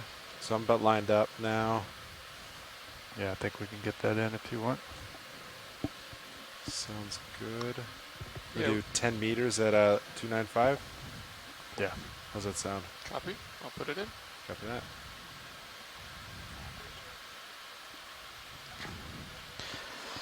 Now, similar to where I live in Hawaii, the Azores has a series of what we call geohazards, or hazards from geological phenomenon. Those are things that you would expect. Earthquakes, volcanoes, tsunamis, Putting and then also Sirius camera at landslides 35 and degrees mudslides that are reference. generated by them. And since about 1450, when the Europeans started keeping records, there have been 26 eruptions, both on land and underwater, that have been detected in the Azores. 4 of the islands of the Azores, Santa Maria, Nav, what kind of samples do we have right now? We do not Grossoia, have any which I'm probably horribly samples. pronouncing, I'm sorry, Any Flores, samples in and the Corvo fireboxes have or rock no boxes, but we do have historical one, eruptive activity. slurp sample in jar 1 and 2 The most recent volcanic activity Thank you. was on Sao Jorge Island, which was a volcano-seismic crisis. So this was a swarm of earthquakes in March of just this year. And there was more than 2,000 magnitude 1.5 to about magnitude 3.5 earthquakes. We see these also very commonly in Hawaii as part of my job of monitoring Pretty interesting. seismic activity Change in in Hawaii. topography And there. these are usually Hard line, indicative huh? Yep. of what we call dike intrusions. So this is magma moving in the crust, either laterally or up to the surface. And as that magma moves in the crust, it fractures and breaks rock and causes earthquakes and seismic activity. Now, at least in this case, in March, there was no subaerial eruption or detected submarine eruption. And this was under the island on the island's northwest rift zone. So a rift zone is a It's right on the long, bottom you side can of think that of it as a rock video. conduit of magma that It's a little right radiates center. out from the central source of volcanism. Nothing. All right. Let go.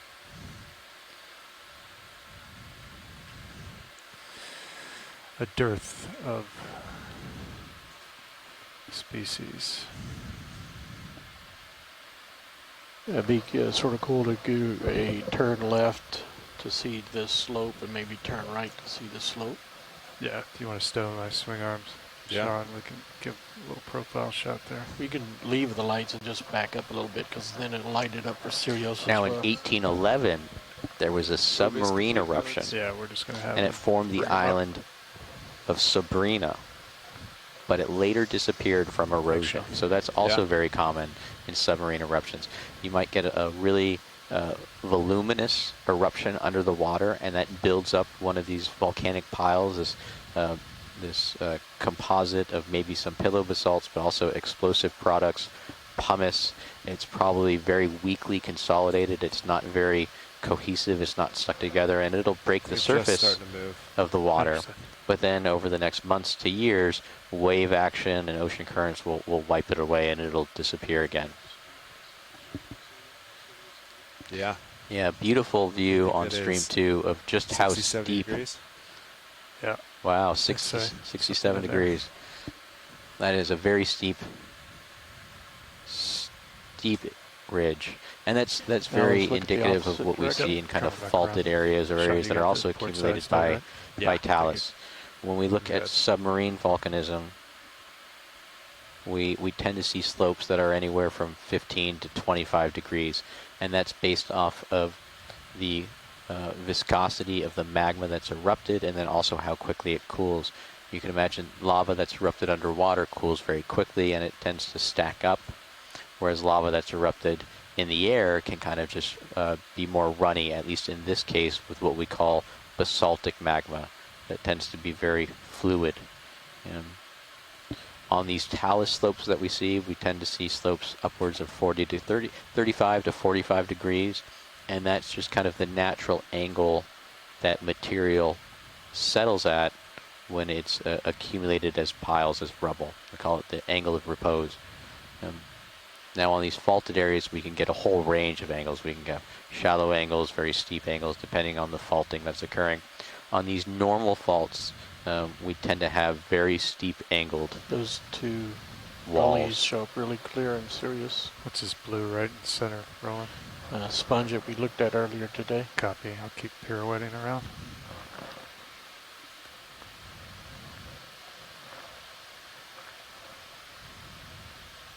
And so it almost looks like we have these ridges of harder rock, and then maybe these little chutes, these little valleys.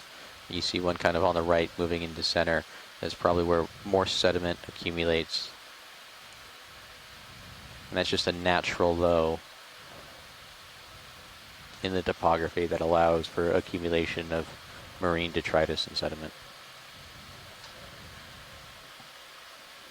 But I'm surprised on how All right. We'll come center back up, superficially start coming up. barren it is of If the you want to go back of to kind the of blue, the we can stamp on macrofauna, it. the Yeah, epifauna, if I the can find it large again. scale, easily visibly identify That's right in here somewhere. seafloor communities. Yeah, it must And be below we you. see occasional Yeah, I sponges think it's outcropping right here and there. there. We'll let Let's it see go. it. Copy. Good side-to-side view, thanks. Yep. Gives people at home a perspective. Yeah, of course. There's a stalk upper left. Upper left coming. See it.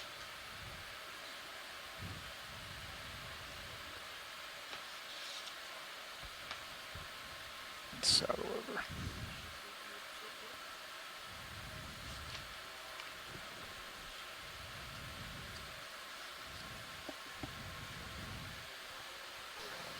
we can get it while floating if it's better for you. We can try. It looks really stable right now. Yeah, if you want to take a partial there.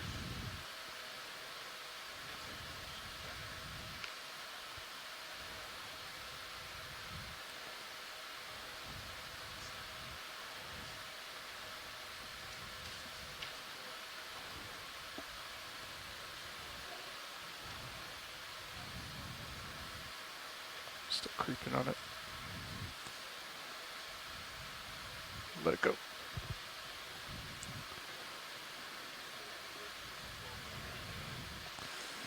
Still gotta work on this, Sean.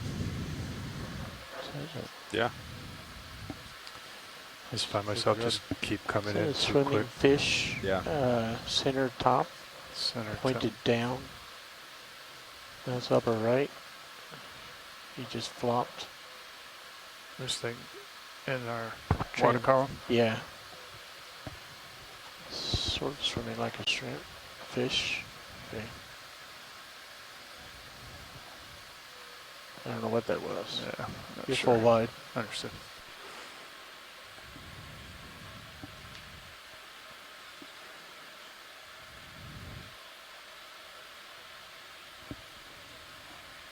All right, you want to come up a little more and then we'll get another move in? Yeah, coming up. Sounds good.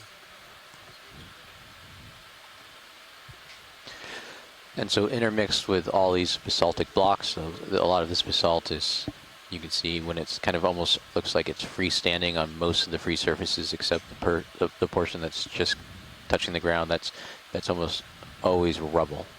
And then intermixed with that, you see all these How do you feel pervasive about another 10 coral meters at this skeletons. Yeah, I think Um, we're good. You got we me saw at these on a lot of our 3.5. other Yeah, areas. Push up. It's still steep, but Yeah. I think Pink we on can the manage right. 10 meters. Pink on the right. 10 meters. Now Stand it's by. unknown whether Should that'll I have actually five? I be say just beeline us to a the good 0.2. sign for Sounds good. possible Thanks. coral communities above us, whether this is material that's fallen down as rubble or a lot of it was coral that was grown in place here.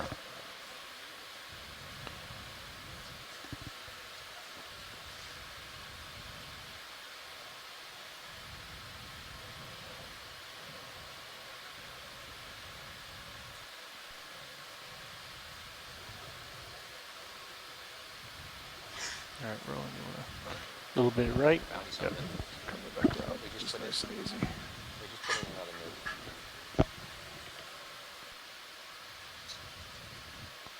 Not too much. Stand by one. Okay. Partial. Yeah, so we actually did see this sea cucumber before, but we saw it from a different angle. It was doing the same sort of thing, being lifted up from the surface at the anterior end. So this is another one of our deposit feeders.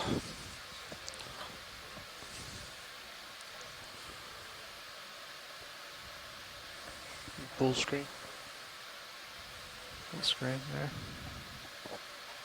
So far what we've been seeing today, we've seen, I think, 3 different species of sea cucumbers that feed on the sediments, and otherwise most of the slope has been dominated, at least the size of stuff that we can see, by sponges and bryozoans.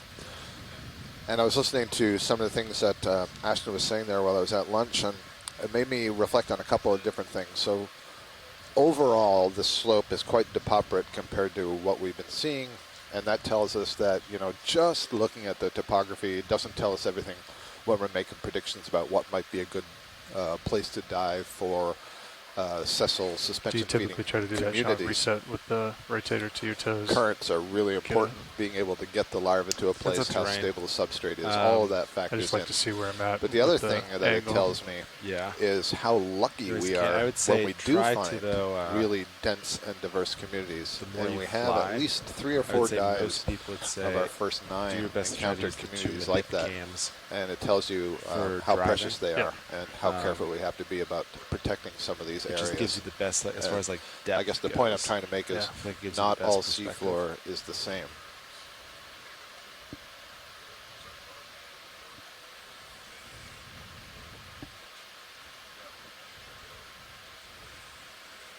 But it's also hard not to look at your main HD because it's obviously the biggest one, dead center. Yeah, I just meant when you're sort of pulling away from a shot, you know, just to get a reset.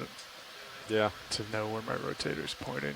I tend to put mine, angle mine down So more so. I think, like this. yes.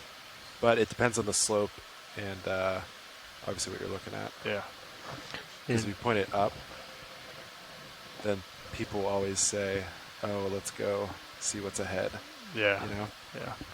Move is complete. But if you set it down, you can, like, keep your track. Thanks, Nav. Yep. Hey, Nav, what's current surface current doing? And then can you give us an estimate if in the event of a dead ship where the ship would drift? And for visual survey, so the surface current I think it's better to be a little bit predominantly pulled moving back west from the wall, with a Yeah. little just bit so we of a can north see more of the point area. to the west. So 299 degrees, about where we're headed right now. In the event of a dead ship, yeah, the ship would be headed 290 toward the ridge. We just passed Copy. above What's the the magnitude of, 1,800 meter mark. Surface current? We 6.1. descended It's been through fluctuating the water between column. 0 We and landed 0.2, on this so ridge, very light. Kai Oh, so Ridge, very light. at Yeah, so- 1,921 ship, meters. And as I It's say, not we white just crash. passed same Yep. page. Coming south. 1,800 meters, so we've come would up 121 come to meters in It would depth so turn to far. port, There's point one of the bryozoans two that I was turns, referring and to a D2 few would moments turn to ago. starboard, point 4 turns. We've seen Sounds good. several Thank of you. these fans actually today. We could just sort of hover there and continue on. All right. We'll let it go. Of course, what is that white object right above it? Yeah, I'm not sure if that's a little encrusting sponge up here or if it's chitin. We're going to have a zoom on this.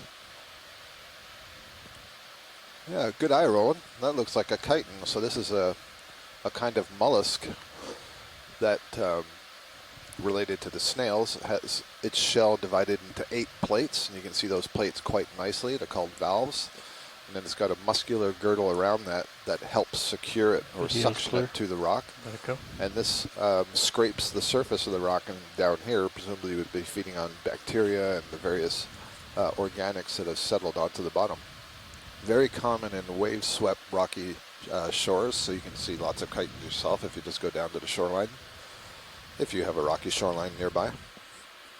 This yellow of interest. Yeah, let's have a look at that. Thank you. I suspect this is going to be a sponge.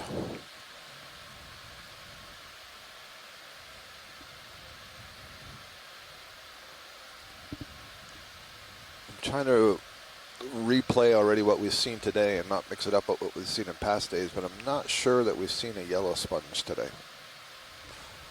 All right, rolling. Take a snap on that. Got to go left. Yeah, coming around.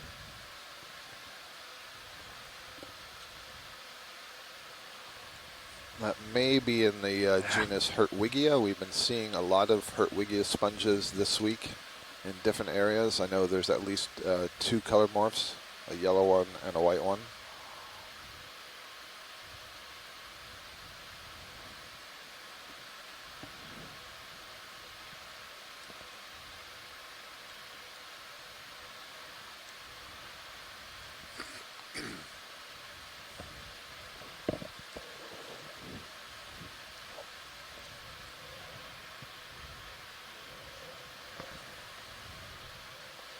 Video watch lead 1 off of LPS.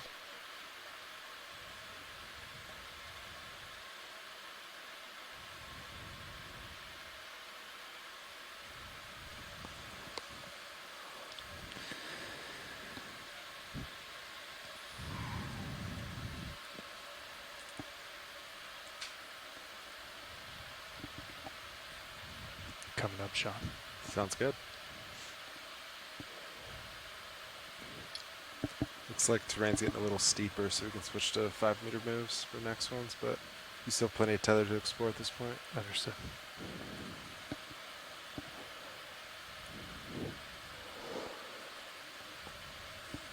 I don't see any overhangs or anything coming up, so we look Copy. good. There's kind of a globular sponge just right of center, but then right above that, to the right and above that is something else. I'm not sure if it's a sea cucumber. It's between the 2 sponges that are in a line there. Yeah, it's another one of these sea cucumbers that's kind of wafting up at the anterior end, the head end. So this is the 3rd or 4th of these sea cucumbers I've seen. All of them are doing this behavior. And I thought at first Take it that was wrong. just the ROV prop wash, basically.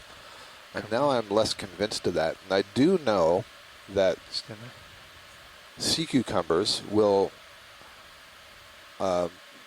get into kind of like mating swarms. They will aggregate, and several individuals will raise up off the surface like that, and they will release their gametes into the water column at the same time. And the idea there is that because the deep sea is such a big place and these things are so scattered, there's some cue that they're using to all release their sperm and eggs into the water column at the same time, and that increases the chance of successful fertilization of the egg. So I don't see any clouds coming from this sea cucumber, so I don't know that that's what's happening, but I'll just offer that as a hypothesis. And then we have, it looks like 2 isopods crawling over the bottom, one above, and there was another one just below off screen. I've seen several isopods today, which is kind of interesting because we don't often see that many, and we've only seen them a couple of times on this expedition so far. So kind of neat to have the opportunity to see these a little bit more closely. They're very common down here.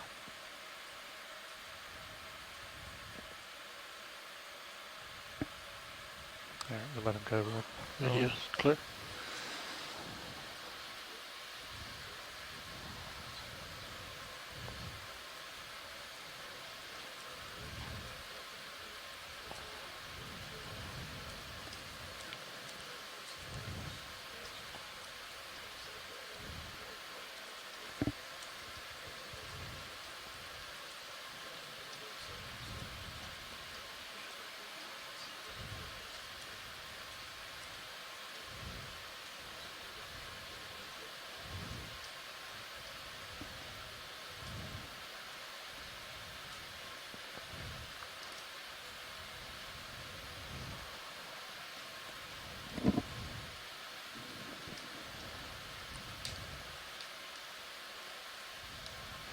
Jelly in the water column. Just small jelly drifting upside down, drifting from the right to the left.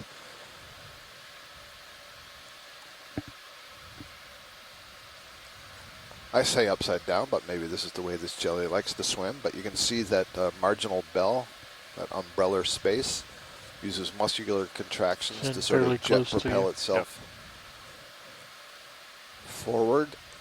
Hanging down in the center of that tube, that space, excuse me, is a little tube that would bear the mouth.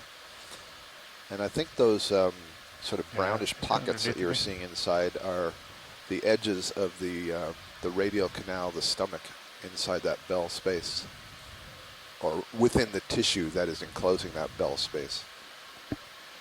Alan Collins from the Smithsonian says that looks like the genus Egenura, The sponge a roll. pale version. Good snap on it. Pilot, how do you feel about another 5 meters? Push me a little closer. Yeah, we can do another 5. Yeah, 5 meters at 295 again. Copy. We'll put in. Sir. Nice frilly glass sponge here. After this, you want to get us Possibly another the side by family side. free today. Yeah, stand by one. Faraday, I'll excuse settle me. up on this.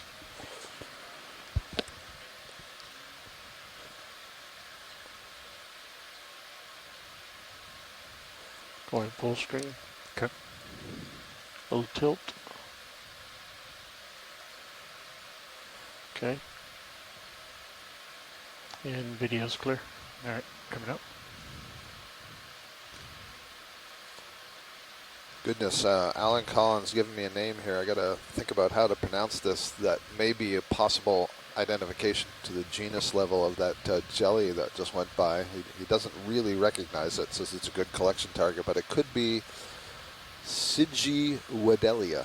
Sigiwadelia. And I wonder if that's named for somebody. Somebody Swedish, perhaps?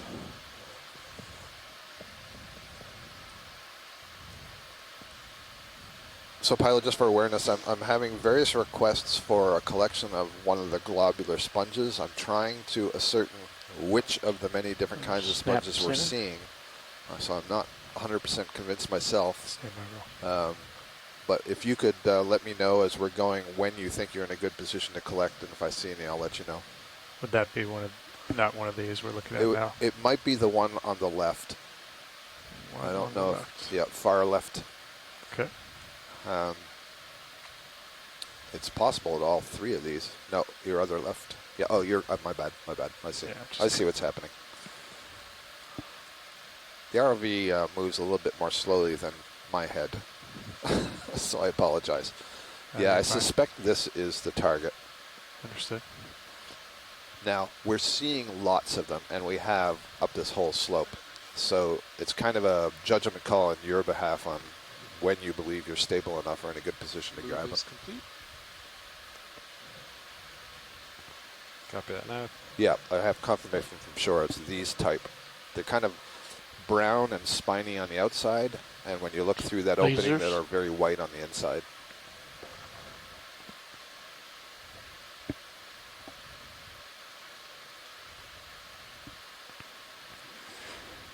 Tilt down. Coming down.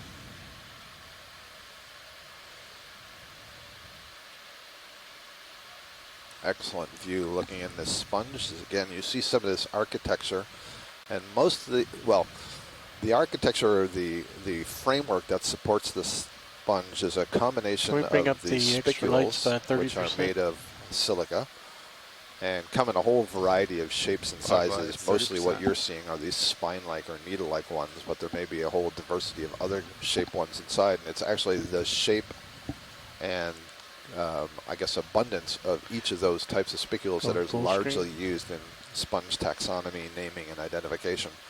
But then they also create a, I guess it's a protein called spongin that's a fibrous matrix that allows for the bulk of the sponge to exist, and then there would be various mucus inside there and water. This is we can't really extend a drawer like this. Yep.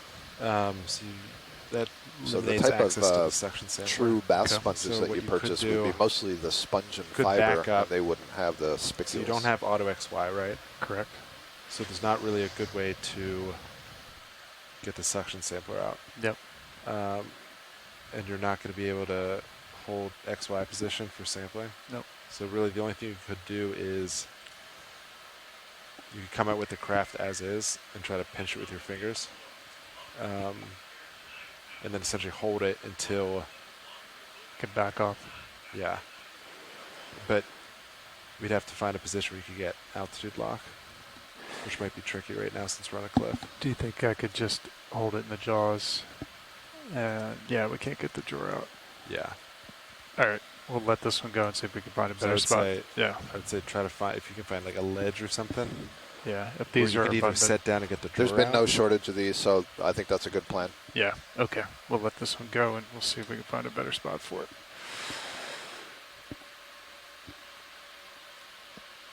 Thanks, Sean. Yeah, of course.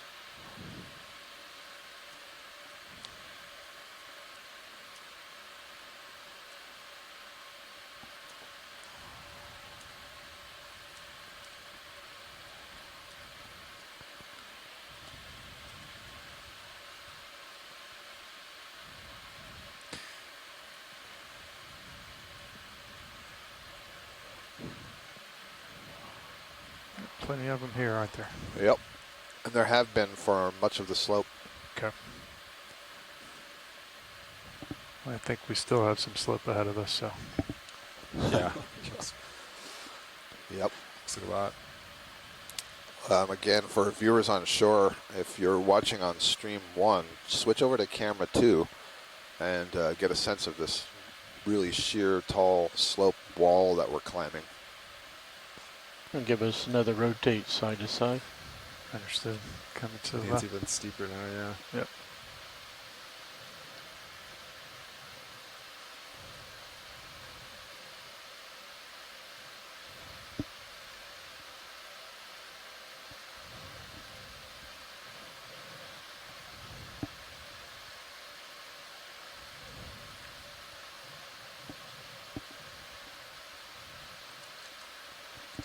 It's pretty impressive.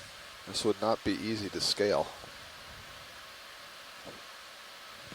Sometimes in the maps that we produce, in order to highlight features, the mappers turn on an exaggeration. And so I think on the die plans we send out, we do what's called a 3 times exaggeration. So the height would be 3 times the Sure. horizontal distance, and so Without it may getting off appear track, that of course. bottom is going to be steeper than it actually is when we get down there. Almost And look that like is a not the possible case overhang today. above, maybe? This Well, is I as don't wanna go advertised towards in it. the maps. Necessarily. Video, what do you say that you saw? Serious. Like, notice this section here. Oh, just the terrain? Yeah. Yeah.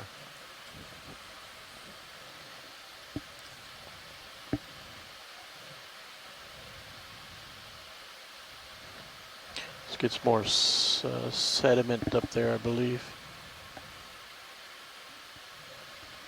And I still have your fog lights on, be advised, with this off You video. can clear those off. Copy. Fog lights coming off. Fog lights off.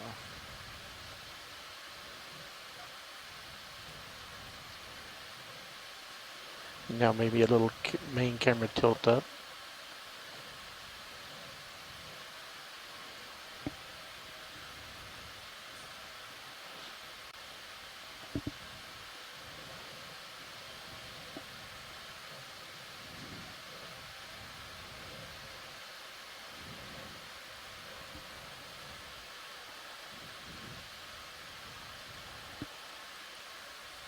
It's up in my brow there.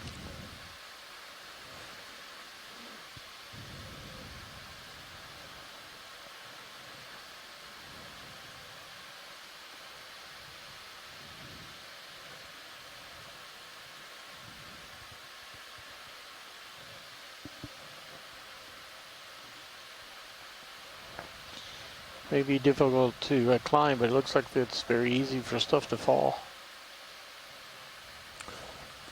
Yeah, and I'm not sure if you heard the video on the OKX call, but he was noting, it's so steep that you would expect when skeletons, when organisms do die, they're going to tumble down slope.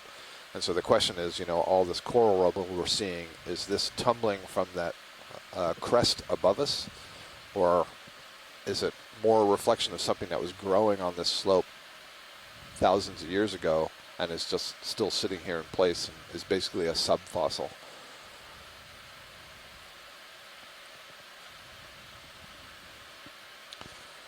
That would be more challenging to answer, another 5 and meters? would require analysis Good of these skeletons Sounds good. themselves, and we did suction up another a 5 few meters. bits of those Same before, direction, so please. Will do. it wouldn't be impossible to address that question.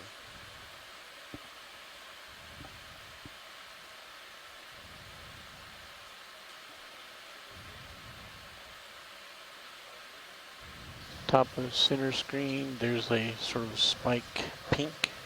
Spike pink. Coming into center now. Yep. Stand by.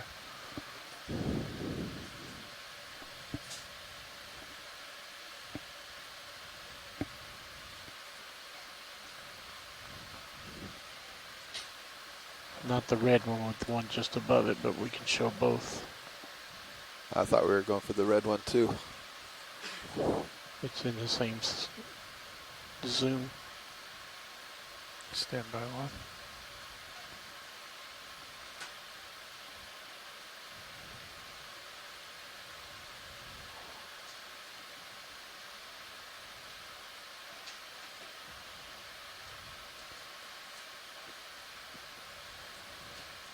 All right, Raleigh, you can take that. Okay, the stalk at the top. It's a little sort of see it. Anthomastus coral. I Right, think that's go only down the to the second coral that I've Anthomastus seen at the all bottom. morning. And then I'm not sure how our video engineer got to see this, but there was another octocoral just at the top of the screen. We'll look at that next. Yeah, so this is, we sometimes call this a little bit of a mushroom coral. You can't see it, but below that red ball, there's a stalk that would be attached to this this dead coral skeleton that you see. And then it's got the bulbous section, and then you see the feeding polyps that are extended from it. And this is an octocoral. You see it's got these 8 tentacles, each with their little side branches called pinnules. So those are the hallmarks of the octocorals. And those polyps can retract. They can compress all the way into the tube. The upper polyp, you see that there's this pink line that goes all the way down from where the tentacles are and just kind of disappears into the red ball. That's its pharynx. That's basically its throat. and the surrounding area around that pharynx would be the equivalent of our stomach, its gastrovascular space. That move is So complete. just below the Copy level that. of that ball, that tube would end and then open up into that space. Science, other is that thing a is- shell to the right? The black? You see the ridges? It's been encrusted. Oh yeah, I see what you mean. Yeah, so immediately right of this coral that we're looking at is an old bivalve shell. I'm not sure if it's file clams, something like that, but it's completely crusted over, and you can see the ridges running along it there. Yeah, nice view. Look at the coral up top he was talking about. So this one's going to be kind of white. Doesn't really have color associated with it. It'll come in view in just a moment. Where'd it go?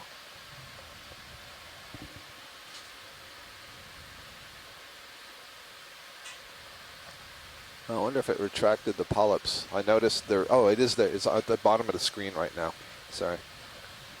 It's like to the right of the hermit crab. Now it's almost in the dead center. It's a little bit above the lasers now. There we go. Just coming into view, and again you can see 8 tentacles pinnate. I'm only seeing 1 polyp, but when we were zooming in on that other one, I think I saw at least 3. So See it that in the means the upper others left? have retracted Right themselves. there. Actually, you see just above and left, there's 2 what looks like little thumbs sticking out, and those are the polyps, what they look like when they're completely retracted. So that's kind of nice. This is something that we call a stoloniferous octocoral because it grows as a little ribbon-like mat instead of producing an upright skeleton. It just overgrows Video other clip. surfaces. So Okay. very cool. Thank you.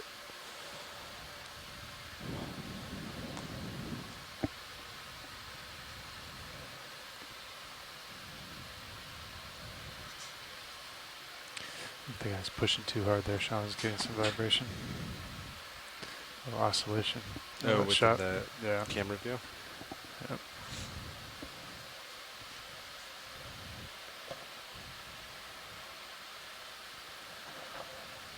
I think, yeah, sometimes it could be, I mean, probably not right now, but if you got like something in your thruster, it could cause like a little bit of an imbalance that could cause the camera to shake. Yeah. Coming into center.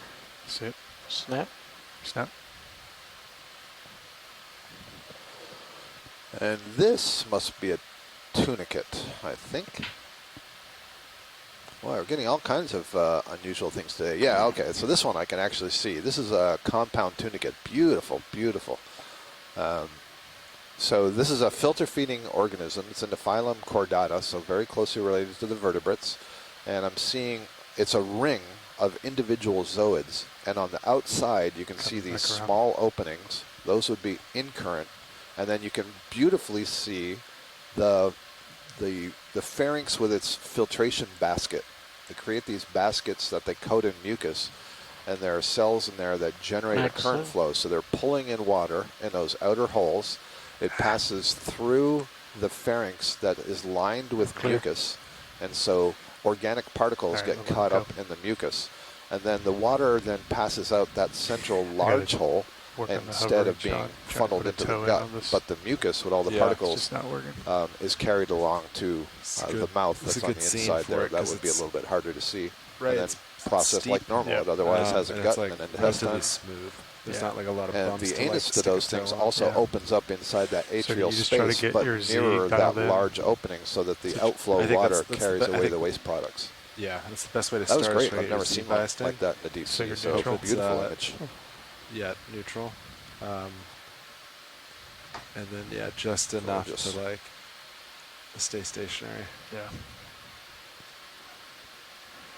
So how much vertical distance do we have to make the ridge?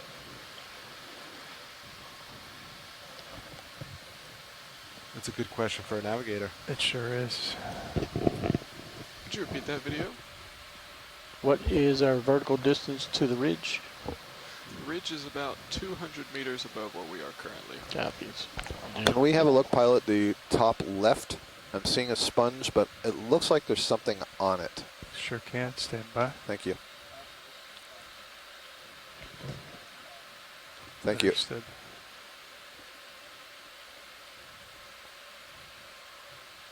Just creeping over. I can't tell if this is like a crab or something that's on the sponge, or it's a different sponge or tunicate sitting behind the sponge. And there's another one of the tunicates that we just imaged, kind of like at 5 o'clock, just in front of that sponge, Partial as you about go. 2 sponge distances away, right there.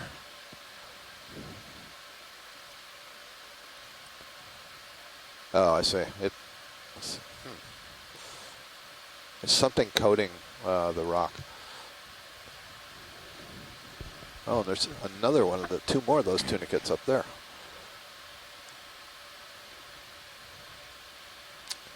I'm going to guess that the sort of purplish color may be an encrusting sponge on the rock. It's hard to tell. But the sponge in the foreground is interesting. Yep. Also very different looking. With all these silica filaments sticking out from it. I don't know if what I'm looking at is a very young version of something that I would recognize if it was much bigger, or if this is something completely different. And you can just see the different texture of whatever that is that's growing above the sponge. Again, I don't know if it's tunicate or another sponge. Kind of looks like a different kind of sponge based on those large holes and lobes at the top. Yeah. This is interesting and mysterious place. Thank you. Understood. Nav, do we have any offsets between our depth sensors? Pilot, and the can we, telemetry? if we zoom I was out, actually just looking at that. We have about there's a 25 rock that meter has offset 2 of these where yellowish we tunicates, or 3 of them supposed on to it. be And I'm in wondering, our current depth. Ashton, maybe you have an opinion if any of these rocks are loose. Not the one back there, it's in the foreground. But that's what I'm looking at, but it's closer to you. Yeah, there you go. Just to the lower right of that sponge. Did that rock look like it's loose, or you think these are all in place, you know, like encrusted in place? Which one are you pointing to? This one right there. Oh, I think that's... Just to the right going off the screen now, you see there's 3 of those yellow globule things. You can nudge it, but I'm guessing it's going to be pretty... That's what it's looking like to encrusted me. together, I don't see Yep. anything Okay, that thank you, pilot. We're looks done here. loose. Can we look Appreciate that at input, straight up Ashton. at those 2? I Let's try. get a tight shot on it. Thanks for including me. All the time. I was sitting here reading my Wikipedia article about tunicate, so I could, yeah. Join in the conversation. Yeah. Well, here, you can tell us what you see here. Talking about I joining see together. a bunch of yellow chambers. Yeah, each one is a zooid, so each one is basically an individual member of the colony, and it does kind of look like they're bound together in a common matrix that's growing over the rock. And then what are those little, these little yellow fringes at the bottom that don't seem to be part of the individual tunicate, but maybe part of the larger matrix? Yeah, Are those? that's a good question, because I don't see them so much on the top. top. Yeah. I Take a little more video. Max zoom. Copy. Yeah, I'm not sure. If I had to Kick on the guess, extra I would lights. guess they're either forams, except there's 30%. so many in a row. And I noticed that there's a lot of like networking going up here. They seem to be interconnected, so I suppose it's possible that it's a hydrozoan that also grows as a map. And there's yet another isopod down there below in the rock. We've just seen so many isopods today. Your video's clear. Okay, come wide. Lights clear. Fog's off. You said there was a sea star back here rolling. We already let him go. I just made note to Gotcha. science so they'd log it. I think they want to make some tracks up the hill. Yeah, I'm gonna start coming up.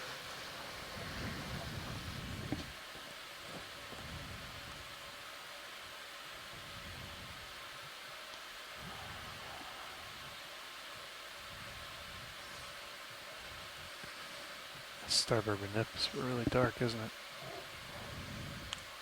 It does look darker than the port.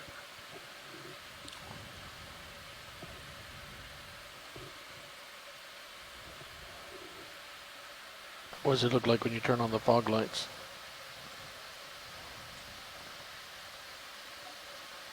Minimal change. Yeah, I'd say so.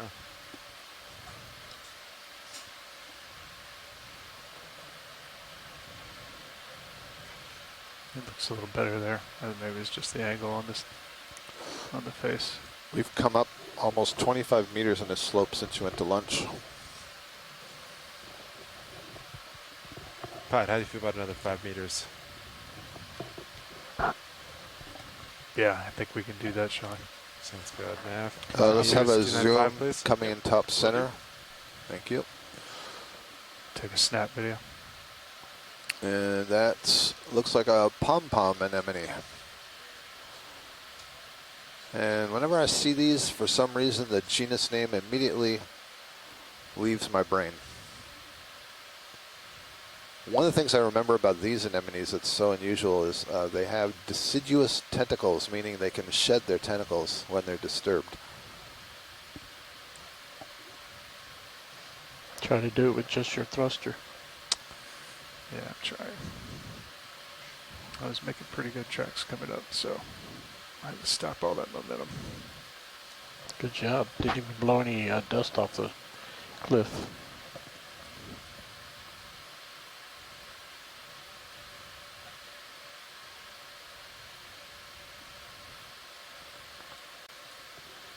Let's bring on the lights at 30%. I'm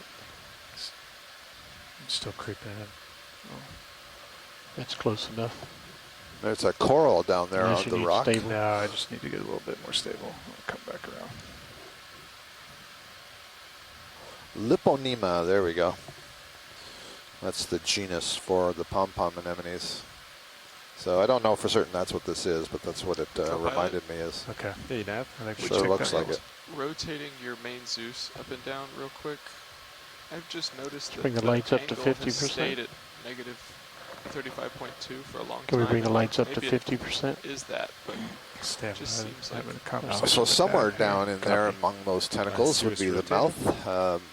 So okay. anemones So are it's coming free-living polyps. If you're more Just familiar checking. with jellyfish, think of There a we go. jellyfish. Fogs up, Sean. Attach it to a substrate, Fogs and you up basically more. have an anemone. There's some Good Like there. 80%. finer detail Bring it changes down when to you look at the 20. internal anatomy, To but 20? that's No, essentially down what you 20, have. so think So about 60. tentacles are presumably packed with various kinds of cnidocytes, Silver which are screen specialized cells that contain organelles that fire little threads. Some of those threads are sticky, but some are the well-known stinging threads that have various toxins associated with them to paralyze their prey.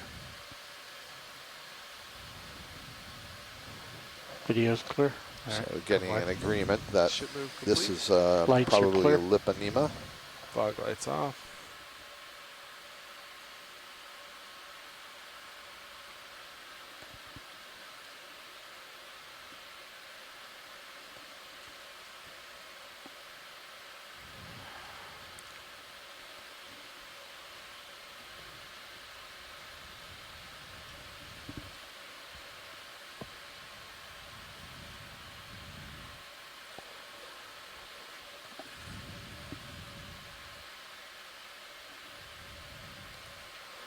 There's a couple more of those tunicates, those yellow tunicates. Kind of interesting. Haven't ever seen one in my life, and now I've seen about 10 in the last 10 minutes. Tells you something about the patchiness of distribution of organisms in the deep sea.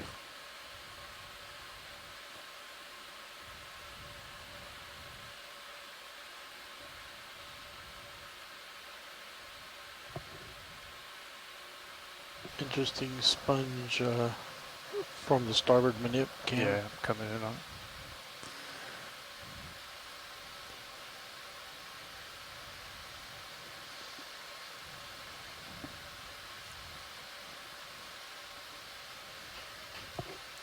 This one or the one below me? That one. That's the one I thought was interesting. You can take partial. We can check to see if they want stuff. Yep.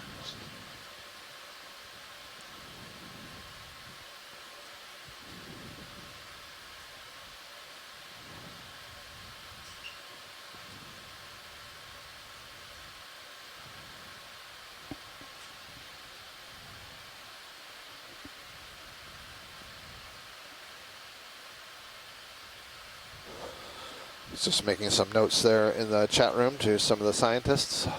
So this is another glass sponge, vase sponge, and Video's clear. there's an awful lot going on inside the sponge. It almost looks like there's a coral growing on the inside there. I'm not sure that the sponge is in great condition. Seems to be being overgrown maybe by a network of hydrozoans, and I see a worm tube on the side there with maybe a worm sticking out the front. You want to try to look down inside of it? Oh, Okay. And just so you know, that's from HD2. looking down the side is great. It's not a critical thing. If it's going to slow you down, then yeah. We'll just look Thank at you. it as we fly by. Love it. If we pan down HD2, we'll see it. Joanna Javier is joining us now in the chat room. She'll be your biology lead starting next week, and she's a sponge biologist, and so you'll learn a lot more about sponges, but she says this looks kind of like an Asconema. Keep coming up? Yeah. Let's do it. Coming up.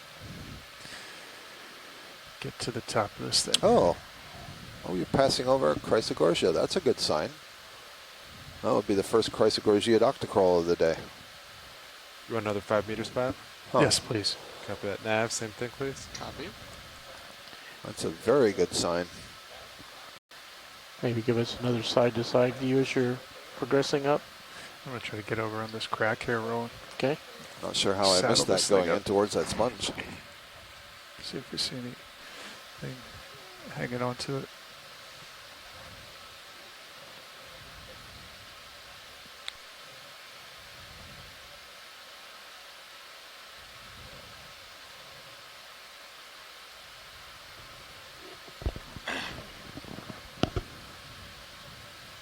This looks like a large flake.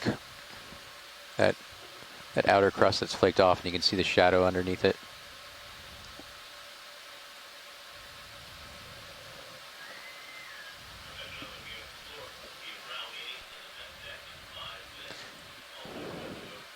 Something fuzzy coming center right. That flake with all these holes we're seeing makes me feel like there's probably a lot of subsurface or fluid circulation.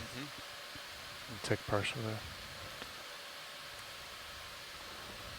It's a crinoid hanging on just under there. And when we zoom back out, can you just look again to the left, please? Let that go.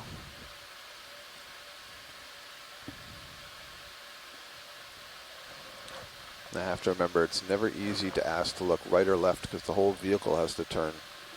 Okay, I think I thought I saw coral. I can now see it's a track on the seafloor, so we're good there. Understood. Thank you.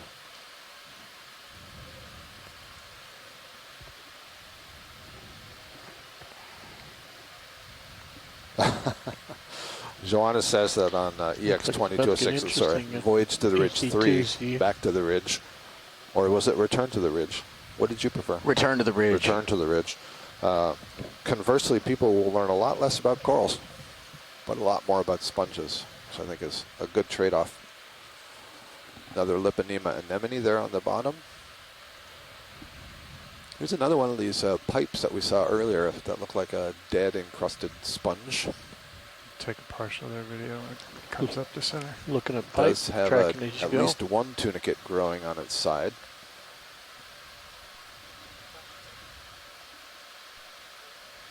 Move is complete. Copy that, Nav. Thank you. Maybe two tunicates growing on the side. Interesting. So two tunicates, the yellow Let's put things the that are lights on the at side, those 60%. are colonial compound tunicates. And then there's some sponge growing on the top. And the way I'm interpreting what I'm looking at is that the main structure, I guess perhaps it's a dead coral, but I thought it was a dead sponge. But that there are subsequently sponge larvae have settled on the top and are growing. There's at least two of them. Tilt down. And then we're going to look down here, and now you're seeing the tunicates that have settled on here as well. Yeah, that looks like an old encrusted sponge skeleton. That tube that's extending off to the right, that's probably a worm tube. The worm is retracted on the inside of it. Let him go. Great stuff. All that sort of messy, hairy, wiry stuff that you saw at the base there, Looking that to was the also whole left. sponge spicules that would be used to attach to the base. It's another crinoid on the surface Lights are clear. on the far right. Co-pilot, Not sure lights what are that clear. is. Sorry, lights coming off. More coral rubble in this little chute-like feature.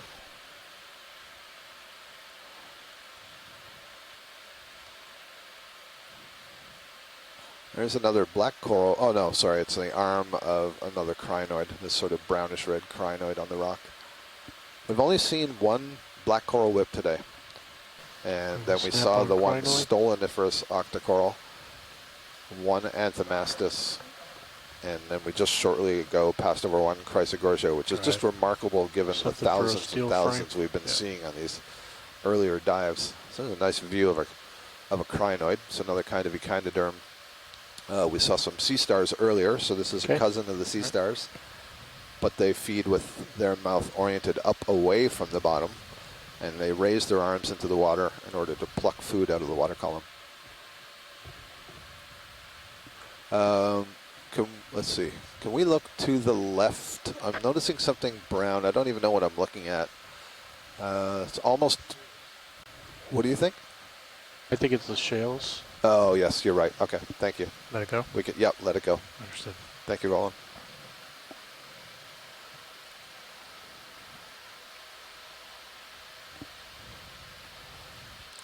There's various of the thread-legged shrimp that are crawling over the bottom. 5 meter spot? Yeah. This kind of looks pillowy, Ashton, to me. Yeah, I think that's a large fragment of a pillow that's been kind of sheared off by this normal faulting process. Is that full wide video? At least I could see its structure there. Yeah. You're getting a good eye, Scott. Thank you. Another one of the Liponema anemones up here. Or snap center fuzzy. Snap center. There we are.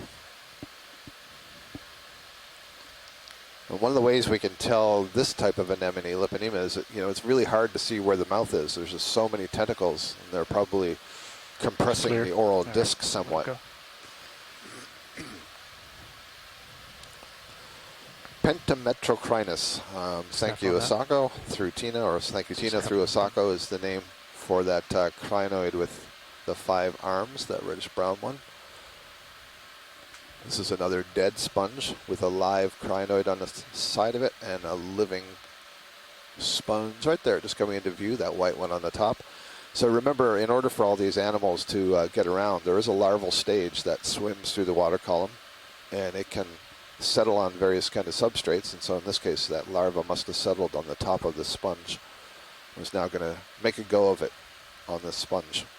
So even though the sponge itself is dead, its skeleton is providing habitat for a long period of time. Boy, this thing sticking 2 or right 3 here, more of those yellow tunicates. And this is another one of these tubular constructions. I'm trying to decide if it's a sponge or, it's the base looks really wide there. So maybe it's a coral skeleton. But they all have the same structure. They're capped by a live sponge. It's very interesting.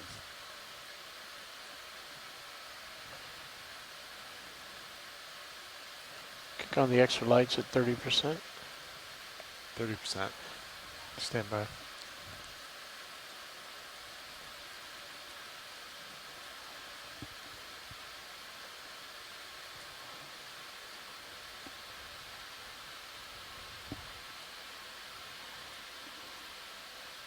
Max zoom. Video's clear. Okay, let it go. Lights clear. Lights coming off. Coming up.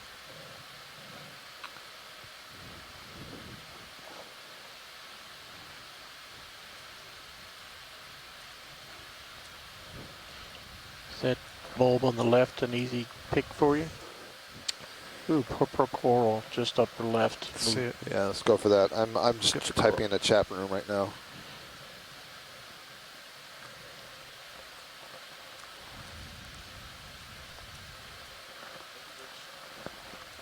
Move is complete, pilots. Thinking now. And also, just for your awareness, the current has shifted north, so it's now headed pretty much due north at 0.2 knots. Understand. Thanks, Steph.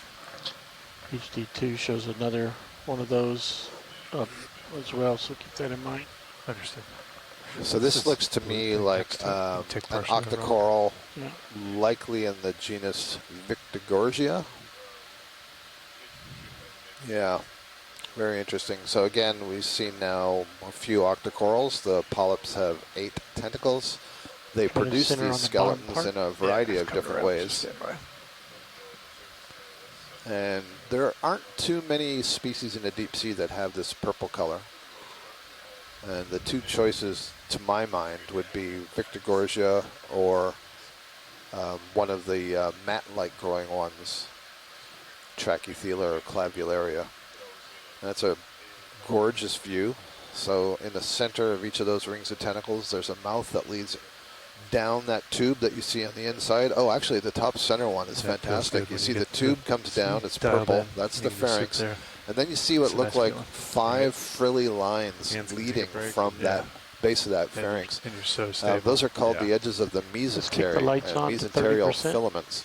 30%. And so that junction is where the 50. gastrovascular cavity 50. starts and kind of opens up. And on the edge of those filaments are cells that secrete enzyme and also cells that have more nematocysts. So if they do ingest, let's say, a shrimp and it's still alive, they can still be stinging on the inside of the body to subdue it. And the other thing, you can kind of see through the tissue of the wall, there are these little lines crisscrossing back and forth. And those are calcium carbonate structures called sclerites. And they provide some support to the polyp, and for a taxonomist, they're used for describing a species and identifying a species. Very nice. That was great lighting. Notice these are in different groupings down the stalk. Yeah, so, yeah, that's a really interesting observation Roland's just made, that the polyps are not evenly distributed along the stalk. It's almost like there are little swellings here and there. And as I said, there's 2 possibilities here, that it's a Victigorgia or that it's this mat-like growing or stoloniferous-like, ribbon-like growing one. And maybe it's the latter, given the way that there's an irregularity to the way the polyps are rising. So what you're looking at crawling over the surface, that orange thing, that is a scale worm. And I'm kind of interested in those 3 white dots on its back. I think that might be a parasite. It's possible, I suppose, that they could carry their eggs. Scale worms have a what they're called elytra. They're scales that arise from their paddle-like legs and extend over the back or the dorsal margin. Oh, there. Actually, sorry, I'll come back to the worm in a second. That's a crinoid. I can see now the base. So the quote-unquote skeleton for this coral is actually a stalked crinoid. So this is not Victigorgia. This is absolutely a stoloniferous octocoral, grows as a mat, and it's just taking advantage of the crinoid skeleton and growing over it. Great view. So yeah, I don't know if that scale worm is storing eggs up underneath its elytra, or if there's a parasite there. I'll see if anybody on shore has seen anything like that. Can give us some indication. Yeah, that's blue. It's another Neomorphaster, excuse me. Is that of interest? No, we viewed this earlier down slope. Chris Mock came in the chat room to identify it. Neomorphaster sea star, the one with the very long that arms coral there. that's about to come into view. Oh, I'm hearing there's a coral coming up. Center screen, Yeah. right? That's it. Try to get in Oh, close. nice. There's Yeah, a it's center Victigorgia. round. So I thought Yeah. we passed over one of these before, and we kind of missed it on close-up. Really? So this will be good to see. You could take partial there, Roland. Really small polyps. You probably want to get in as close as you can. All right, I'm creeping in. Tilt your camera down between your feet. Yeah, I'm going to get there as quickly as I can.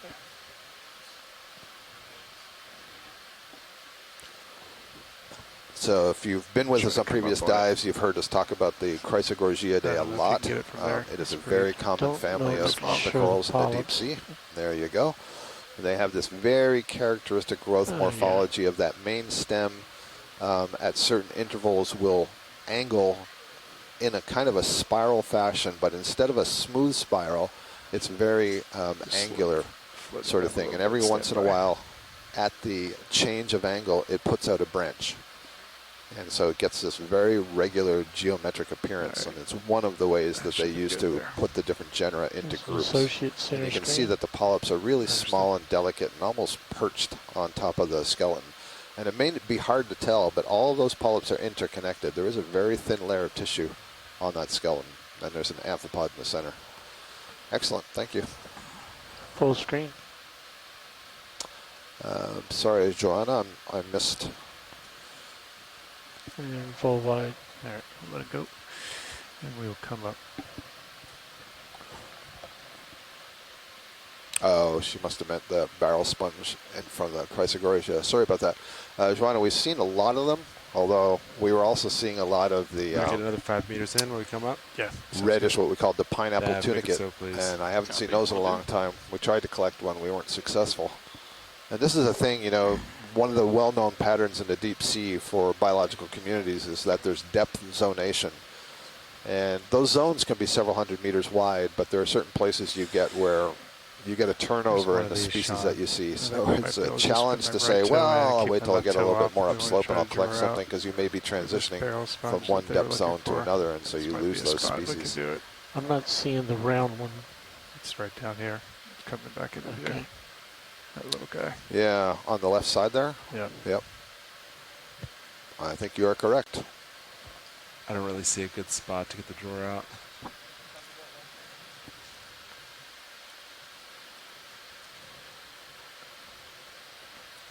Yeah, I still can't. All right. Understood. All right.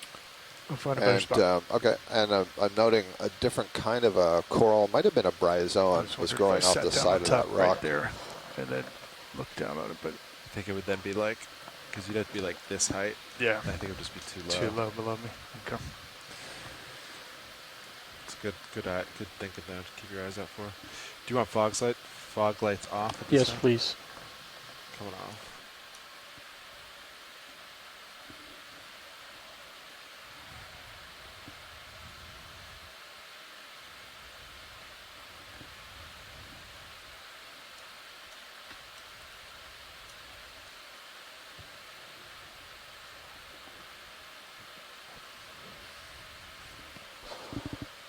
Just passing 1,745 meters. Another fuzzy coral top center. Top center, there's a star coming into view as well behind it. Yes, just below that. Yep. Give them a snap, see if they want it.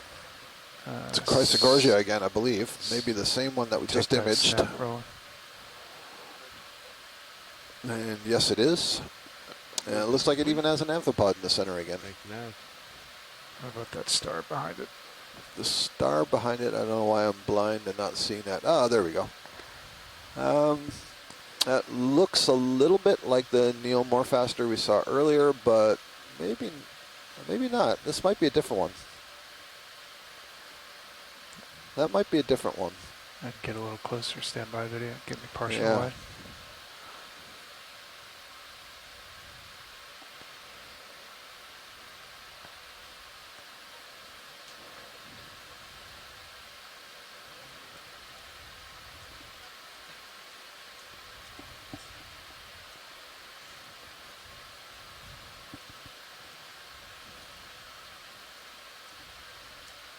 All right, Roland, let you take that.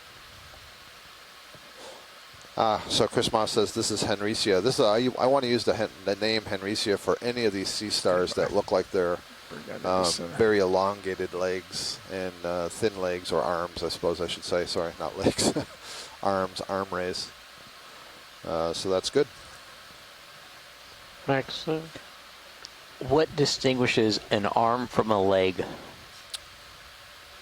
Because you Can you used the word answer? Yeah. arm, but then you corrected or you used the word leg, and then corrected yourself for coming up. arm. So I mean, they're both generic terms, neither of which I know have a specific The meaning orange in an on the top invertebrate is like that. new. It's a ray, Understood. right? And so Cup coral? for Yep. vertebrates, for tetrapods, arms would be your forelimbs, and legs would be your hind limbs. just You know, snap they're both leg, kinds of snap appendages. comment on it. Take that. This is a cup coral. First cup coral I've seen that's live today. We've seen many of them dead and encrusted in this, whatever the black encrustation is. And so this is a really nice view. It's a scleractinian coral, stony coral related to the ones that are building the big reefs in shallow water. But it's solitary, so there's only one polyp associated with this, and it won't ever produce a second polyp. It won't become colonial. And you can see the transparent tentacles are studded with these little dots. Those would all be the nematocysts, the stinging cells, in little bundles. You're not seeing a cell itself, but you're seeing an aggregation of them. The mouth is in the center. Clear. And then those white raised ridges that you're seeing are called septa. And they more or less subdivide the inside of the polyp. And I'm not sure if it's got a functional basis for it, or if it's, or what, but all these scleractinians have those ridges. There are multiple numbers of ridges, and the size of the ridges and whether they extend on the outside of the cup are also used in the identification and taxonomy. You want another 5 meter spot? Yeah, please, Sean. Thank you. Nav, please. It will be so.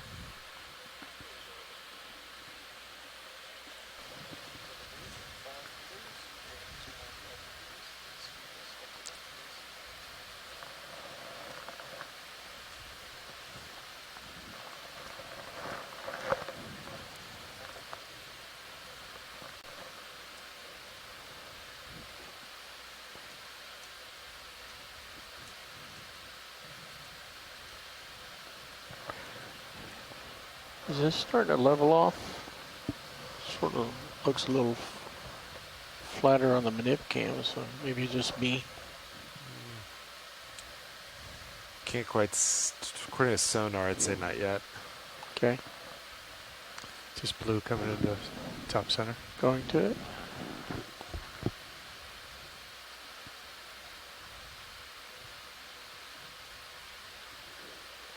Yeah, so we've been seeing this sponge several times today, this beautiful blue color.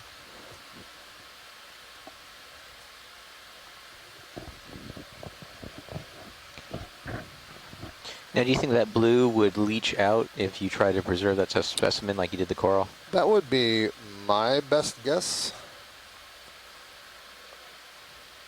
Clear. All right, let it go. My experience with color and sponges is that the pigment is Look down in the hole.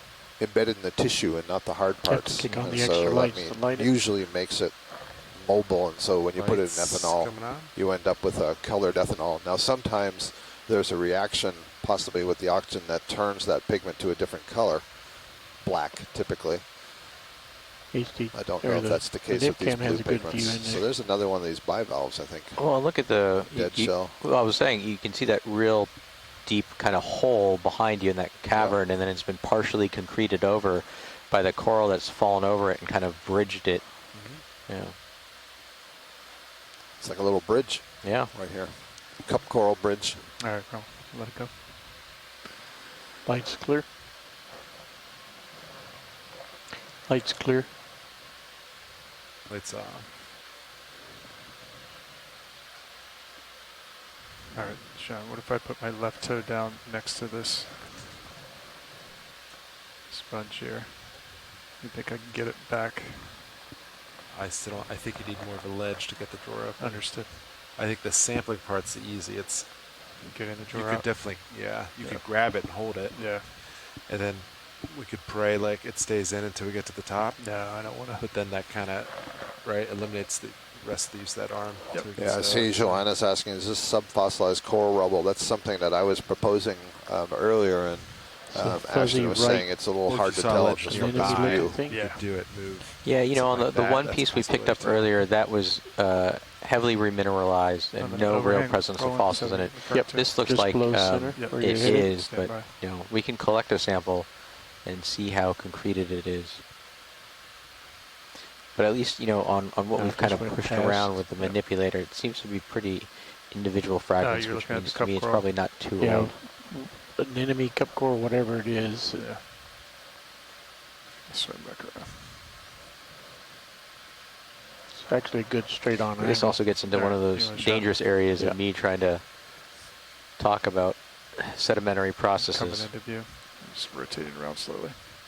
So I think that's an anemone that you're seeing, or a corallimorph even, on the left side, that large polyp. It's a sponge in the center, and then the white branching thing underneath that is a bryozoan. I think we have Megan McCullough in the chat room.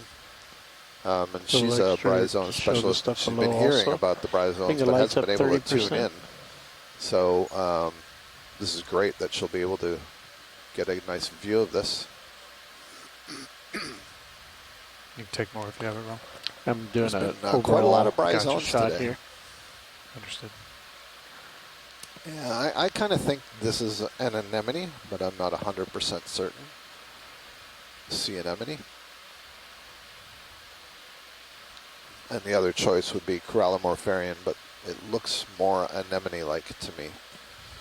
That raised structure in the center of that disc among the tentacles, that's the mouth. There's only one opening into the body of an anemone. All these polyps, there's only one opening. So pulls food into that digestive space, and because there's only one opening and there's no intestine, it's just basically one room, if you will. All the digestion takes place there. So they have to basically digest their meal and then get rid of the undigested comments back through that same opening before they take on their next meal. Unlike organisms that have a flow-through gut with a long intestine, they have different specialized areas of the gut, so they can continually be putting in food, and it would be at different stages of digestion as it passes along the underneath that alimentary rock is a canal brown or the thing that digestive looks canal. different. Underneath the rock. Same one we were at. Understood. Yep. Stand by. Give it a snap. Maybe it's just something old. You can take a snap there. Tilt down. That shell. Or that cup coral. Cup coral. Yeah.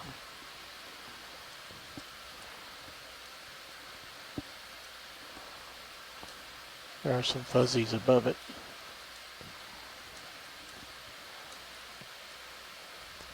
Sorry, I'm typing. I'm trying to communicate with shore and see what's going on here. So we're seeing, yeah, this is an interesting cup coral. This one looks quite different to me. It might just be the angle. And then another stoloniferous octocoral of some type. That's the stuff that's kind of at the right side upper, and the polyps are being blown upward by this current. And then maybe a hydrocoral. That's the thick branched structure above these other ones. Can't tell if it's still alive. The current's going up. I'm not even sure that that cup coral is alive, but possibly. Okay, we'll let him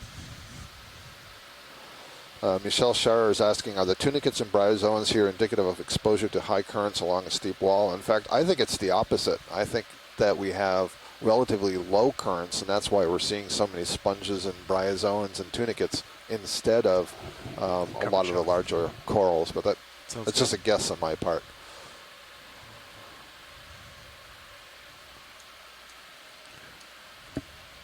Lasers on that? That's good. Do fog lights off? Off, yes. Yes, I'm just trying to communicate a message to those of you on shore, especially those of you who are interested in the sponges. I'm not familiar enough with the sponges, and especially some of the names, and the delay that your comments come in the chat and my ability to read them means it's not helpful to say that sponge there or this one. I need more descriptive identification. Now I know what the pilots are like when I'm back here asking, look at that one. No, the hemicorallium, not the metallogorgia. So, yeah.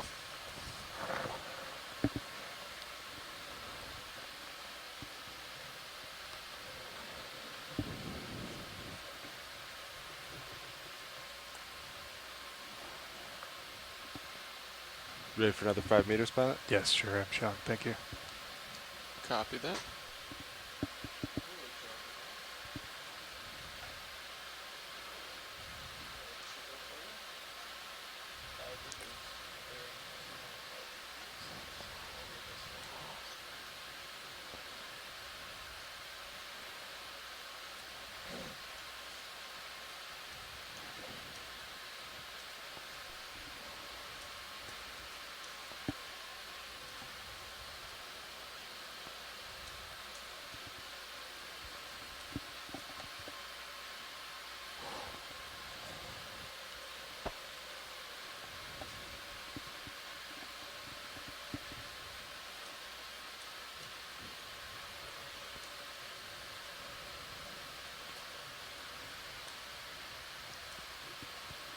Let's snap on that roll.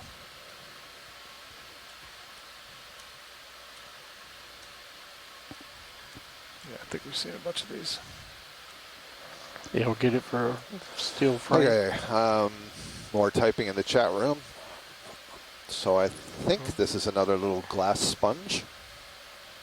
I don't know if that's family Furiidae. It's not as frilly as I would expect them to be in that family. Looks more like a series of tubes.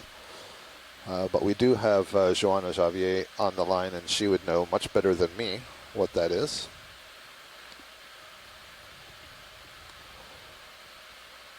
Actually, I'm not sure if you had seen in the chat room, there's an interesting discussion about these potential subfossils, and Les Watling was noting that during a 2005 cruise to the Mid-Atlantic Seamounts, there were a group of researchers, Jess Adkins and Laura Robinson, who were collecting lots of these subfossils and doing some dating and aging. And I'd referred to this earlier in the dive, but basically that they could do some reconstruction of paleoceanography. And the cup corals that they were targeting, they were able to date on this feature, I think it was about 25,000 years ago, and so interpret what the climate conditions were like at that time in the seamount. And one of the ways they did it is not just by looking at the rubble, but because the cup corals were still attached to the rock in place, you could very clearly indicate, you know, what depth strata they were in and so on. Oh, so that was a Furiidae that we just passed.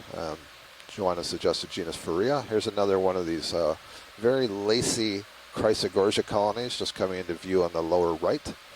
We've passed now 4 or 5 of those. There's actually 2 of them.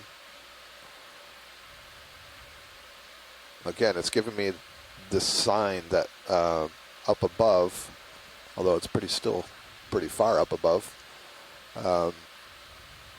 we may get into the zone, especially if the dominant current is coming from the west, where it passes over the top of the crest and provides more opportunities for feeding by the larger suspension feeders.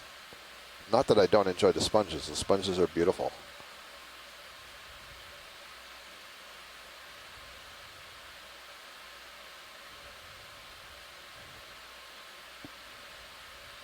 Oh, so that's interesting. So a lot of these globular sponges that we're seeing, we had some information early on that they might be a target of collection, and Joanna's just said that it looks like, based on the photos that have been forwarded to her, it may be a new species that she has in the lab right now that they're describing. So indeed, it is an unknown species, but they have a sample and they're putting a name to it. Oh, can we look, just coming into view upper right, I think there might be a live clam finally behind those sponges. It's creeping up to it, Roland. I wonder if Jean-Marc, I see his name in the chat room. You'll have to let us know if this is a file clam or if this is something else.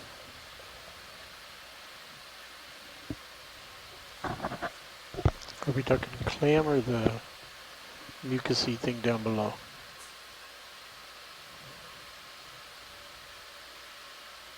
I think snap center there.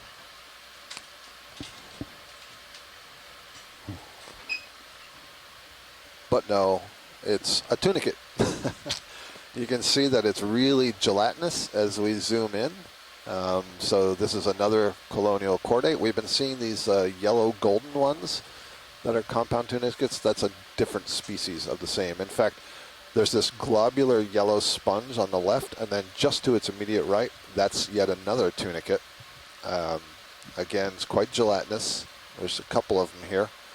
And we managed to collect, I think, at least 2 of these in the last week, which is interesting. Maybe I've said this a couple of times. I don't recall very often being able to collect colonial tunicates on these expeditions, so those represent really good collections. Thank you, pilot. All right, Roland, let him go.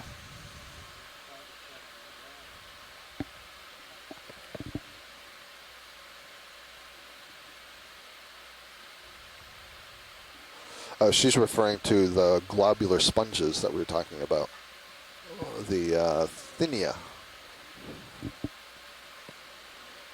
Pilot, you ready for another 5 meters? Yeah, sure, I'm Sean. Thank you. Copy that. Yeah, so some more input from Joanna. She said, we recently found 3 new Thynia species. So again, that's the globular sponge. It's kind of got the brownish coating on the outside. Fuzzy snap upper right. 3 new species from the Azores region, all collected considerably deep below 1,500 meters. So we're coming into view. Yeah. Can we get a look at the sponge on the lower left? In the center is another one, the Chrysogorgia. I've seen several of those, but I don't recognize the texture of this sponge. This is kind of interesting, so Joanna, stand by for this one. Sort of got a twisty to it. And she Bring says up that the this one in extra lights particular by looks like it's 30%. the Arthenia species 2, new species 2. So stand by for the publication. Okay, we'll actually have a real that name Tilt for it. down. That's max tilt. Cool. Look at that. As I said earlier, these glass sponges have so many interesting architectures and frameworks. This one's got a barnacle growing on the back, a couple of gooseneck barnacles.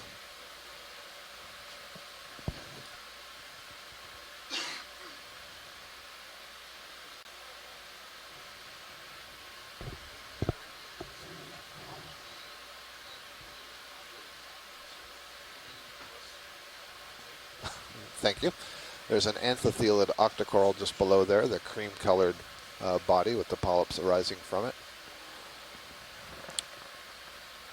Standing by for Joanna to give me some input on this Full sponge. screen. Not sure what the bright yellow-red thing was.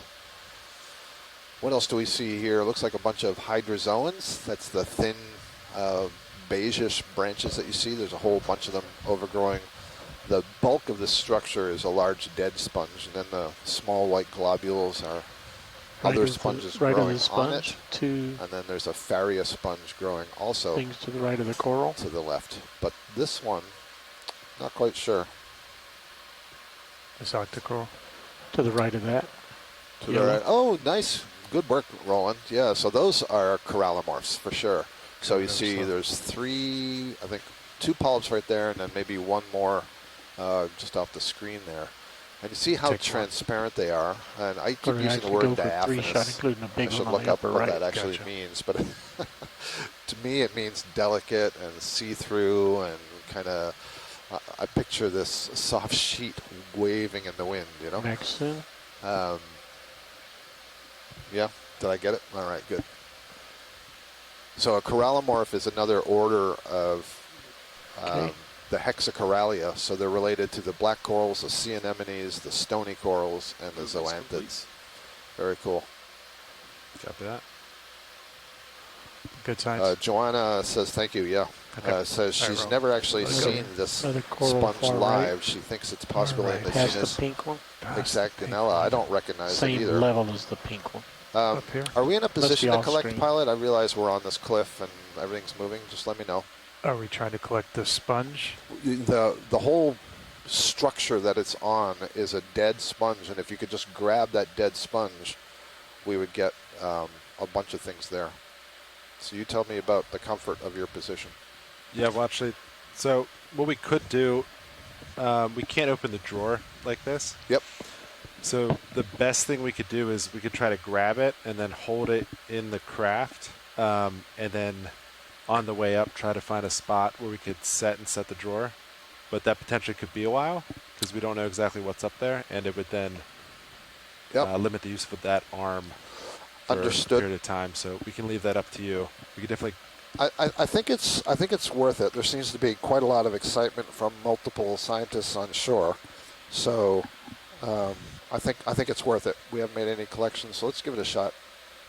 I totally understand the potential problems involved. Yeah, just want to copy that. Make that aware that I got the risk. Fall out and stuff like that as we move. Understood.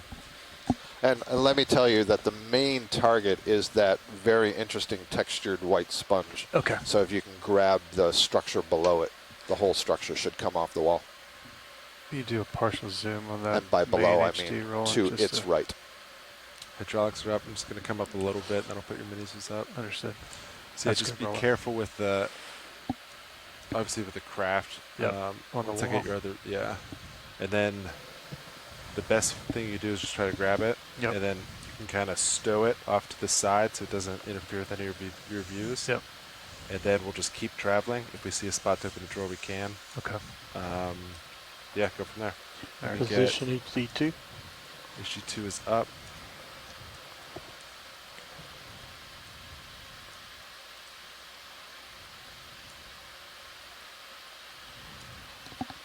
Hydraulics on. Hydraulics are on. All right. Come in. Left now. Arms left. I'll just kind of follow you out.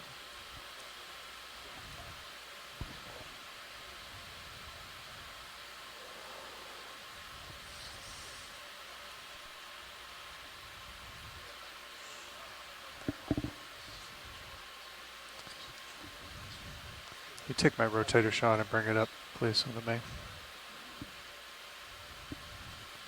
Yeah, that's good. With that.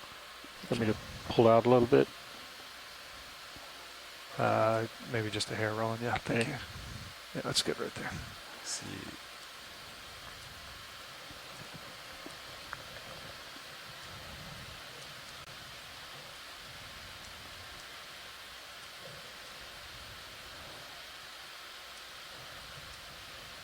Do you want to put your auto heading in? You're just slightly rotating away. Thank you. Yep.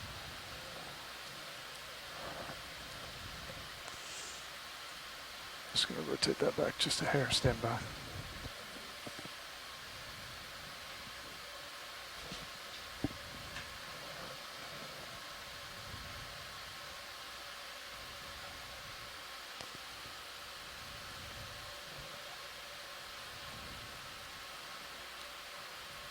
Okay.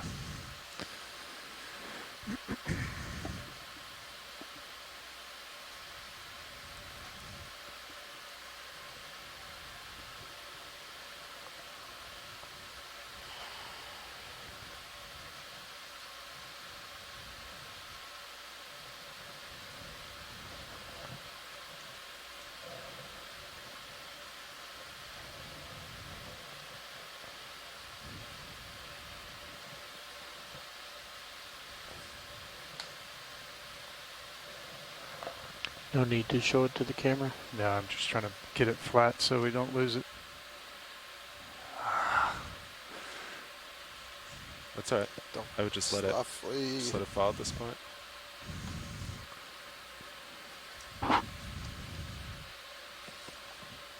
It's good effort. That's the risk of sampling things on a cliff. Yeah. When it falls, it falls. It was glass and just snapped above the claw. I was trying to rotate it so it was sitting up above me. Sorry, sides. Yeah, copy. No, I can see the problem. Up. What do you think, Sean?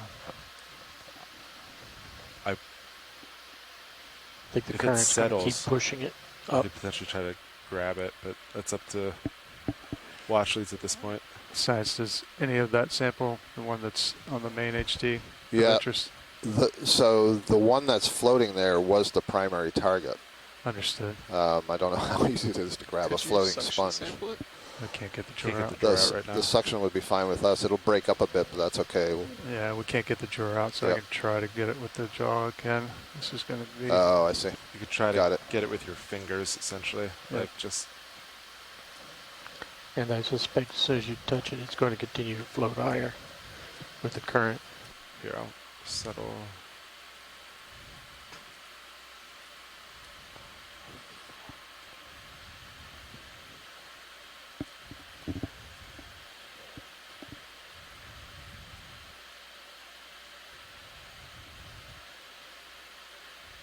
It's really delicate. I don't know how to grab it.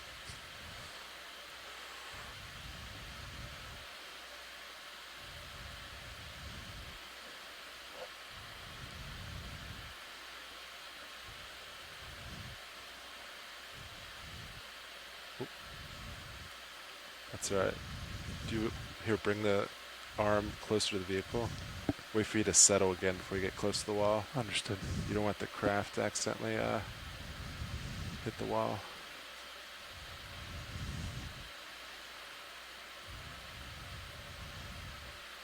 Yeah, just give it a second. Make sure you're settled again before reaching back in. There might be. I mean, it's as you can. It's gonna in a be really better spot. difficult. Yeah. Yeah.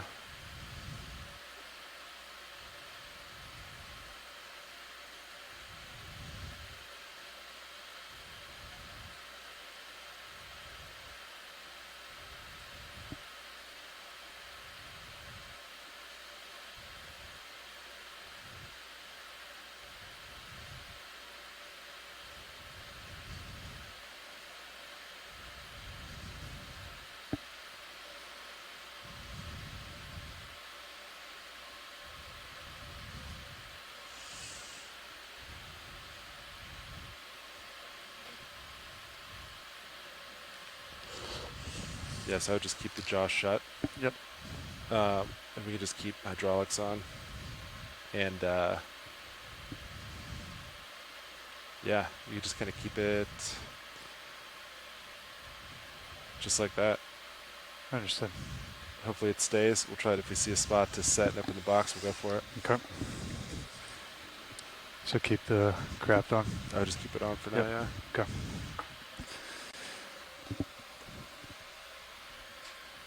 Salvage something out of it.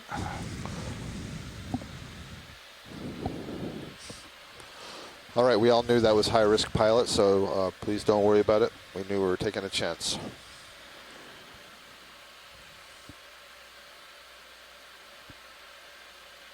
And we full wide roll. Yes, all cameras are full wide. Understood. Okay.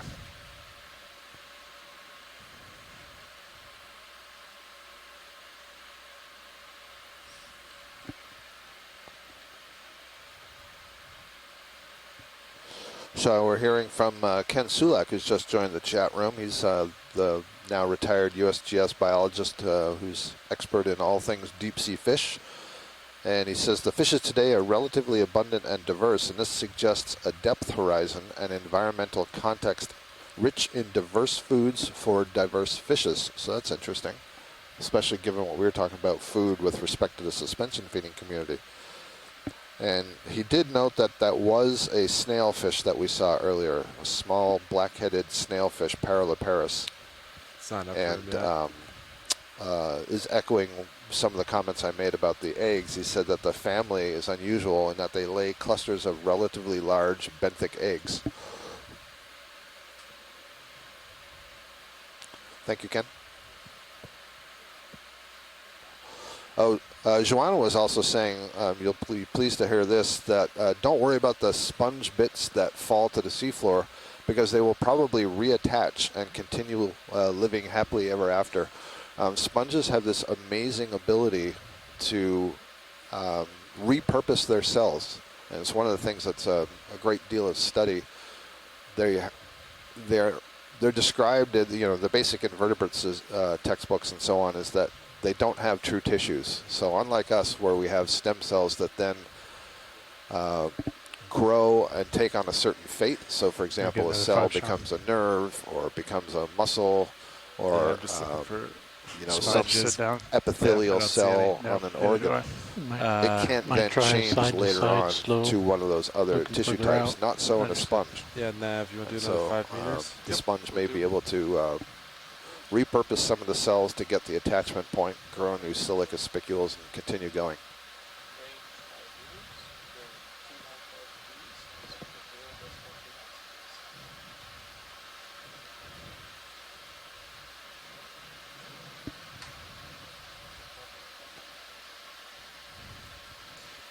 Sirius is starting to see some relief up ahead, so maybe we'll get lucky coming up, find something.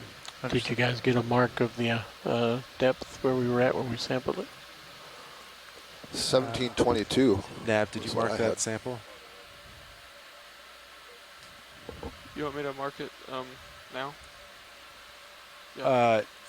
Yeah, get something Next time, just do it when he plucks it. Will do.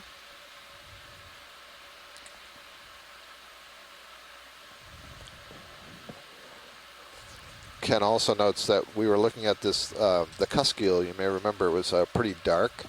There was some initial debate about what it was. Coming in. And he says that's standby.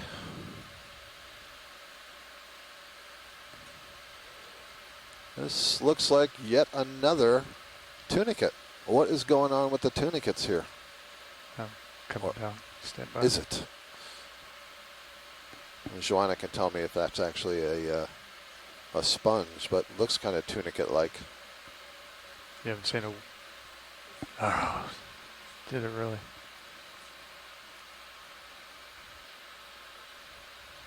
It's all right. That's the risk. Yep. Yep. All right, I'm going to take the craft, turn it off, Sean. Yeah, copy that. You can get settled for a... Okay. Is there anything left? We can look and see if there's anything left before we turn it off. Sitting on top of the rock box. Pilot, permission to move H2 Yeah, real quick. go for it, Sean. You can take more of this rolling.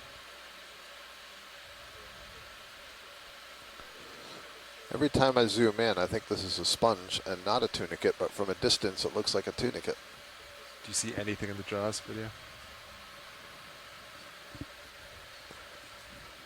I think the video might be looking at a different camera. This is not focused. There we go. Thank you.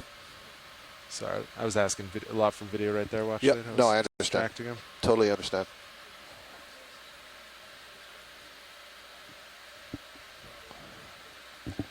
Is it Yeah, pilot, if you're settled, what you could do is rotate the jaw a hair towards Mini Zeus once Yeah. you're settled, though. Yep. So, no rush.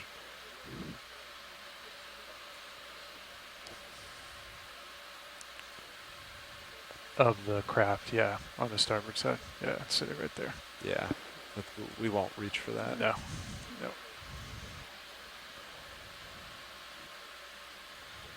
So Joanna does confirm this is indeed a sponge that we're seeing. And I think you can see that from looking through the largest openings, just the sort of network. And what look like a whole bunch of connecting branches and passageways are probably the canals where some of the sponge cells are. Pilot, if you're still in position, can you look down below? There's something a little spiny. If you have to move upslope, that's okay. Down below? Yeah. Oh, there it is. It just came into view. It's a little bit right of center. It's on the dark rock face. It looks like a little spiny ball or something, or fan. Come in partial roll. Just to the right of center, and it's white. I just See it on the upper rock right face? corner. Yeah, now it's in the upper right. Upper right. Yep, Gotcha. right in there. Try Not to sure if rotate this is over, another stand by one. bryozoan or a little hydroid or carnivorous sponge. Could be I'm any gonna of go those with- things. I'm going to go with Certainly hydrozoan. very small.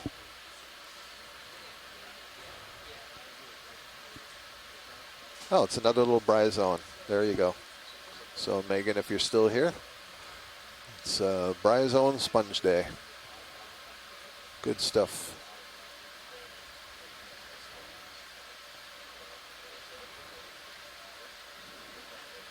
Max zoom. Little piece of You can sponges. see, you know, you can pretty clearly see where each of the zoids is. It's kind of zigzagging back and forth. Thank you for that, pilot.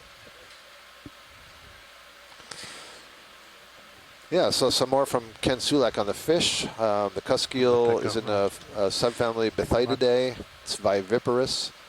It's a rock-hugging megapredator. Another fish with an unusual reproduction mode in the deep sea. It's a live bearer. And it has a very enormous gape when the mouth is opened. So it's a swallowing inhaler of large prey. And I think somebody was asking what do those fish feed on. There's another bryozoan, a couple of bryozoan colonies down there. It's another one of this.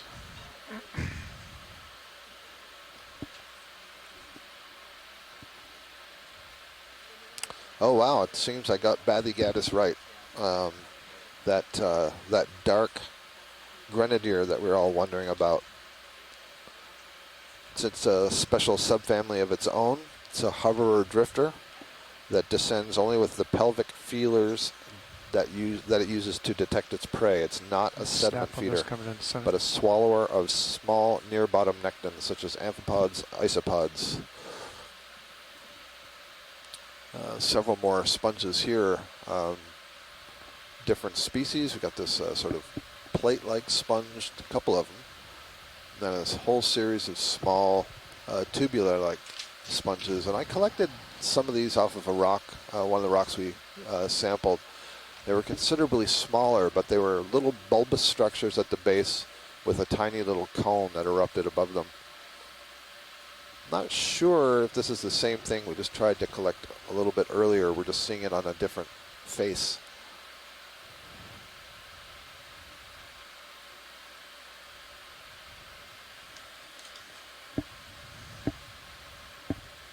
Coming back around. Full screen. Joanna notes, for many of these encrusting sponges that we're looking at, it's really hard to identify because the majority of species were described from dredged material, so a rock dredge or a net has been dragged over the bottom, and the material comes up, it gets Video's preserved, clear? and so Okay. then the taxonomists are looking at the preserved material, so they don't know what they actually look like when they're alive. Maybe a very good condition, very different condition when you see it Next time live you're in situ, stable, set inflated, up. different Yep. color, You can check the jar real not quick. torn up and broken. See if there's anything in. If not, we'll just. And I can attest to that by turn seeing them some off. of the sponges that we've collected, and after we preserve them, they change color. There may be some degree of shrinkage in some of them.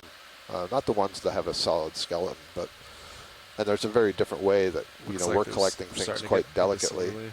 Yep. and that wouldn't be the case when you have an indiscriminate dredge sort of going over the bottom, where you're Let's picking take up a step on rocks, this and rock. coral skeleton, sediment, and various organisms. Everything gets kind of jumbled together, like the dryer with rocks. Another beautiful glass sponge here, and the same Partial. stoloniferous or cornularid octocoral down there below. Nice.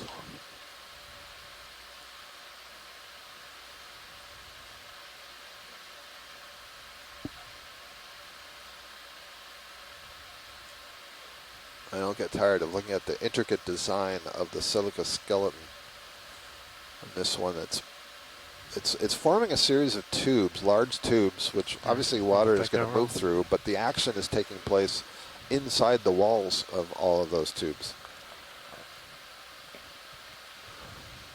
Hertwiggia falcifera. So this is interesting. I mentioned it earlier. Oh, there's another one of those pineapple tunicates, the first one I've seen in quite a while. The sort of red structure, red-brown. So she identifies that as Hertwiggia falcifera, and it's the white morph, and earlier on we were looking at a yellow one that I thought might be the same thing in the yellow morph. So it's kind of interesting that they can grow in these two very distinct colors.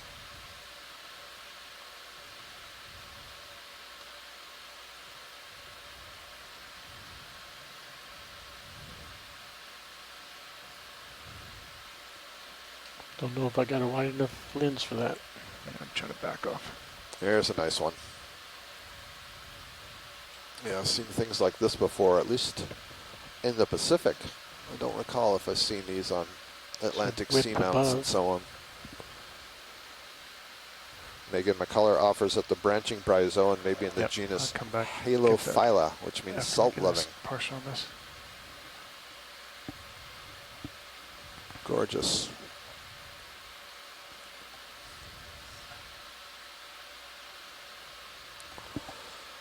This sponge is playing host to a series of brittle stars. That's the sort of pinkish ones that you see, and crinoids. Those are the yellow ones. Two different classes of echinoderms. Crinoids are suspension feeders. They're holding their arms up in the water column. They're using their zoom into little the tube sponge. feet to flick particles out of the water and into a channel in the arm, whereas the brittle stars may be feeding on stuff that gets caught on the sponge, or maybe with their spiny arms can trap something into water column themselves. Look In at the base upper of this left, as you were sponge. zooming in, I think I saw a black snail up on, yeah, oh, it's a hermit crab. I see. Okay, it's a hermit crab. We're fine with Face. that. Yep. And then there's an Acanthogorgia coral here. It's the first one of those of the day. That's the beigey octocoral that you see on the left, and otherwise you see the very large holdfast of this sponge.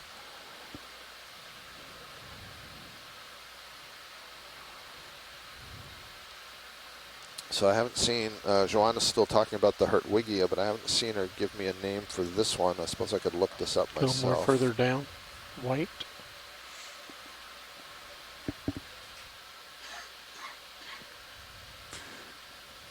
was going to come back and grab that whip above him. Yep. Oh, and this is there's a hydrocoral. That's what this white thing is. That's branching, very thick branches, and you see all these individual, it look like filaments arising from it. I believe those are each individual zooids, dactylozoids. Probably pack a pretty good sting. If you've heard of fire coral or lace coral, this is basically a deep sea version of that. So in a different group of the cnidarians compared to the stony corals, which is where the cup corals we've been seeing and all this rubble comes from, and the octocorals, which are more like the sea fans. Faria. So Joanna says this is another faria. We've now seen a couple of faria. They either have very different morphologies, or we're seeing them at such different stages of their life that we can't recognize the transition between them. Oh, is this a bamboo coral finally coming into view? Or is it going to be a primnoid? I think it's going to be a primnoid, a really tall one if it is. Wow, I don't know that I've ever seen one this tall. But there's something about the regularity of the diameter that tells me it's primnoid. Yeah, it absolutely is. I can see all the polyps are rising from a whorl. They're pointed down. It actually looks on the left like they're pointed up, but that's only because this colony, we haven't seen the whole thing, is going up out of frame and then it's curving and coming back down. Boy, that's remarkable. Take a little more.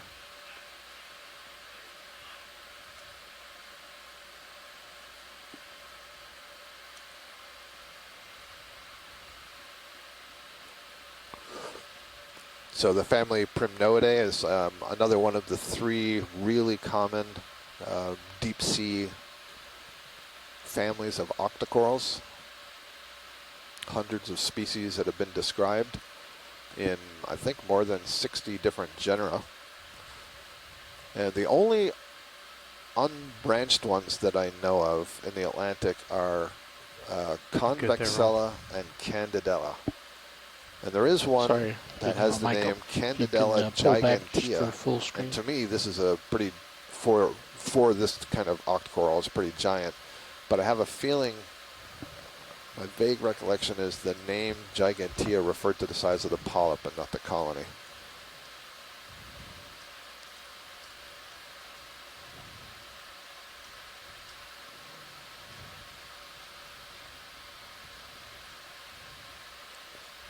Eric Fielding's asking, what is the stuff that looks like cobwebs? Great question. We ask it very often. Try to pirouette, get a better. Do you have the lasers on? Lasers on now. Thank you. Those are 10 centimeters apart, and it's really hard to, get the lasers with respect to the vertical distance, but we can do that in the post-dive viewing of the images and try to get some sense of how long this thing is, but it's a good one. The corals are definitely picking up as we get upslope, as are actually the sponge diversity. We're seeing more different kinds of sponges. Again, another good sign as we get to the top of this ridge that the currents are changing. Thank you. Copy your full wife. Yeah, Les Watling agrees to me that agrees with me that this is the tallest unbranched primnoid either of us have ever seen. We've both done an awful lot of deep sea dives and watched these videos, so that probably means something.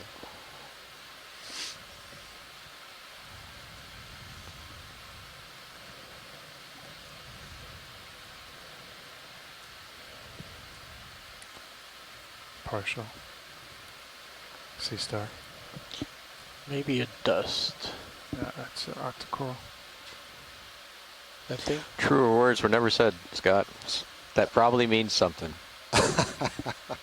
I am profound at times. I think that was another of the hydrocorals, actually, that we were imaging just below that sponge. 5 meters? Look how fat the branches are.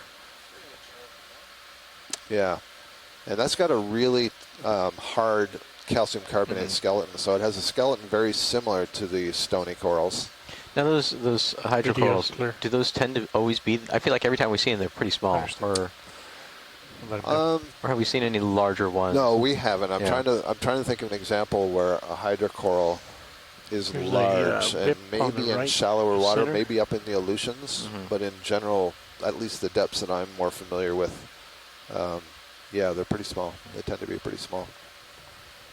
The outcrop coming up to your Another stock crinoid here. left eyebrow. Looks like it's Fast. overgrown Understood. with snail fur, Thanks. Hydroctinia, a Take hydrozoan. commercial there, Ro. We did get a collection of one of these yesterday, and I can already see from a distance. So every one of them, and I've seen quite a few of these on this expedition, every one of these stock crinoids that we've seen has this overgrowth of hydroid on its stalk.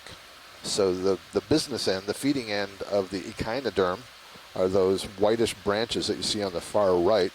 And then the long stalk that's attached to the substrate is, well, it's its stalk. I guess it's in the name, right? But the pink stuff that you see is overgrowth of a hydroid, which is another kind of Gotta cnidarian. go to the In fact, crinoid this head. is Come very over. closely related to that hydrocoral we just looked at.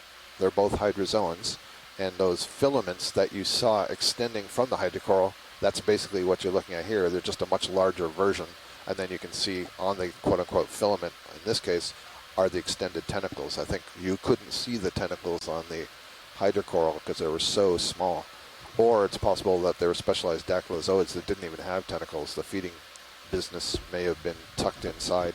Video We clip. did see the stalk of a crinoid being overgrown by the purple octocoral earlier, but the crinoid was dead and there were no arms at the end of it. Two purple whips at the top of the where the white is. By the octocoral Yep, or the hydrocoral. I can snap it from here. It might be good enough. Yeah, if you want to snap that. Oh, nice view. So this is a Plexauridae. We collected this, I think, on dive 1 or dive 4, where we had the both colors, the blue and the yellow together. Gorgeous. Copy that. This one looks like it has yellow tentacles, a blue polyp body, and then light blue Both coming down main the same axis full to the path. skeleton.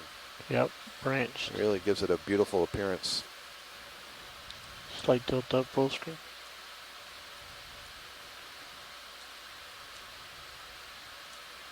Slight down. There you go. And video's clear. All right. Let him go. Come wide.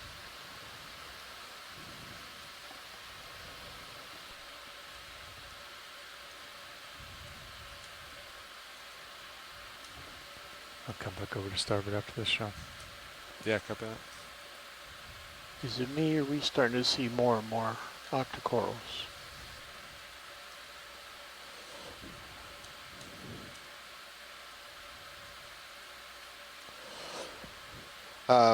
Yeah, so the suspension feeding organism way picked up now. So we've gotten high enough on this slope that there's got to be enough current and enough food that the community is changing from what we saw earlier. And I just had a question in the chat here from Anna Kolako, who's asking if it's a known symbiosis or parasitism, the association of those hydroids with the echinoderm. And to tell you the truth, Anna, this expedition is the first time I've ever seen that association. So I can't answer that. I would suspect it's closer to parasitism or commensalism, when one benefits and there's no effect on the other. In fact, I see one of those stock crinoids at the top center. It's kind of yellow, and therefore change. There's nothing on it. So I wonder if it's just those crinoids are so old, Yeah, take they're the finally partial of getting that, Roland. colonized. I think I can see them on it. They're Yeah, just not now as that I many. say that, You can come in. you don't have to zoom and prove me wrong. Oh, well, they are. So there Pilot you go. asked. Yeah, I said it, right? So yeah, it does have some hydroids there right up on the Let that go. top. And actually, that's another interesting thing. I think most of the time when we see it, it's just the upper part of the stalk and not the lower part. In front, just out of frame, is a kind of ratty-looking black coral. It's Leopathes. It's missing most of its tissue. You see it's still alive. It has various brittle stars on its branches. I see some barnacles in there. So that's good. We'll probably see more of those. This is, if you haven't listened on the earlier dives, the oldest known coral and the oldest known animal, so far as I know, belongs to this species, we'll let it go or wrong. belongs to this genus full line. Leopathes, aged at more than 4,200 years old. And just out of frame now on the upper right, we passed another fan. I think that was a Candidella imbricata primnoid octocoral that we were seeing quite a bit of yesterday, I believe it was. Yesterday and the day before. And we made a collection yesterday of an Acanthogorgia. And Chris, I don't remember if you were the pilot at that time. We grabbed a part of a skeleton, Go off to my port. and it came up with Understand. actually 3 different corals on that one bit of skeleton. And then come back, start An with it. Acanthogorgia, an anthotheelid, and a bamboo coral that I didn't even know was there. Beautiful Look at the sponge, orange and ball. then maybe a Chrysogorgia underneath I'll that turn sponge. just a little bit to keep in view. We're all You can settled take a out. snap now.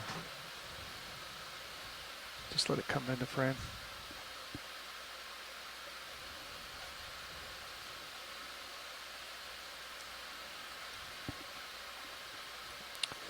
Let's see. Yes, Chrysogorgia. This one, I believe, is a different species from what we've been seeing earlier. Chrysogorgiidae, these are the golden corals, the whole family. And Slowly creeping there you in go. on You it. turn on the light, and there you see that gold skeleton, iridescent. Not iridescent, but it's reflecting the light back as gold. And it looks like, is that a shrimp in there, or is that a Galatheid crab? Probably. Oh, that was a shrimp. Okay. And very often when we see the shrimp inside these colonies, it's often a female that has eggs. There's a Galatheid crab or a squat lobster down below it to the left, that magnificent sponge. And note the difference when we have the bare, I shouldn't say bare rock, but we have this rock that's coated, and we don't have all the knobbly coral rubble on top of it. And I Just imagine creep it that in a coral little bit rubble closer. is a You wanna lot take a less snap on the stable than, You want to center it and fill for the want of a screen? better word, Yeah. I'm going to call it more sheety, smooth rock. I realize it's not a sheet flow or anything, but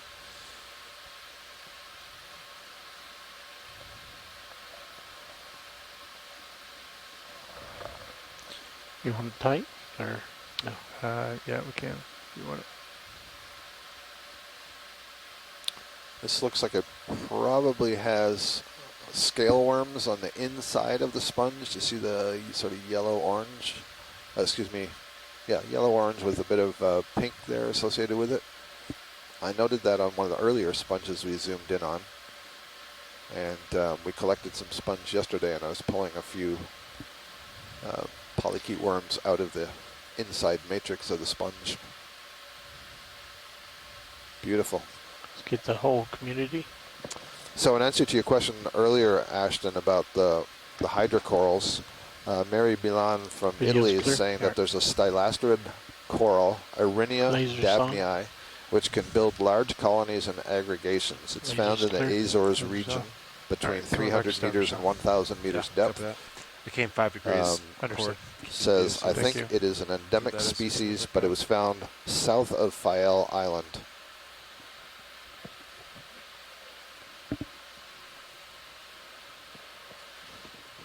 Coral Oh, there's an spiral. Iridogorgia right in the center. So we're definitely in a new region. I'm just going to snap it once and come back around Sure. a little bit. Ken Sulak is saying, oh, look at that behind it. Sorry, so we can see that Iridogorgia, this is that spiral coiling colony in the front. It's a member of the Chrysogorgiidae. Nice plexorid fan to its right, but I'm looking at the thing behind it. I guess it's an anemone. At first I thought it was going to be, oh, it is. It's our first Serianthid of the cruise. I can't believe it. Not only that, it's tall. So that brown thing behind it, that's the common name is a tube anemone. It's a Serianthid, and you notice below the brown there seems to be a collar, and there's a tube that disappears into the sediment. And some of these species I've seen, that tube can be 3 feet long.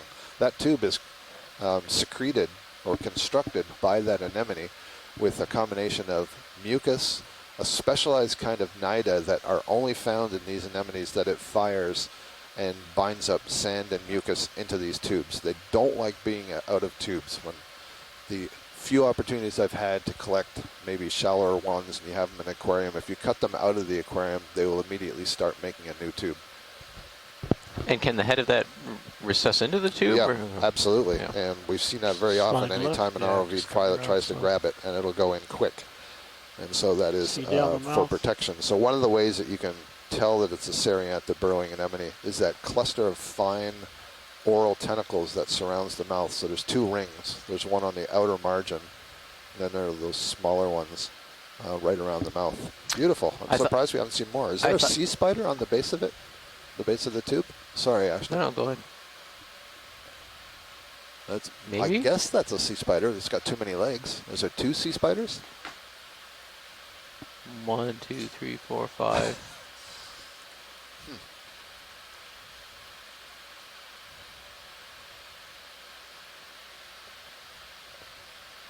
Let's try Interesting. 30% of the extra light.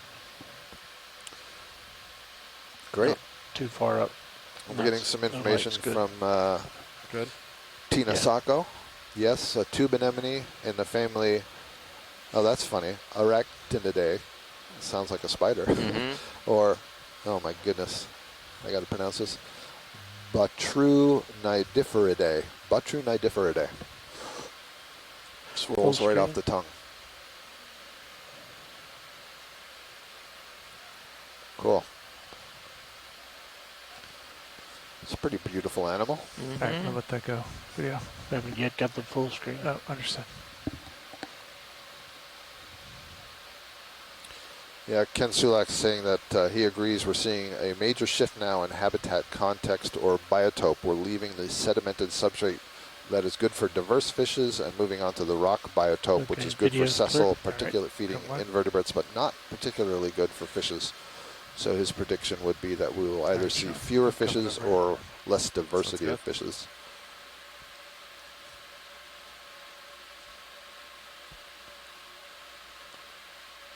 Ken's been providing a bunch of information, but at the same time, that the activity is picking up on screen, so I'm not able to keep up with all Looks the like it's interesting starting to level out. too. information that he was offering.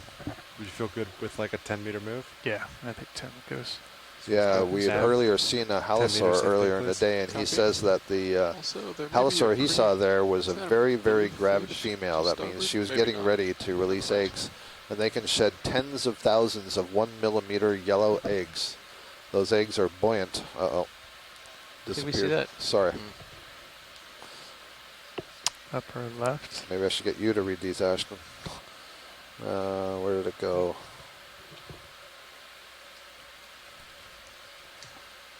The eggs are buoyant, rise to the sub-epipelagic zone, and hatch as transparent leptocephali, larval stages, so way up in the water column. So this is another way that the TikTok. deep sea is connected with the shallows, and the shallows are connected to the deep sea.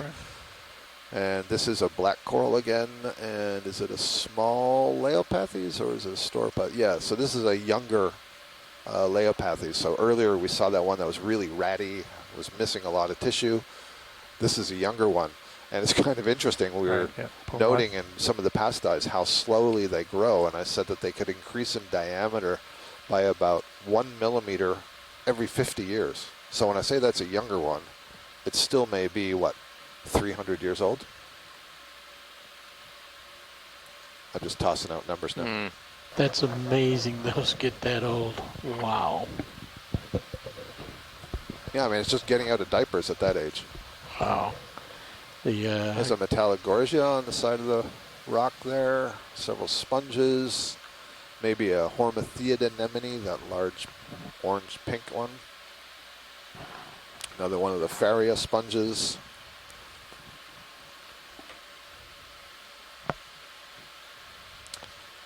Joanna noted what she calls an urchin sponge.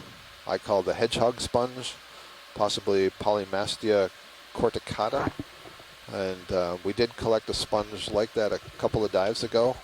It had a morphology that I'm not used to seeing. I do believe it's the genus Polymastia, but I don't know what species it is. Starting to get more consistent altitude lock at this point too. Understood. Joanna says there must be loads of animals that are living in the fossil framework Snaps that we and can't fuzzy see. center. There's so much three-dimensional structure here. I was going to look down on the sponge. Okay.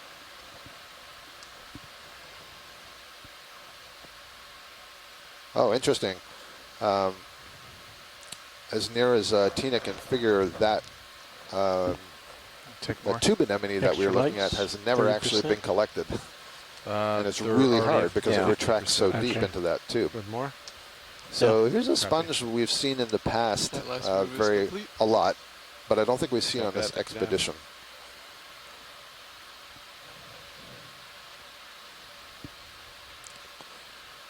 Let's go to the pink on the lower left corner of it. Lower left, stand by. I'm just floating here, rolling. So. Yeah.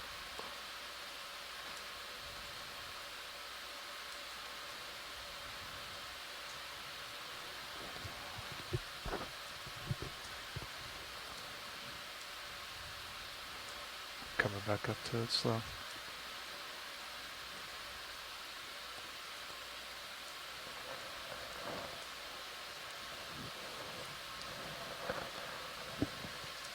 See if we can get a name on this sponge.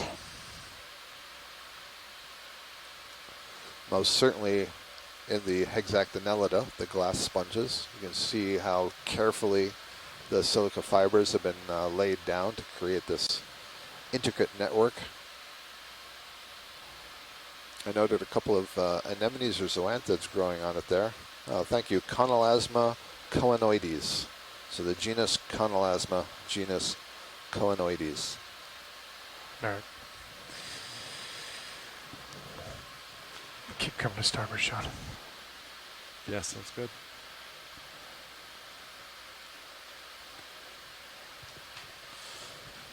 There's our first Paramerciid of the day, and then that name is referring to that yellow fan-like coral that you're seeing down below. And let's see. Yep, I'm going to stick with that name. Possibly Muracides, I suppose, but at any rate, it is in the family Plexauridae, Chris, focus. which I like to refer to as the deep sea Gorgonian sea fans. Gotcha. What I mean by that is the skeleton is protein. It's much more flexible than we see in Sean, I would come over here. the primnoids and Snaps in right in the bamboo center. corals. And it Slowly. often has a pigmented tissue. Another large sponge. All right, I'll let it go. Several of bivalve shells look like littered down here on the bottom.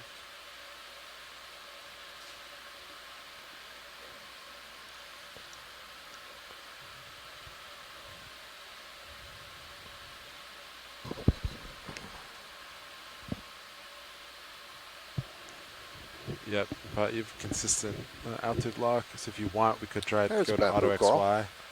Yeah. So you See know if there's this anything in the whip jaws. is not as just straight hold it and up the smooth suction as nozzle that and just primnoid open. whip that we If saw there's anything in earlier. it. The Understood. polyps are a little bit larger. They're not arranged in whorls. This one you should be able to see the dark nodes interrupting the white skeleton at intervals. The hallmark Yeah, of we a don't have any bamboo suction coral. samples, right? Or do we have one? Sort We of take have that one roll. in jar one. copy.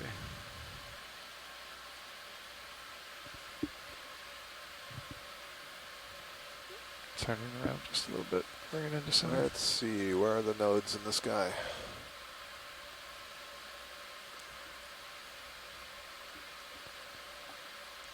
Not really seeing any right here, and I don't know if that's just because the tissue is so opaque or there's such a long interval between the nodes, which is possible. No, there, finally I see one just below that angle in the branch.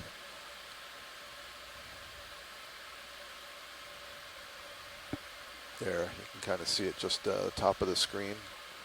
And then I don't see another one. Wow. So this one's got some very, very long internodes as near as I can tell. I wonder if there's one also at that bend, but that's interesting. Yeah, near the bottom. Agreed.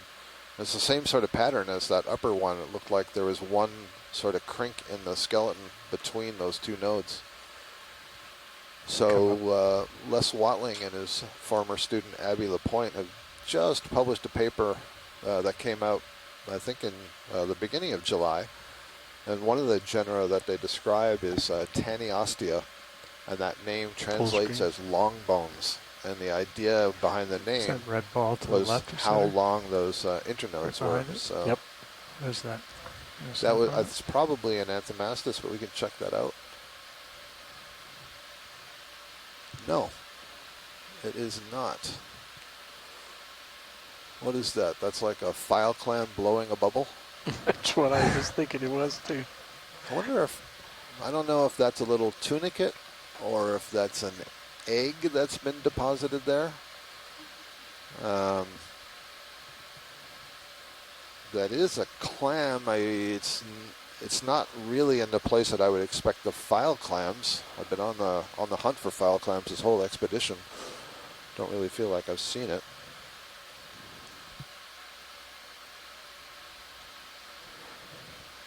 Huh. Not getting any help on the red blobs. Understood. And I see Jean-Marc Gagnon has just joined in the chat. He's the resident expert on the to revisit our Acesta conversation, file Sean, you clamp, think we so can, he'll let us know what he thinks of those. We can get up here and I think you could, yeah, like come up a meter. yep.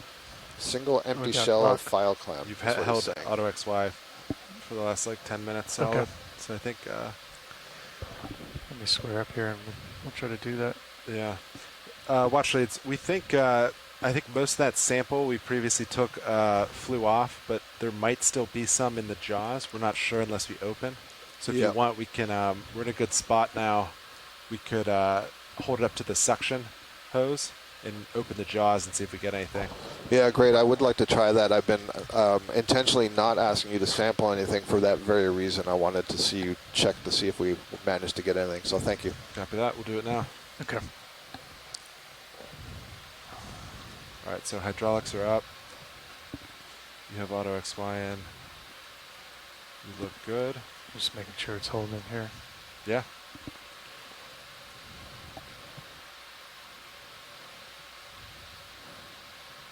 I feel like I'm creeping in a little bit. Back off and just come up just a hair. Yeah, and even in like whenever you're in an auto, Yeah, it's gonna it's really oscillate. just like, yeah, it's just like an oscillation. Okay. Okay. Just make me feel a little better. Okay. Arm is still live. I'm still live. HC2 is coming down. Double down. If you're ready, I can extend the drawer. Yeah, if you want to bring that up. Valve pack's on.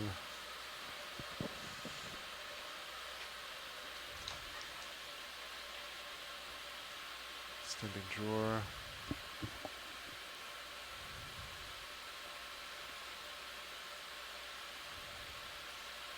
I'll hold about there. Okay. I'll center this arm up. And then, yeah, I'd say, It looks pretty clean in there. yeah. If not, it's worth a try. I'll start. You're still a little bit away. When you get closer, I'll start suctioning. I'm going to canister 2 just in case we get You want anything. to zoom in on HD2? Yeah, that's fine, roll. All right, I'm going to start suctioning. You're pretty close. Just gonna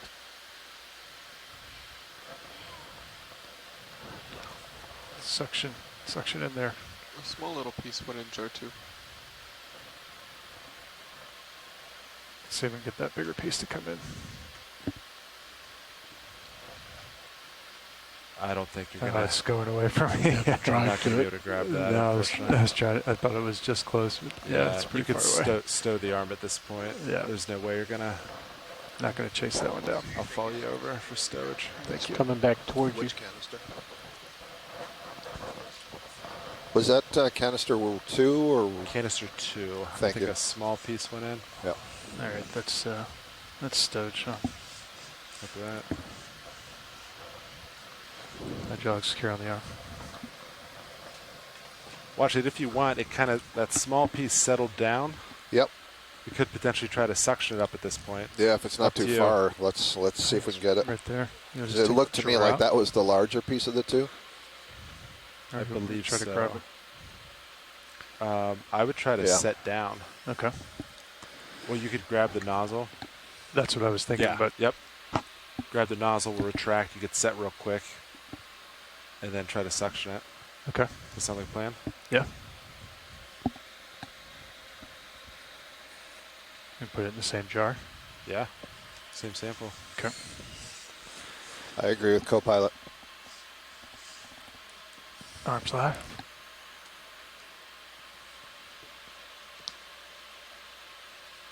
Coming over.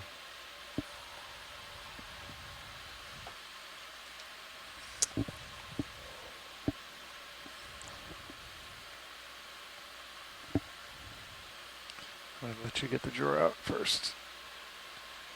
Looks a little more. That's about where we grab it. You drawer out there? Okay. Yeah.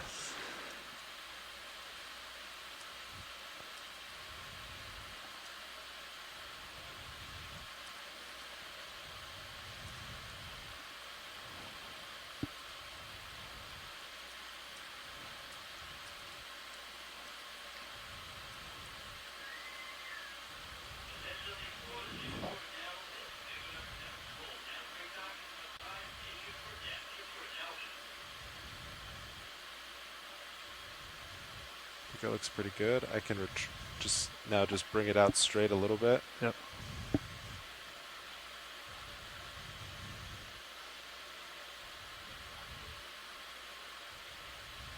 All right, I'll retract drawer at this point. Understood. Holding.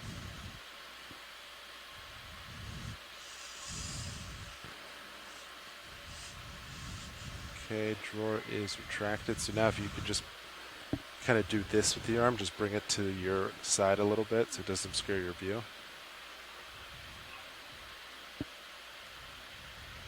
And maybe I wouldn't extend out anymore. I'd almost tuck your arm back a little bit so there's no risk of it hitting the ground when you land. Does that make sense? Say it again one more time for me. I would say at this point I would tuck the arm back a little bit, so Okay. almost like Yeah. stowing, so it's out of the way. So there's no risk of it hitting the ground. And then you can The land arm, you safely. mean? Oh, Yeah. you want me to? You think I can reach it from here? I think it's pretty far. I think you should just land and then suction it. Okay. Get the arm back in here. So like this. I think come up just a hair more. Like that, I think it's pretty good. Okay. And then, yeah, I would just gently keep it in your view. Yep. It's like just above center. Okay. And just ease into it and then go for suction. Understood.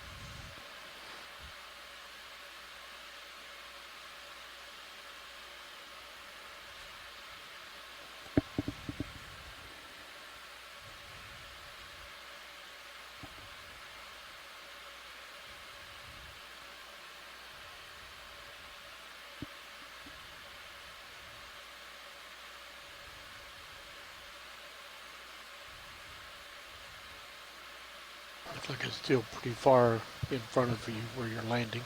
Yeah, you might want to bring the arm back a hair more too. It's right there, right? No, it's off screen, I top. think it's up. Oh, this is not the piece. Okay. No, Sorry about that. Come up. Just keep rotating up. Keep coming up.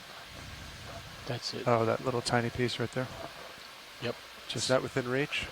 I think it's right, yeah. Yeah. Just in front of the arm. Maybe just do another bump forward. Yep. Pretty close. Coming up just here.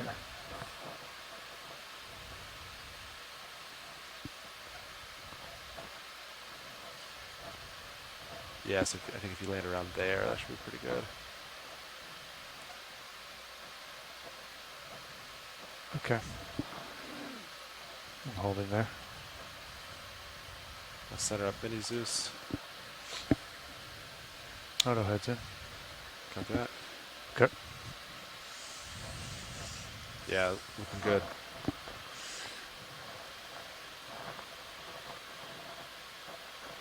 Yeah, I can see a few flakes floating around in jar 2. Yeah, we definitely got some of it. This was the bigger piece.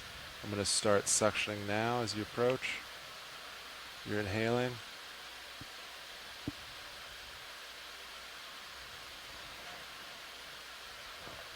Oh, sure. Now it wants to stay in place. It's in. It's going, ramping down. It's It's inside. in. All right, that looks great. Nice work. Nice job, guys. That was a tough one. Didn't want to leave it behind. Thank you. No soldiers left behind I think Nice you work, just set Pilot. the record for the longest time collection. between samples. Yeah. No, of the same sample. Yeah. So I'll try to draw out here. I'm not sure how wide I can get it out, but Okay. extending. I can come back off if need to. Actually, do you want to, yeah, do you just want to rise a meter, go into XY? We'll Yep. straighten the hose out, and we'll just Yeah. do it like that. Yep. Stand by one.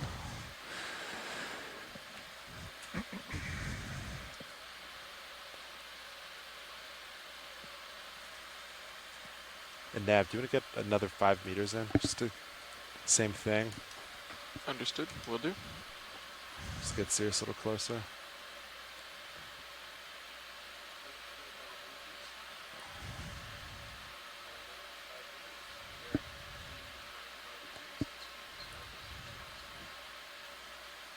Bump up just a little bit, Sean. Yeah.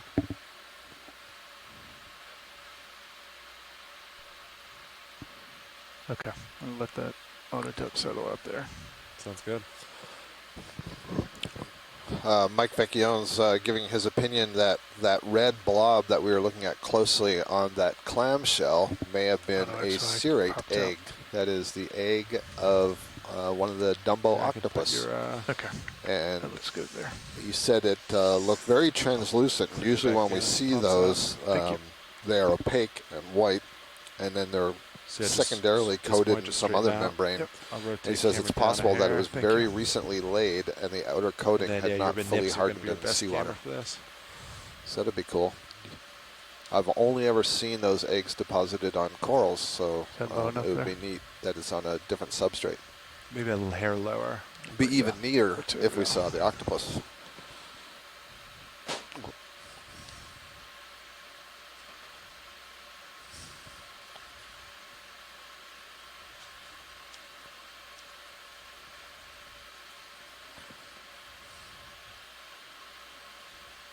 Now you're just starting to get a little off-centered. Thank you. So pretty much just come down. And your wrist is getting a little funny. Yeah, I'm getting a little funky fast. here. So down is going to be.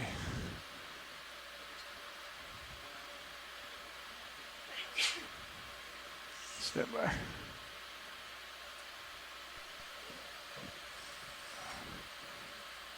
All right, Sean. Why am I getting so cockeyed here? So let's see. I would just so what, wrist left a little bit? Okay. That'll straighten your wrist out, and then yep. So then elbow up a hair. Okay.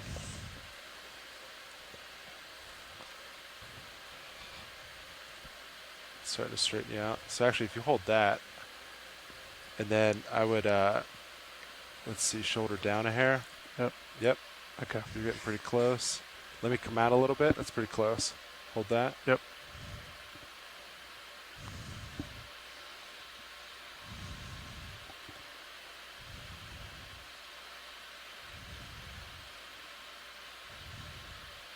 Copy. Good there. You could just release slow here. Yeah, that's what That's that's pretty pretty good. good.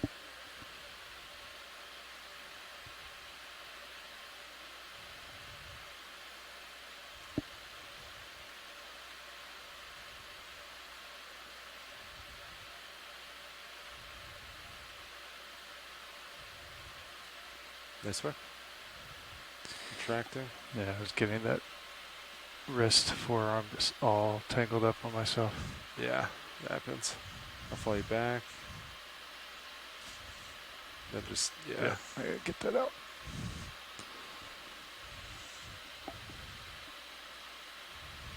That way? Yep, jaws in, or blades in, you got it. Man, when you get that thing like tucked up under you, Yeah, it really everything is gets kind of backwards. tough to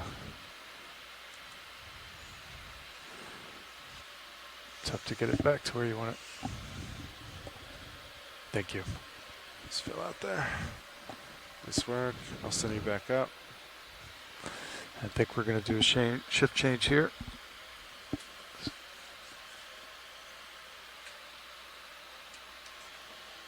Just get, I think it's pretty stable right there. All right, drawers all the way in.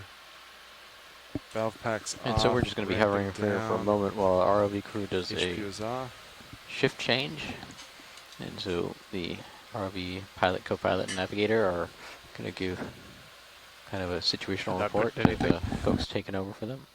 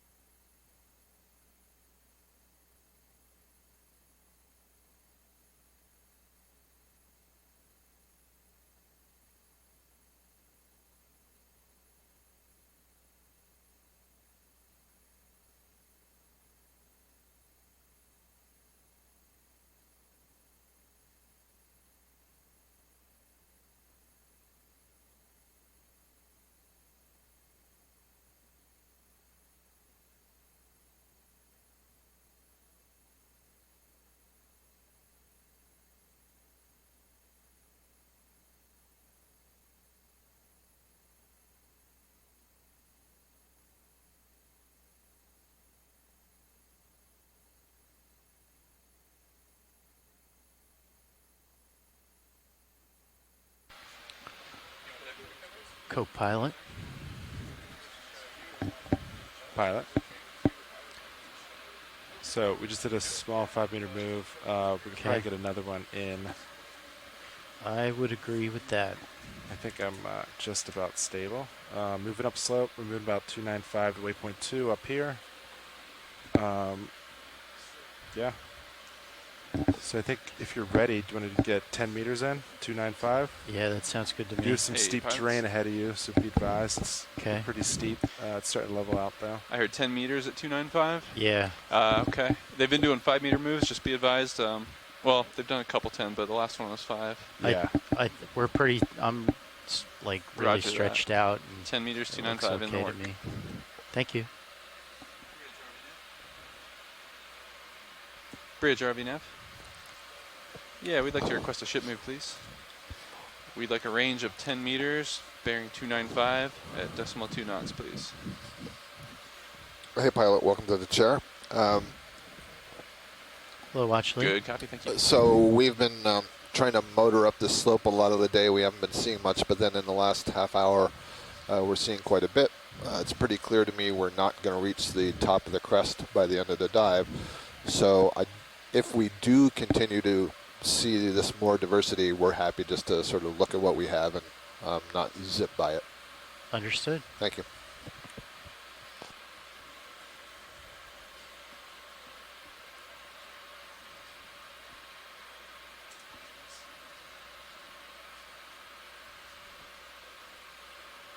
Okay, I'm just slowly coming up, co-pilot. Copy that. Good Delta 14.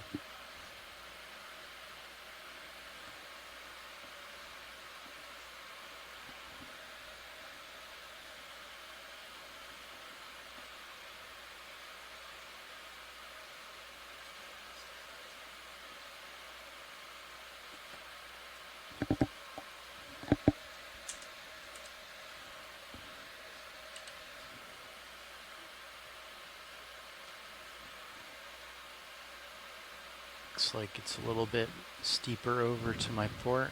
I'll go over that way. Might be something interesting to see.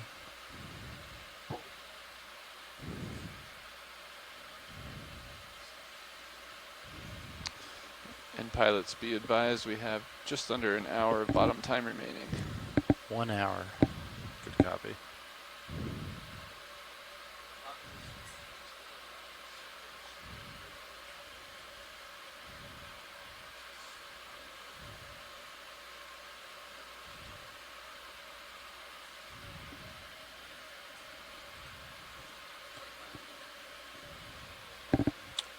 Watch it. Oh, I'm sorry. I'm muted. My bad. Can you zoom in center of the screen? Center? Yes. The very small thing? Yep. Very small, blue-gray. Okay, when you're ready, video. And it's a rock coated in a probably encrusting sponge. Okay, not at all what I thought it was. Thank you. Okay, when you're ready, video. I think I can get a little closer as well.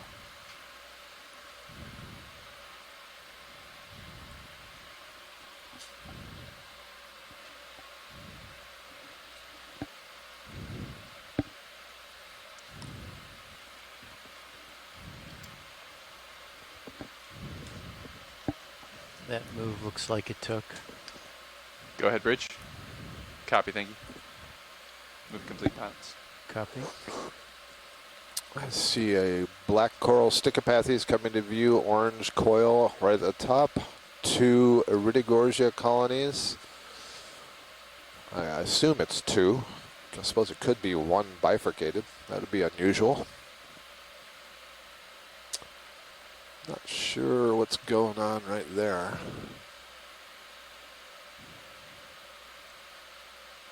Probably another colonial tunicate hiding underneath that sort of ring of dead coral. There's a shrimp at least in the left of those 2 Iridogorgia. I don't see one in the right. Is there anything in particular you want me to Nope. focus on? No, All this right. is good. Thank you. Okay. Maybe the first Anelopsamia of the day. That's the very bright yellow hard coral, stony coral that you're seeing in the upper part of the frame here. We've seen lots of that in the past week, actually. I've seen quite a bit of it. Want to snap on the yellow to confirm? In fact, this one looks like there's yellow and white. I Yeah, wonder let me when get we a look better at the angle zoom first. here if there's going to be some overgrowth, or maybe it's just part of it's dead and there's Okay, sponge go on overgrowing video. it. Okay, yeah, there we go. So I think this whole skeleton that you're seeing going Partial. all the way off the screen to the left is this stony coral Anelopsamia. And only the right part of it is alive. It's got this thin veneer of yellow tissue. And then the white that you see on the sort of left of center, that looks like it's a sponge overgrowing. And then at the base, there's a cup coral. And then the brownish part you see, all the tissue's dead, and it's just encrusting. There's probably a combination of bacterial action, settling particulates, and so on. A little bryozoan fan Video's that's waving clear. down below it. A couple of brittle stars on the branch. Okay. Very good. Go for a wide. So I wonder if a lot of the rubble that we're seeing may be from species like this. You can see the branches on the right side are broken. Oh, good. We're Fog seeing lights are also still the on. Iridogorgia on the lower Yes, left. please. Definitely 2 Good separate about. colonies and Yeah. not one branching one. Oh, we're looking at a pillow, I think. An ancient pillow. An ancient pillow dissected by fault motion. Yeah. Dun dun dun. Whose fault was it? The Earth's. Oh. Yeah. Oh, plate tectonics. You've wronged me again.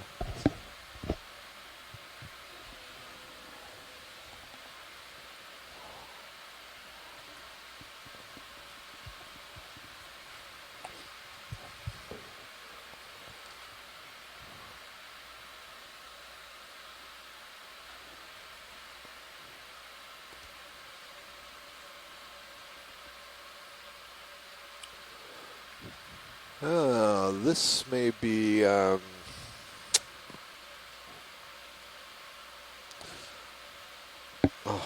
He's deep in thought. yeah. Starts with a D.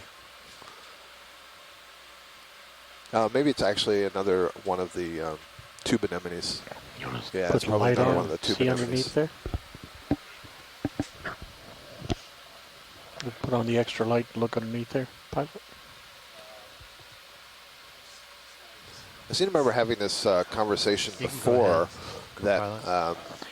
I thought tube anemones always had to be in soft sediment. But Tina Molitsova, who's in the chat room here, corrected me that no, sometimes they grow on hard rock and they have a relatively short tube. So that's indeed what this is. Again, you can see that central ring of shorter tentacles around the mouth and then the larger ring of tentacles around the edge. So our second serianthid of the day, and maybe only our second serianthid of the entire expedition. Now, is it the lighting that's causing that color, or do you think that this? No, they have this deep purple color. Yeah. Very interesting.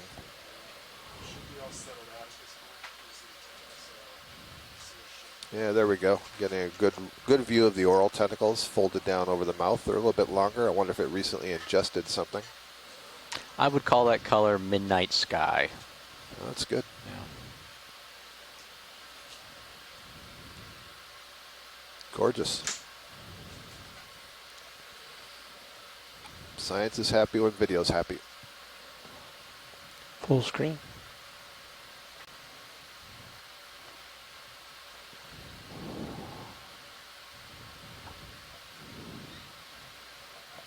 And video's clear. Full line. Pilot. Nav. Co-pilot. Co-pilot. Extra lights are clear. Coming off. Lights are off. Just slowly moving up, Vagabond co-pilot. tube anemone is the way it's being put in the chat room.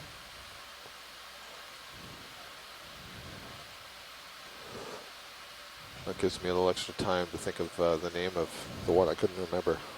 It's got these very, very, very long tentacles.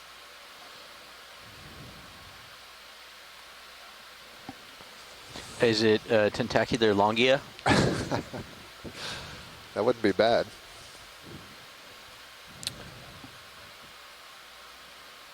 If we could, and you don't mind, pilot, how about a zoom on the brownish bulbous thing coming into frame from the right on the top of that cluster of dead corals? Yeah, just to the right of the lasers.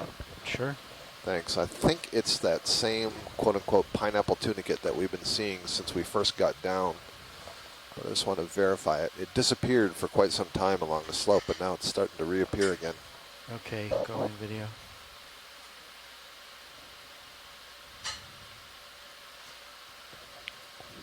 Partial.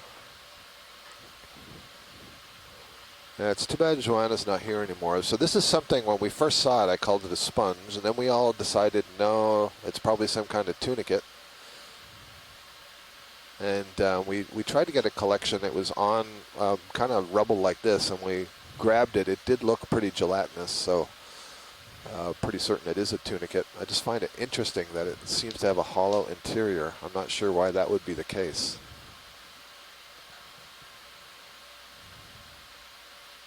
Most tunicates I'm familiar with would have the incurrent and excurrent on the same side, with the exception of the pelagic salps and or the pyrosomes. And this almost looks like it has the construction of a benthic pyrosome, which means that the water is being funneled from one side onto the inside and then would eject through that, for want of a better word, osculum. Very interesting. It's a real shame we weren't able to pick it up. Okay, that's good. Yeah, and Tina's saying that the Serianthus is normally deeper than 3,000 meters, so that was kind of interesting. Mike Vecchione says this has been a very tunicate-y dive. I agree with him there. And bryozoans, Mike. Both taxa that, you know, we regularly see, but not in the numbers that we've been seeing today.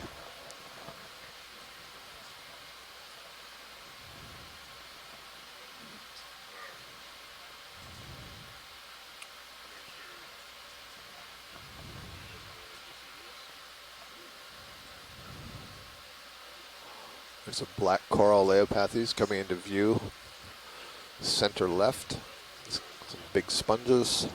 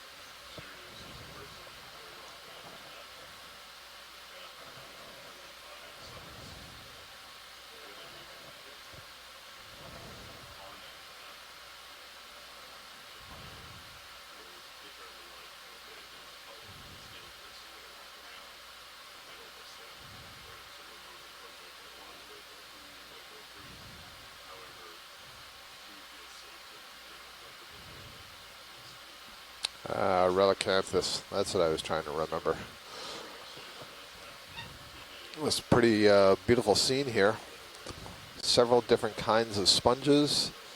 I think I'm seeing some Candidella prinoid octocorals.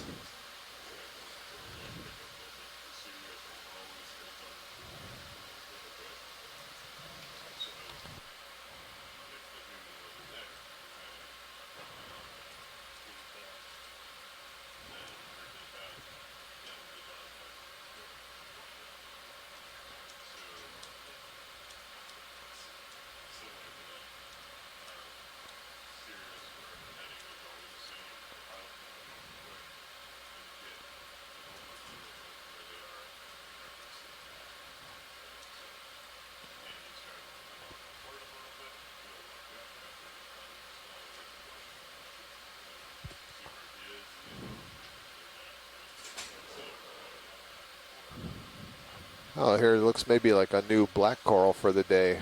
This feather-like colony that is extending from the left side of the rock outcrop here, left of the sponge. Kind of grows like a feather. Also One a bright main purple axis to the right. along the center, and then side branches coming out of each side. We call them, in the black corals, they call those pinnules instead of branches.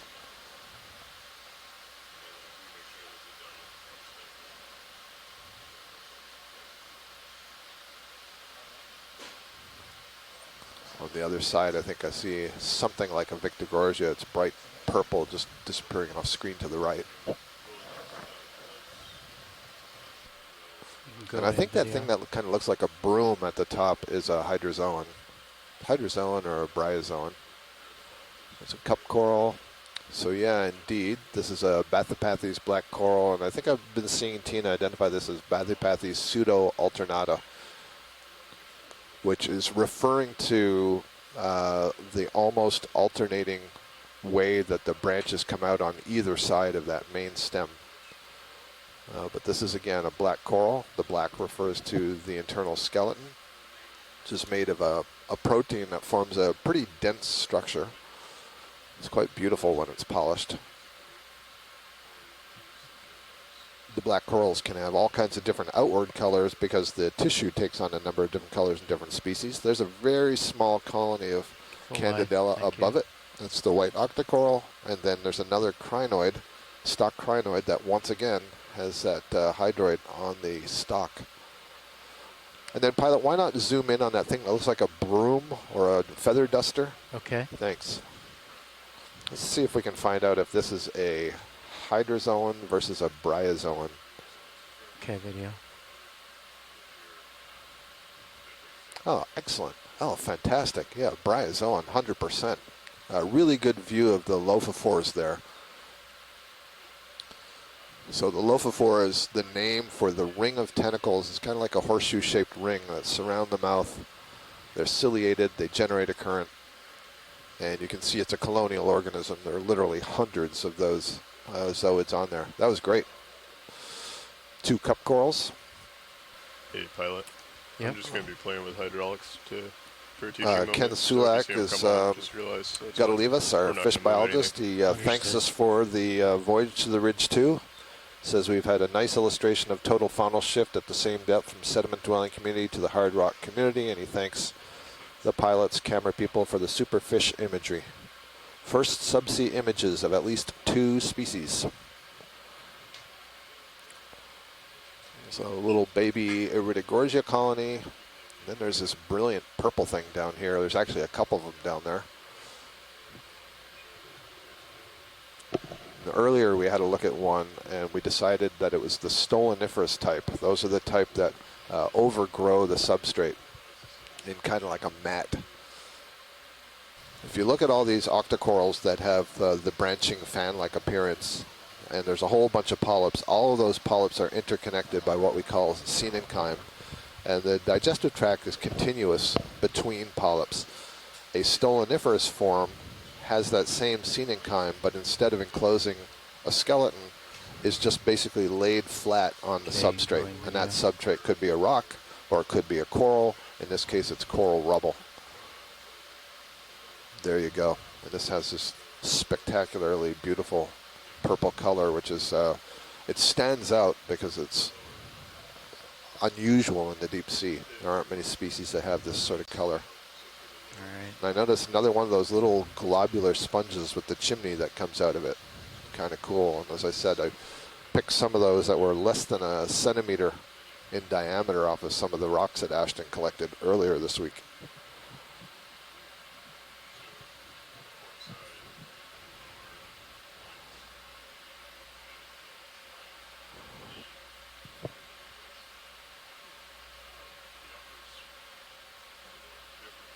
Oh.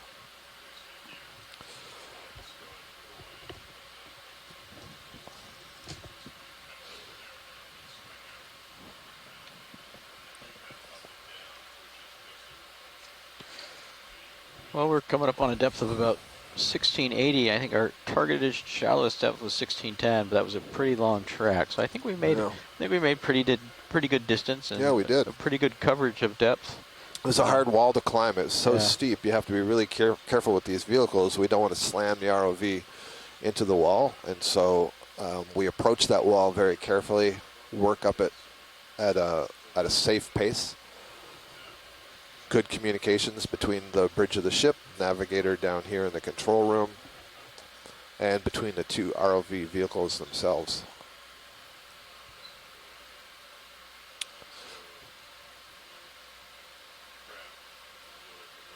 Iridogorgia just coming in center above the lasers now, one of the most beautiful of the octocorals, that sort of graceful spiraling pattern.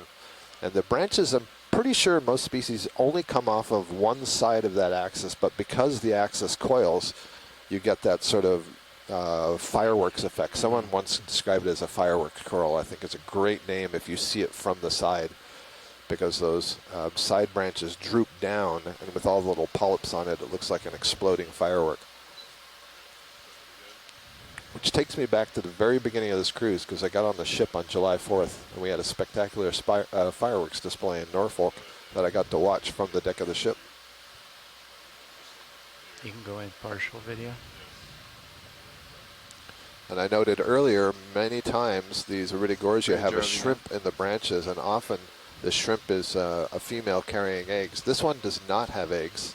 The eggs are normally a bright purple color, and they're held underneath the abdomen, which is basically the tail part of the shrimp. And you can see that this individual does not have those. In fact, Les Watling is in the chat. Maybe he can confirm if this is a true story I'm telling or if I'm making this up. But we were on a cruise together in the Bahamas. Bridge RV. And we were collecting an Iridogorgia at about 1,600 meters depth. Hey there. And I we just wanted clipped to off check the in, top. I see the surface current's picking And up in a little so bit. Wanted to doing, make we sure everything disturbed was the shrimp okay that on was your end in up there, collected it, and had occasion to go back Right above and lasers saw is a shrimp on it. stick So we think coming the off the shrimp right swam with some away purple and came right polyps. back to the Maybe colony. worth a snap. Roger that. Thank you very much. And you know that because you verified the shrimp's identity. You asked its name. Checked its card. And said, I'm Sally the shrimp. And so that exactly is the point. Was it the same shrimp or a different one? But we weren't sure. Well, why would a different one in the time? I mean, we're talking about, you know, within a 15-minute time frame. Oh, I thought you were talking like a year later. No. Oh, okay. No. I think that's likely. Yep. That's good evidence.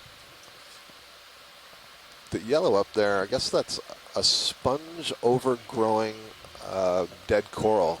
This really interesting matrix feel to it. Maybe we can zoom in right at the center top there, Pilot, the white branches that are standing up with relatively large polyps. I'm wondering if those are barnacles on a skeleton of some kind. Okay. I'm going to call that the barnacle tree. Yeah, I can't quite tell what it is, but whatever it is, they're fairly large. So that's why I'm guessing barnacles on a otherwise dead coral.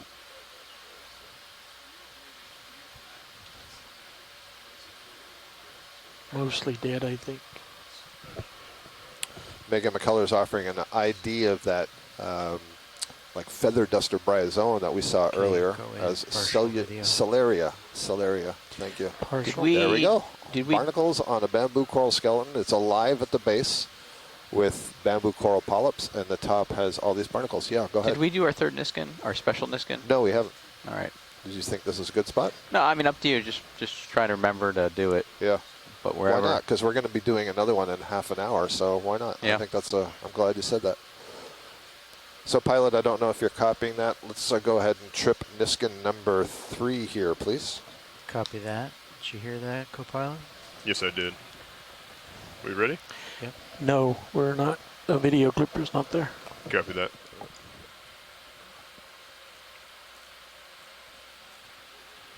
All right. You're listening, right? All right.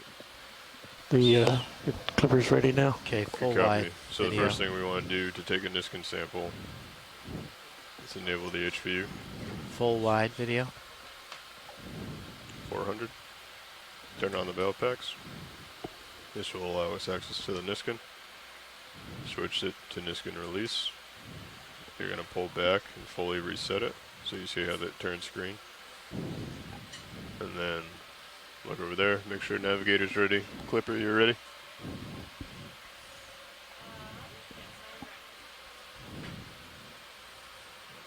Okay. Niskin firing now. Niskin number 3 fired. Thank you, pilots. Number 4 is reset. Okay, and then again, just going through, turn off your valve packs, disable HVU.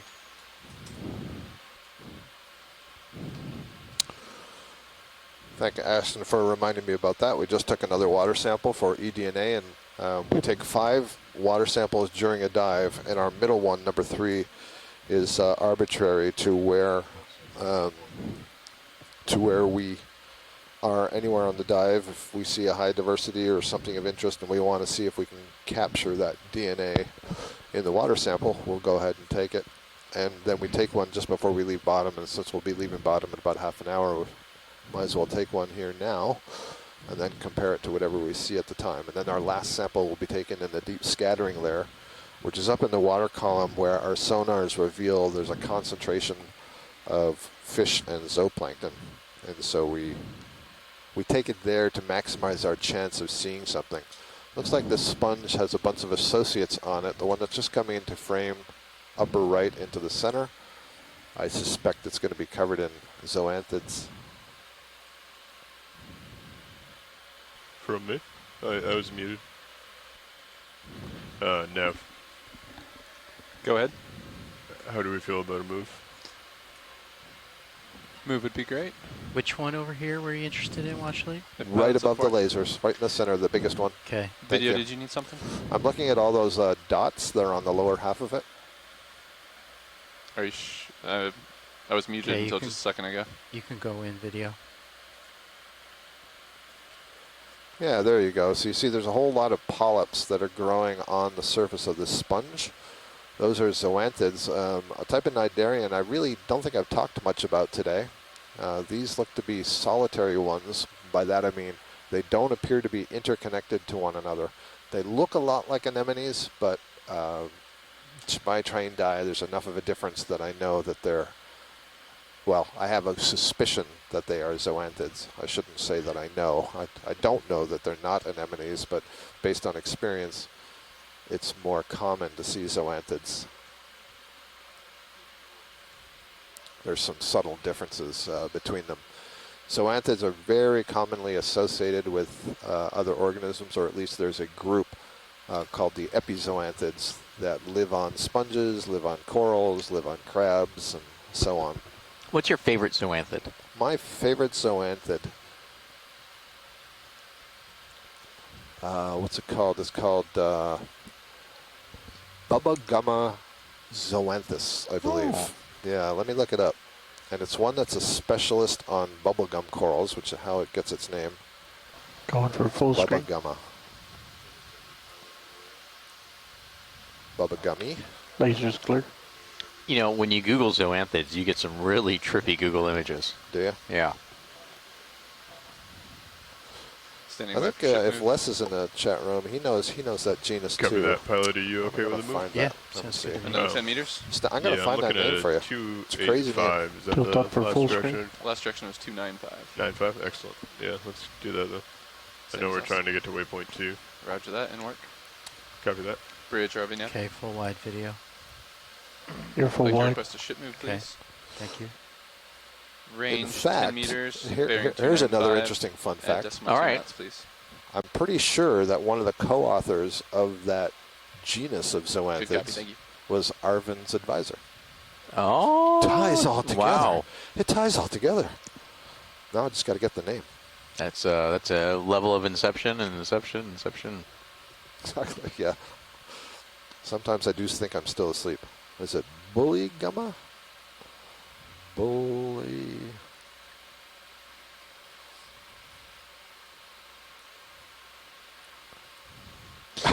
Daphne just Googled zoanthids following your lead. Yeah. If you're trying to picture a zoanthid, try and picture the realm of Dormammu in Doctor Strange. Oh. And how much longer do we have on bottom? Stand by 1. Approximately 30 minutes. I'll get you more accurate. Copy that. Stand by.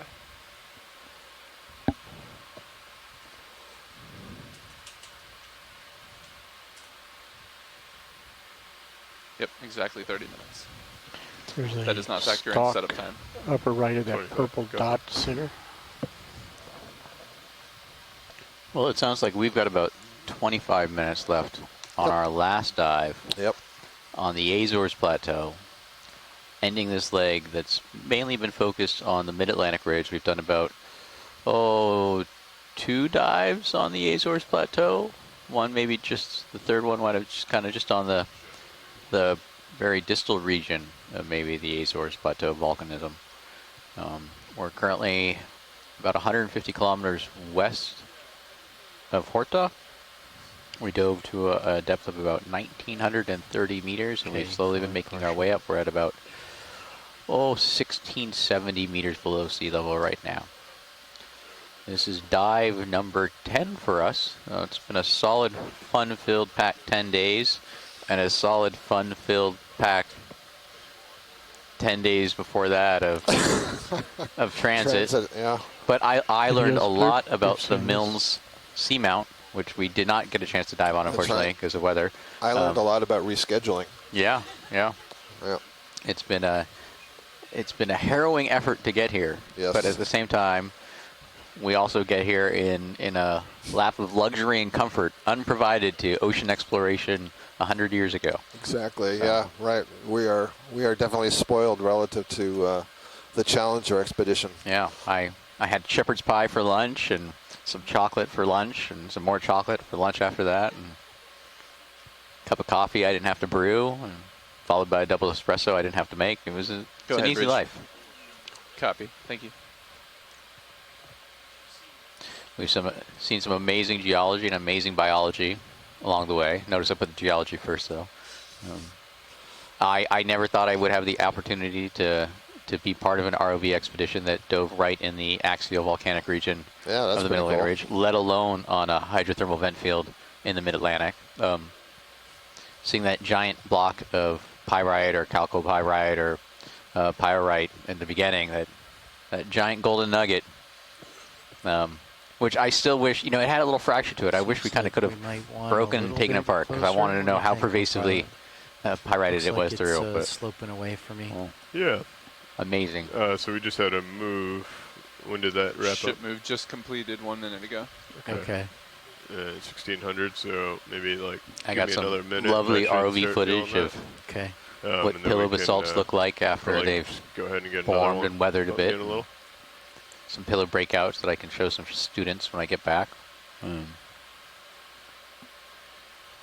I know I have enough knowledge now We're starting to to see know over that I here. shouldn't know Starting to anything flatten out, I think. about subsea life. So I know the next cruise I get on with a biologist, I'm going to start being like, oh, that's an octocoral. Sure. Octocoral. Just Yeah. throw out names. Yeah. That's, What are they going to say? yeah. We can just, close the chat. Oh, here. Maybe Les Watling is responding to me in the private chat. Is that it? Nope. He wants to know about my flight home. No. Les, I need to know the name of that zoanthid. He doesn't always have the audio on.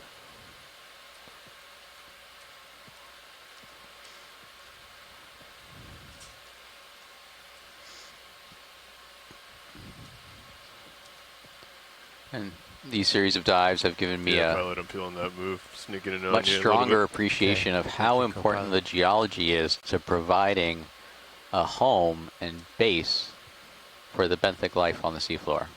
I knew it was important for me personally as a geologist, but the interaction between the geology and biology I've really come to appreciate over the last 10 days.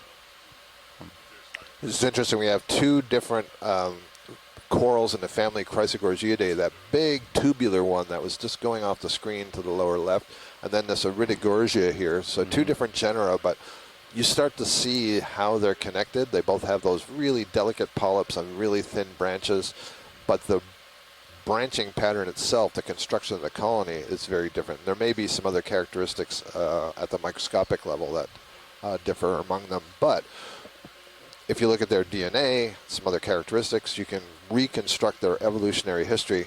And one of the things I find so remarkable, among the three large families, I've said this several times now, the bamboo corals, the Chrysogorgiid corals, and the primnoid corals, each of them traces back to a common ancestor, all three of those families together, and then the families diverge. And then there's been a huge diversification in the deep sea. There's all kinds of species and species diversity within each of those three groups, all in this environment, which tells you there's something they must be responding to.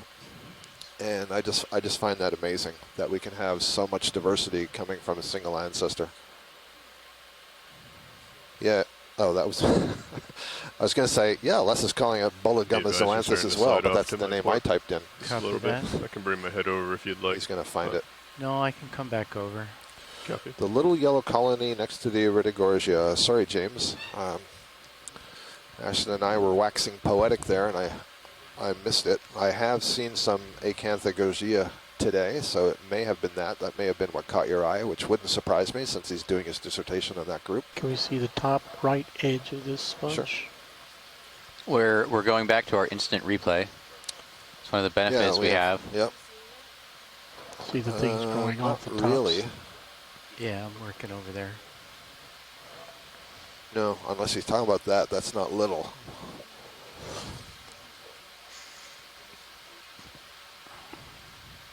He said a little yellow branching colony on the right side of the Iridogorgia that we passed. Oh, maybe, yeah.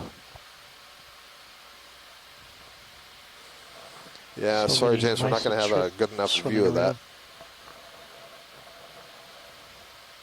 around. Here's an example. We saw this the other day of this yellow sponge that overgrows this other sponge. You can see the yellow on the side of the large yellow plate sponge. And if possible, Right, we could get another move in. Maybe another 10 meters. Sounds good. Is that okay, pilot? Yeah, that's great. Roger that. Same direction? Yeah, 295 sounds Inward? good. Actually, if you could cheat it, yeah, a little bit more. closer towards That me. is like a bugle sponge. Yeah. Okay. Pilot, can I challenge you to a collection? All right. Yes, definitely. If let's do 5 meters towards him, 5 meters towards him. or 10 meters towards him. Would you like so that at 280 Pilot, or did you so? hear the sample request? No, Yeah. I didn't. What's that, 280. Washley? Copy. Can I challenge you to a collection? Sure. Bridge, RVM. So not here, not this sponge, but if you zoom out and look Yes, to the we'd like left, you're request going to ship see a move, whip please. going off Range 5 meters. to the bearing side. 280 You see, it looks like a little degrees at hook, decimal 2 knots. top left off the screen. Okay. Yeah. I think I see it. So let's image it first. I think it may be the same primnode that we Good saw copy, down thank you. below, and there was a lot of discussion Okay, of it in the rotate chat your room heading, because it's co-pilot, the to keep me in longest view, one please. that we have ever seen. Coming over. And so we aren't certain if it's I'll, a new species, a I'm different lined up as species, a, or just for whatever 280. reason It's my in these direction of current travel. conditions, it allows the species to grow taller. So what I'm going to suggest is if you could just clip the top 6 inches or so and then That should probably move as suction underway. it, I suppose would be the easiest, Good but copy, I'll let thank you you, Dan. decide if it should go in a box or section.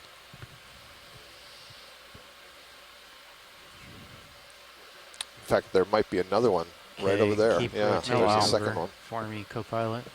These ones aren't as tall as the ones that we saw further down Coming the over, slope. pilot.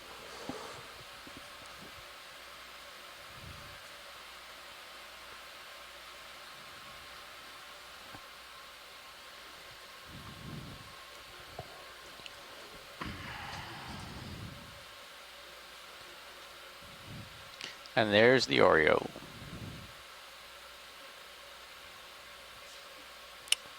Is that the first Oreo of the day? I think so. Yeah.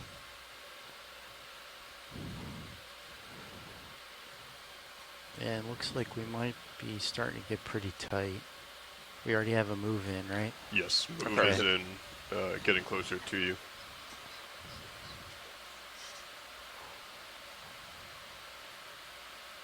Are you going for the whip? Yeah. Okay. We're supposed to get the end 6 inches or so. Copy that. Nav, what do we have for bio boxes? Okay, image it. Wide open. Wide open, copy. Wide open. Let me set up first. I'm sorry? Bio boxes are wide open. Yeah, can you believe it? We've been zipping up this slope.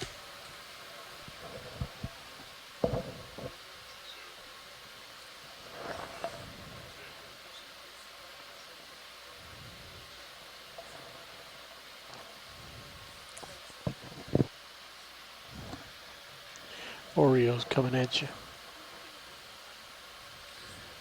And be advised, pilots just over 15 minutes remaining before setup. Copy. Okay, you can go in video.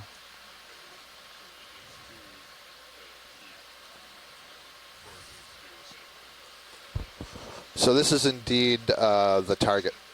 Okay. Thank you. All right. Full wide video.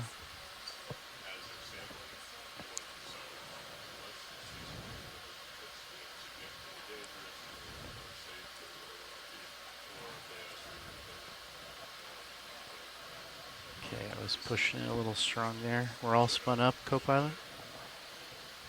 Yes, hydraulics are up. Okay. Which, actually, I'll just have both bio boxes open. You can choose. Or we don't have, or both are free? Wide open. Okay. And would you put the mini Zeus on the craft for me? Coming up. And then on the right monitor when you get a chance.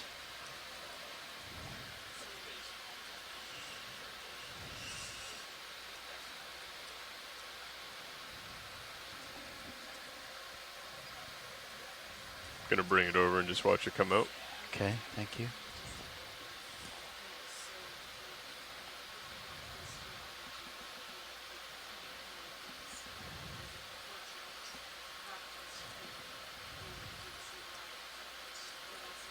Holding there. Okay.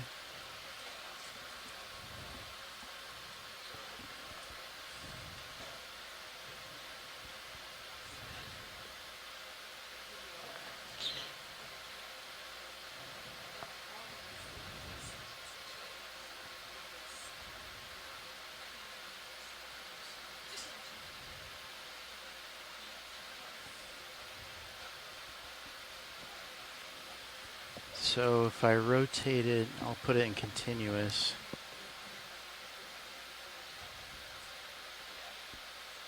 There we go. Before you go in for that, Okay. pilot, I'm pretty sure we're going to be able to bring the door out all the way. Okay. But there might be a chance that we have to lift off. Okay. So I guess just keep that in the back of your mind. Will do.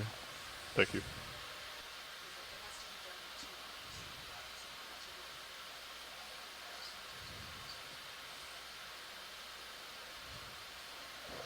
They also mentioned you can put it in the suction if you run it.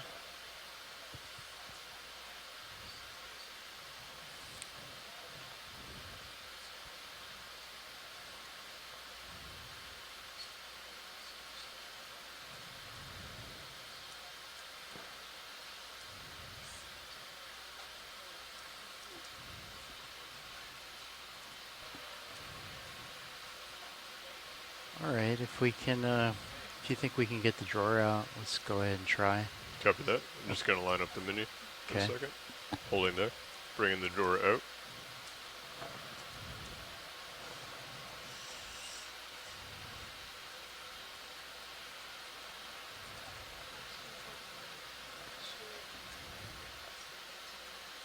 And I think I'll go for the starboard inner. Copy that. Both sides should be open. Okay, we got pushed a little bit. Okay. I'm going to get my hands on the stick just in case. Copy. Okay, that's full out. Okay, Looks like we were shifted a little bit, but I think we're stable. Okay. Okay, I'll hold it there.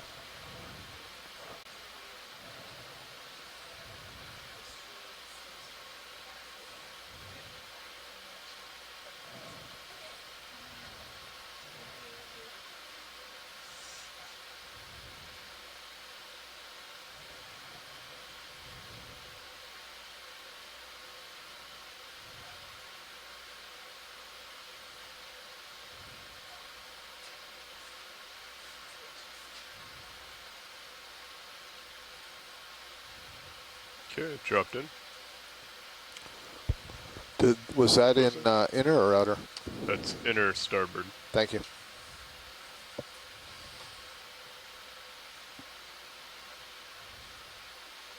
Okay, drawer is closed. Copy. Nice sample. Thank you. Bring a mini back to center. Yeah, pilot, that was very nicely done. Thank you. Thank you. Coming up. Alright, and I'm coming Sometimes off and then starting to head back over to the starboard. Come on. Copy. Switching monitors if you're ready. Yep, thank you. Switcher. Alright, I came over 20 degrees to port. Okay. I'm going to come up with you, and then I'll follow you over. Be advised, pilots, 10 minutes of dive remaining. Understood, 10 minutes. We have 10 minutes left in the seafloor portion of the Voyage to the Ridge 2. Be about an hour as we move up through the water column. We'll be taking another eDNA sample, and who knows what we'll see in the water column. So we'll have a nice final look at this. This can be up for ridge debate, but we're slope. really have 10 minutes left. It might be About 150 better kilometers. something of interest near us rather than trying to get back on track. West of Horta, I guess? We're close enough, but I think finding something on local high rather than transiting a little. Sounds good.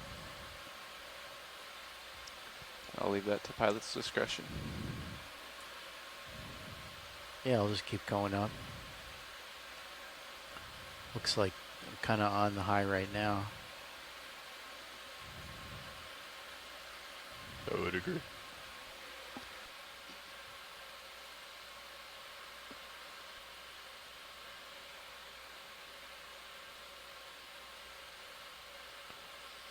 Here, I finally found it. I said it correctly, but I couldn't spell it right. Zoanthus. The name refers to the affinity of this zoanthid genus to bubblegum corals, with bulla and gummy being the Latin words for bubble and gum, respectively, and zoanthus a common ending of genera names in the order, historically referring to the flower-like appearance of the animal polyps. There you go.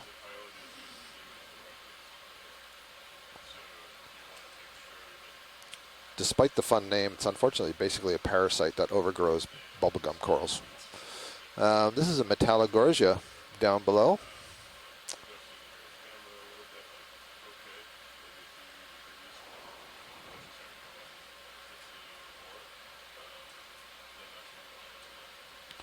Les Watling suggests this might be Iridogorgia portalizii, and we made a collection of one of these a couple of days ago, and the collection was important because the type specimen has been lost. The type is what we call the material that's deposited in the museum and used by the species author to describe it, such that anyone can go back and reference it in the future. And so there's been some question about what it looks like, but he said that the specimens that we're seeing right here have a colony shape becoming narrower toward the top, reflect the drawings in the Blake expedition reports, I think from the, I don't remember if those are the late 1800s or early 1900s. Very nice colony of Leopathes coming into view, this black coral that grows so old.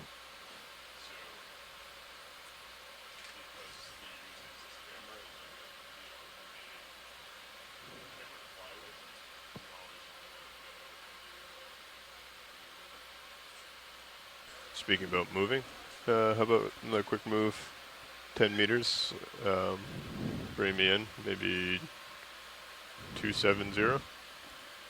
Sounds good to me. Copy that, I'll put it in. Copy, thank you, Neff. Bridge, RV Neff. Yes, we'd like to request one last ship move before coming off bottom. Range 10 meters, bearing 270 degrees at decimal 2 knots. Co-pilot. Go ahead. And then just to plan ahead a little bit. Good copy, thank you. What do you think? We'll get a ship move away?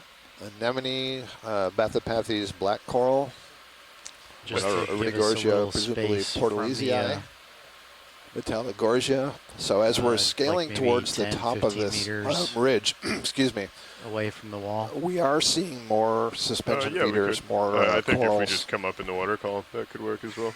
Yeah, and then let's see. You'll If we be. could, sorry, Go sorry, ahead, pilot. Wesley. Yeah, just go over towards the upper right there. Upper right? left, upper left. Upper left. Yeah, the other right. Okay. Yeah, those two colonies, especially that bottle brush that seems to be forking. Thank you.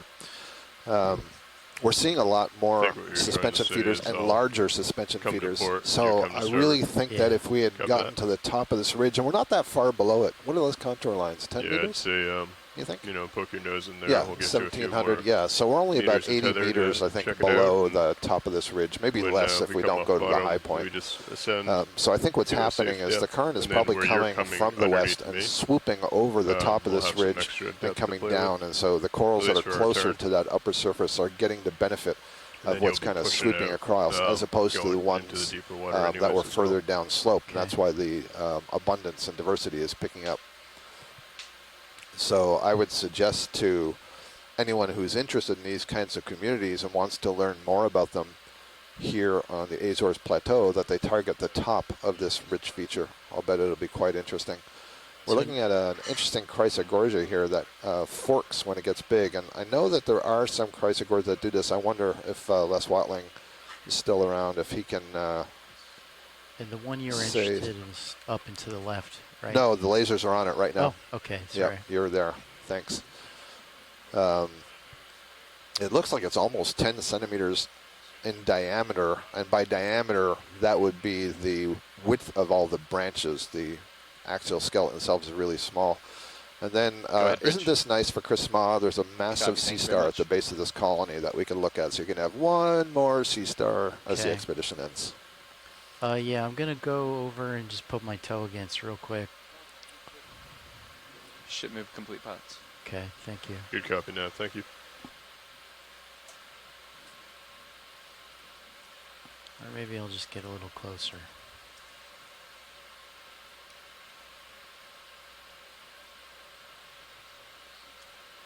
Sure.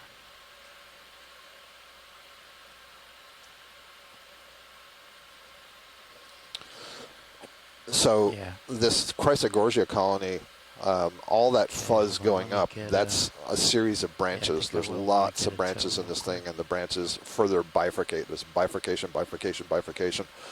But you see they only go out a certain distance, so it gives it this more or less even diameter all the way up to make it look like a bottle brush or a tube. But what's interesting about this one is that Okay, then go the in. main axis forks near the top, and so you had those two major branch points up above. And as we're zooming in, the yellowish coral in the foreground, that's an Acanthogorgia. So there you go, James. One more for you. And we're looking at this, what I believe is a goniasterid sea star. And again, I'm looking at the large plates that line the outside margin of this sea star. And I'm pretty sure that this is one of the group that is a corallivore, feeds on corals.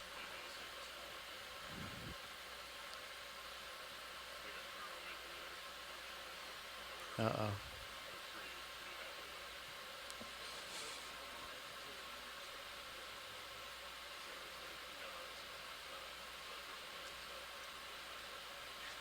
Okay. I'll tilt up and get on the coral.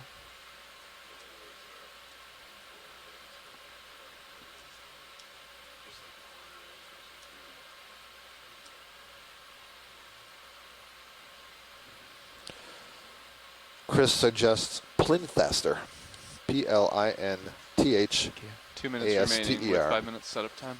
Okay. 2 minutes to go in our dive. We're looking at a Candidella, the white coral down there. That's Primnoidae, and I can see that Okay, it I'm has just gonna its characteristic associated worms.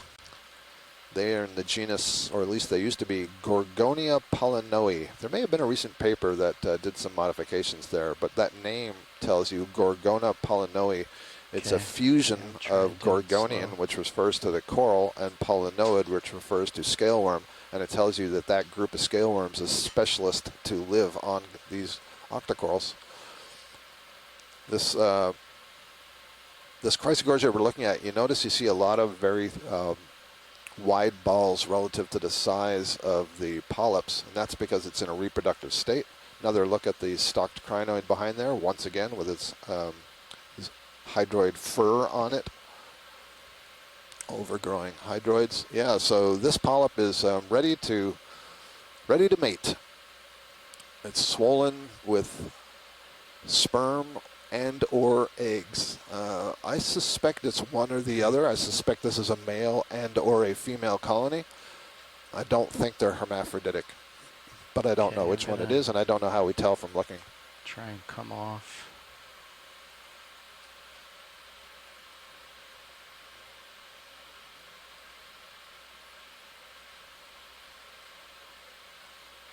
All right, yeah, I think you might have to come out a little bit.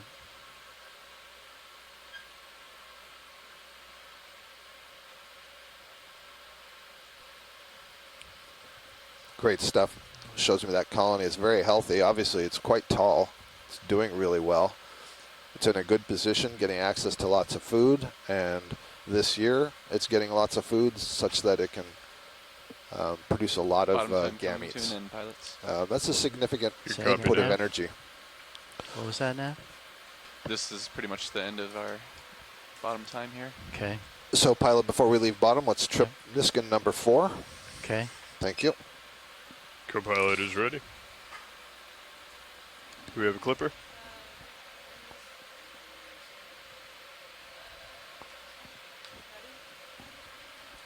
No. Ready? Okay, resetting. And firing. Fourth Niskin is fired. Pilot, would you mind if I started stowing your... Oh, please do. Copy that.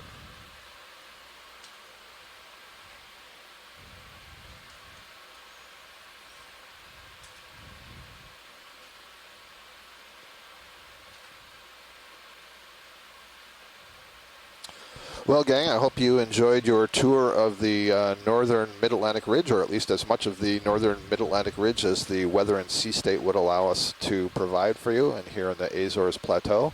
Ashton and I and the rest of the team have had a good time bringing you these images, worked hard to get them, but we all feel a sense of accomplishment when we see such fantastic images from the seafloor. We see so many new things, get these great new collections of species. Towards the have all this participation from shore in our chat room, our scientists. I'll be pushing this way, right? Those mystery holes, which has really generated a lot of excitement in the general public. And I personally hope that people who saw the mystery holes are tuning in to now watch our dives and being introduced to all the other great things that are here in the deep sea that are perhaps a little less mysterious, but no less interesting. We've seen some habitats where we just had incredible diversity and abundance of corals and sponges and all of the organisms that depend on that biological habitat.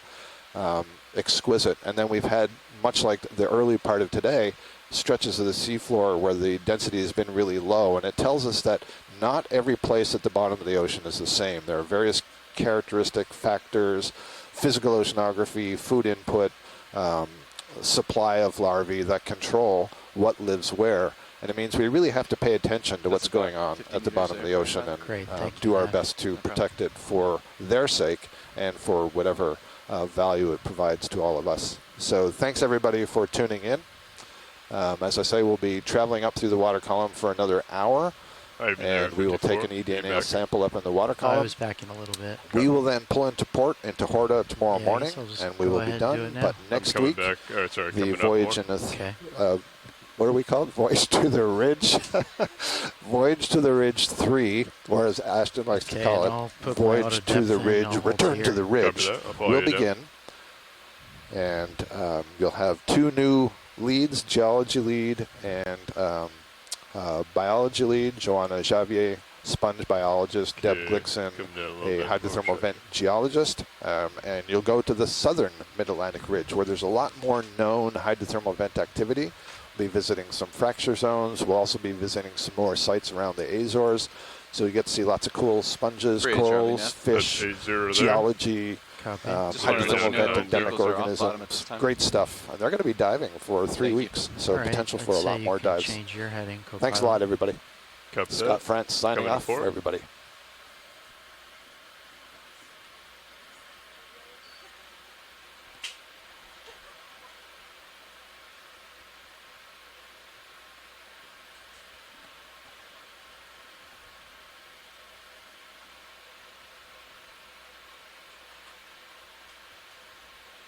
All right, I'll change mine.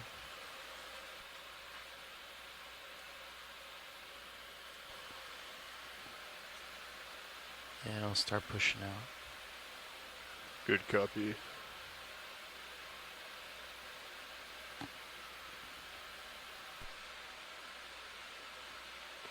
I have good visual and Titan. Copy. Following you out.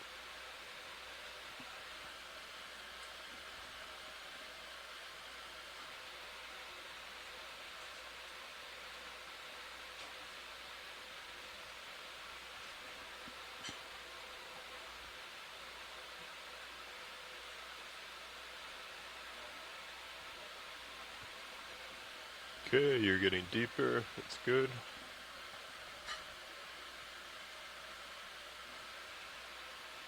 Okay, I see you in my tether cam. I'm going to start coming up. Copy that.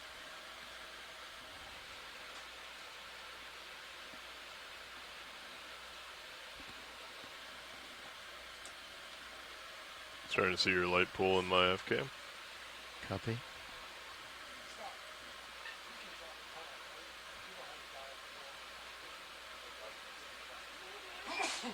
Bless you.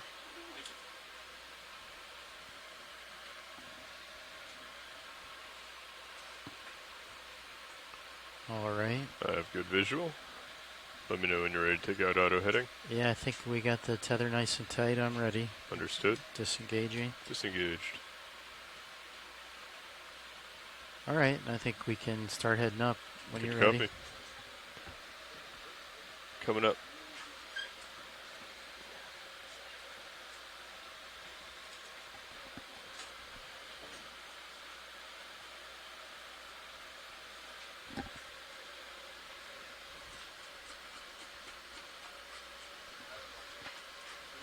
Yes, pilot or watch lead.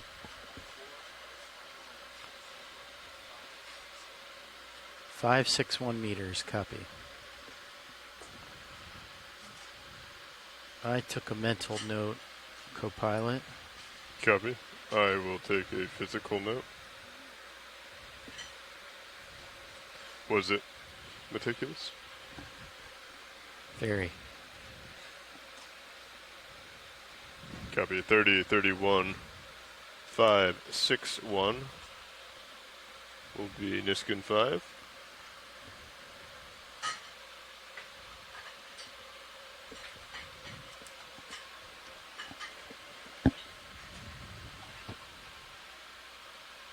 And video if possible, if we could brighten up Sirius.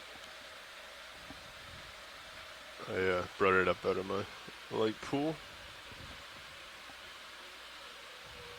Oh, you should keep it down until we get to 50. Keep it down? Yeah, like at like 60 or 70.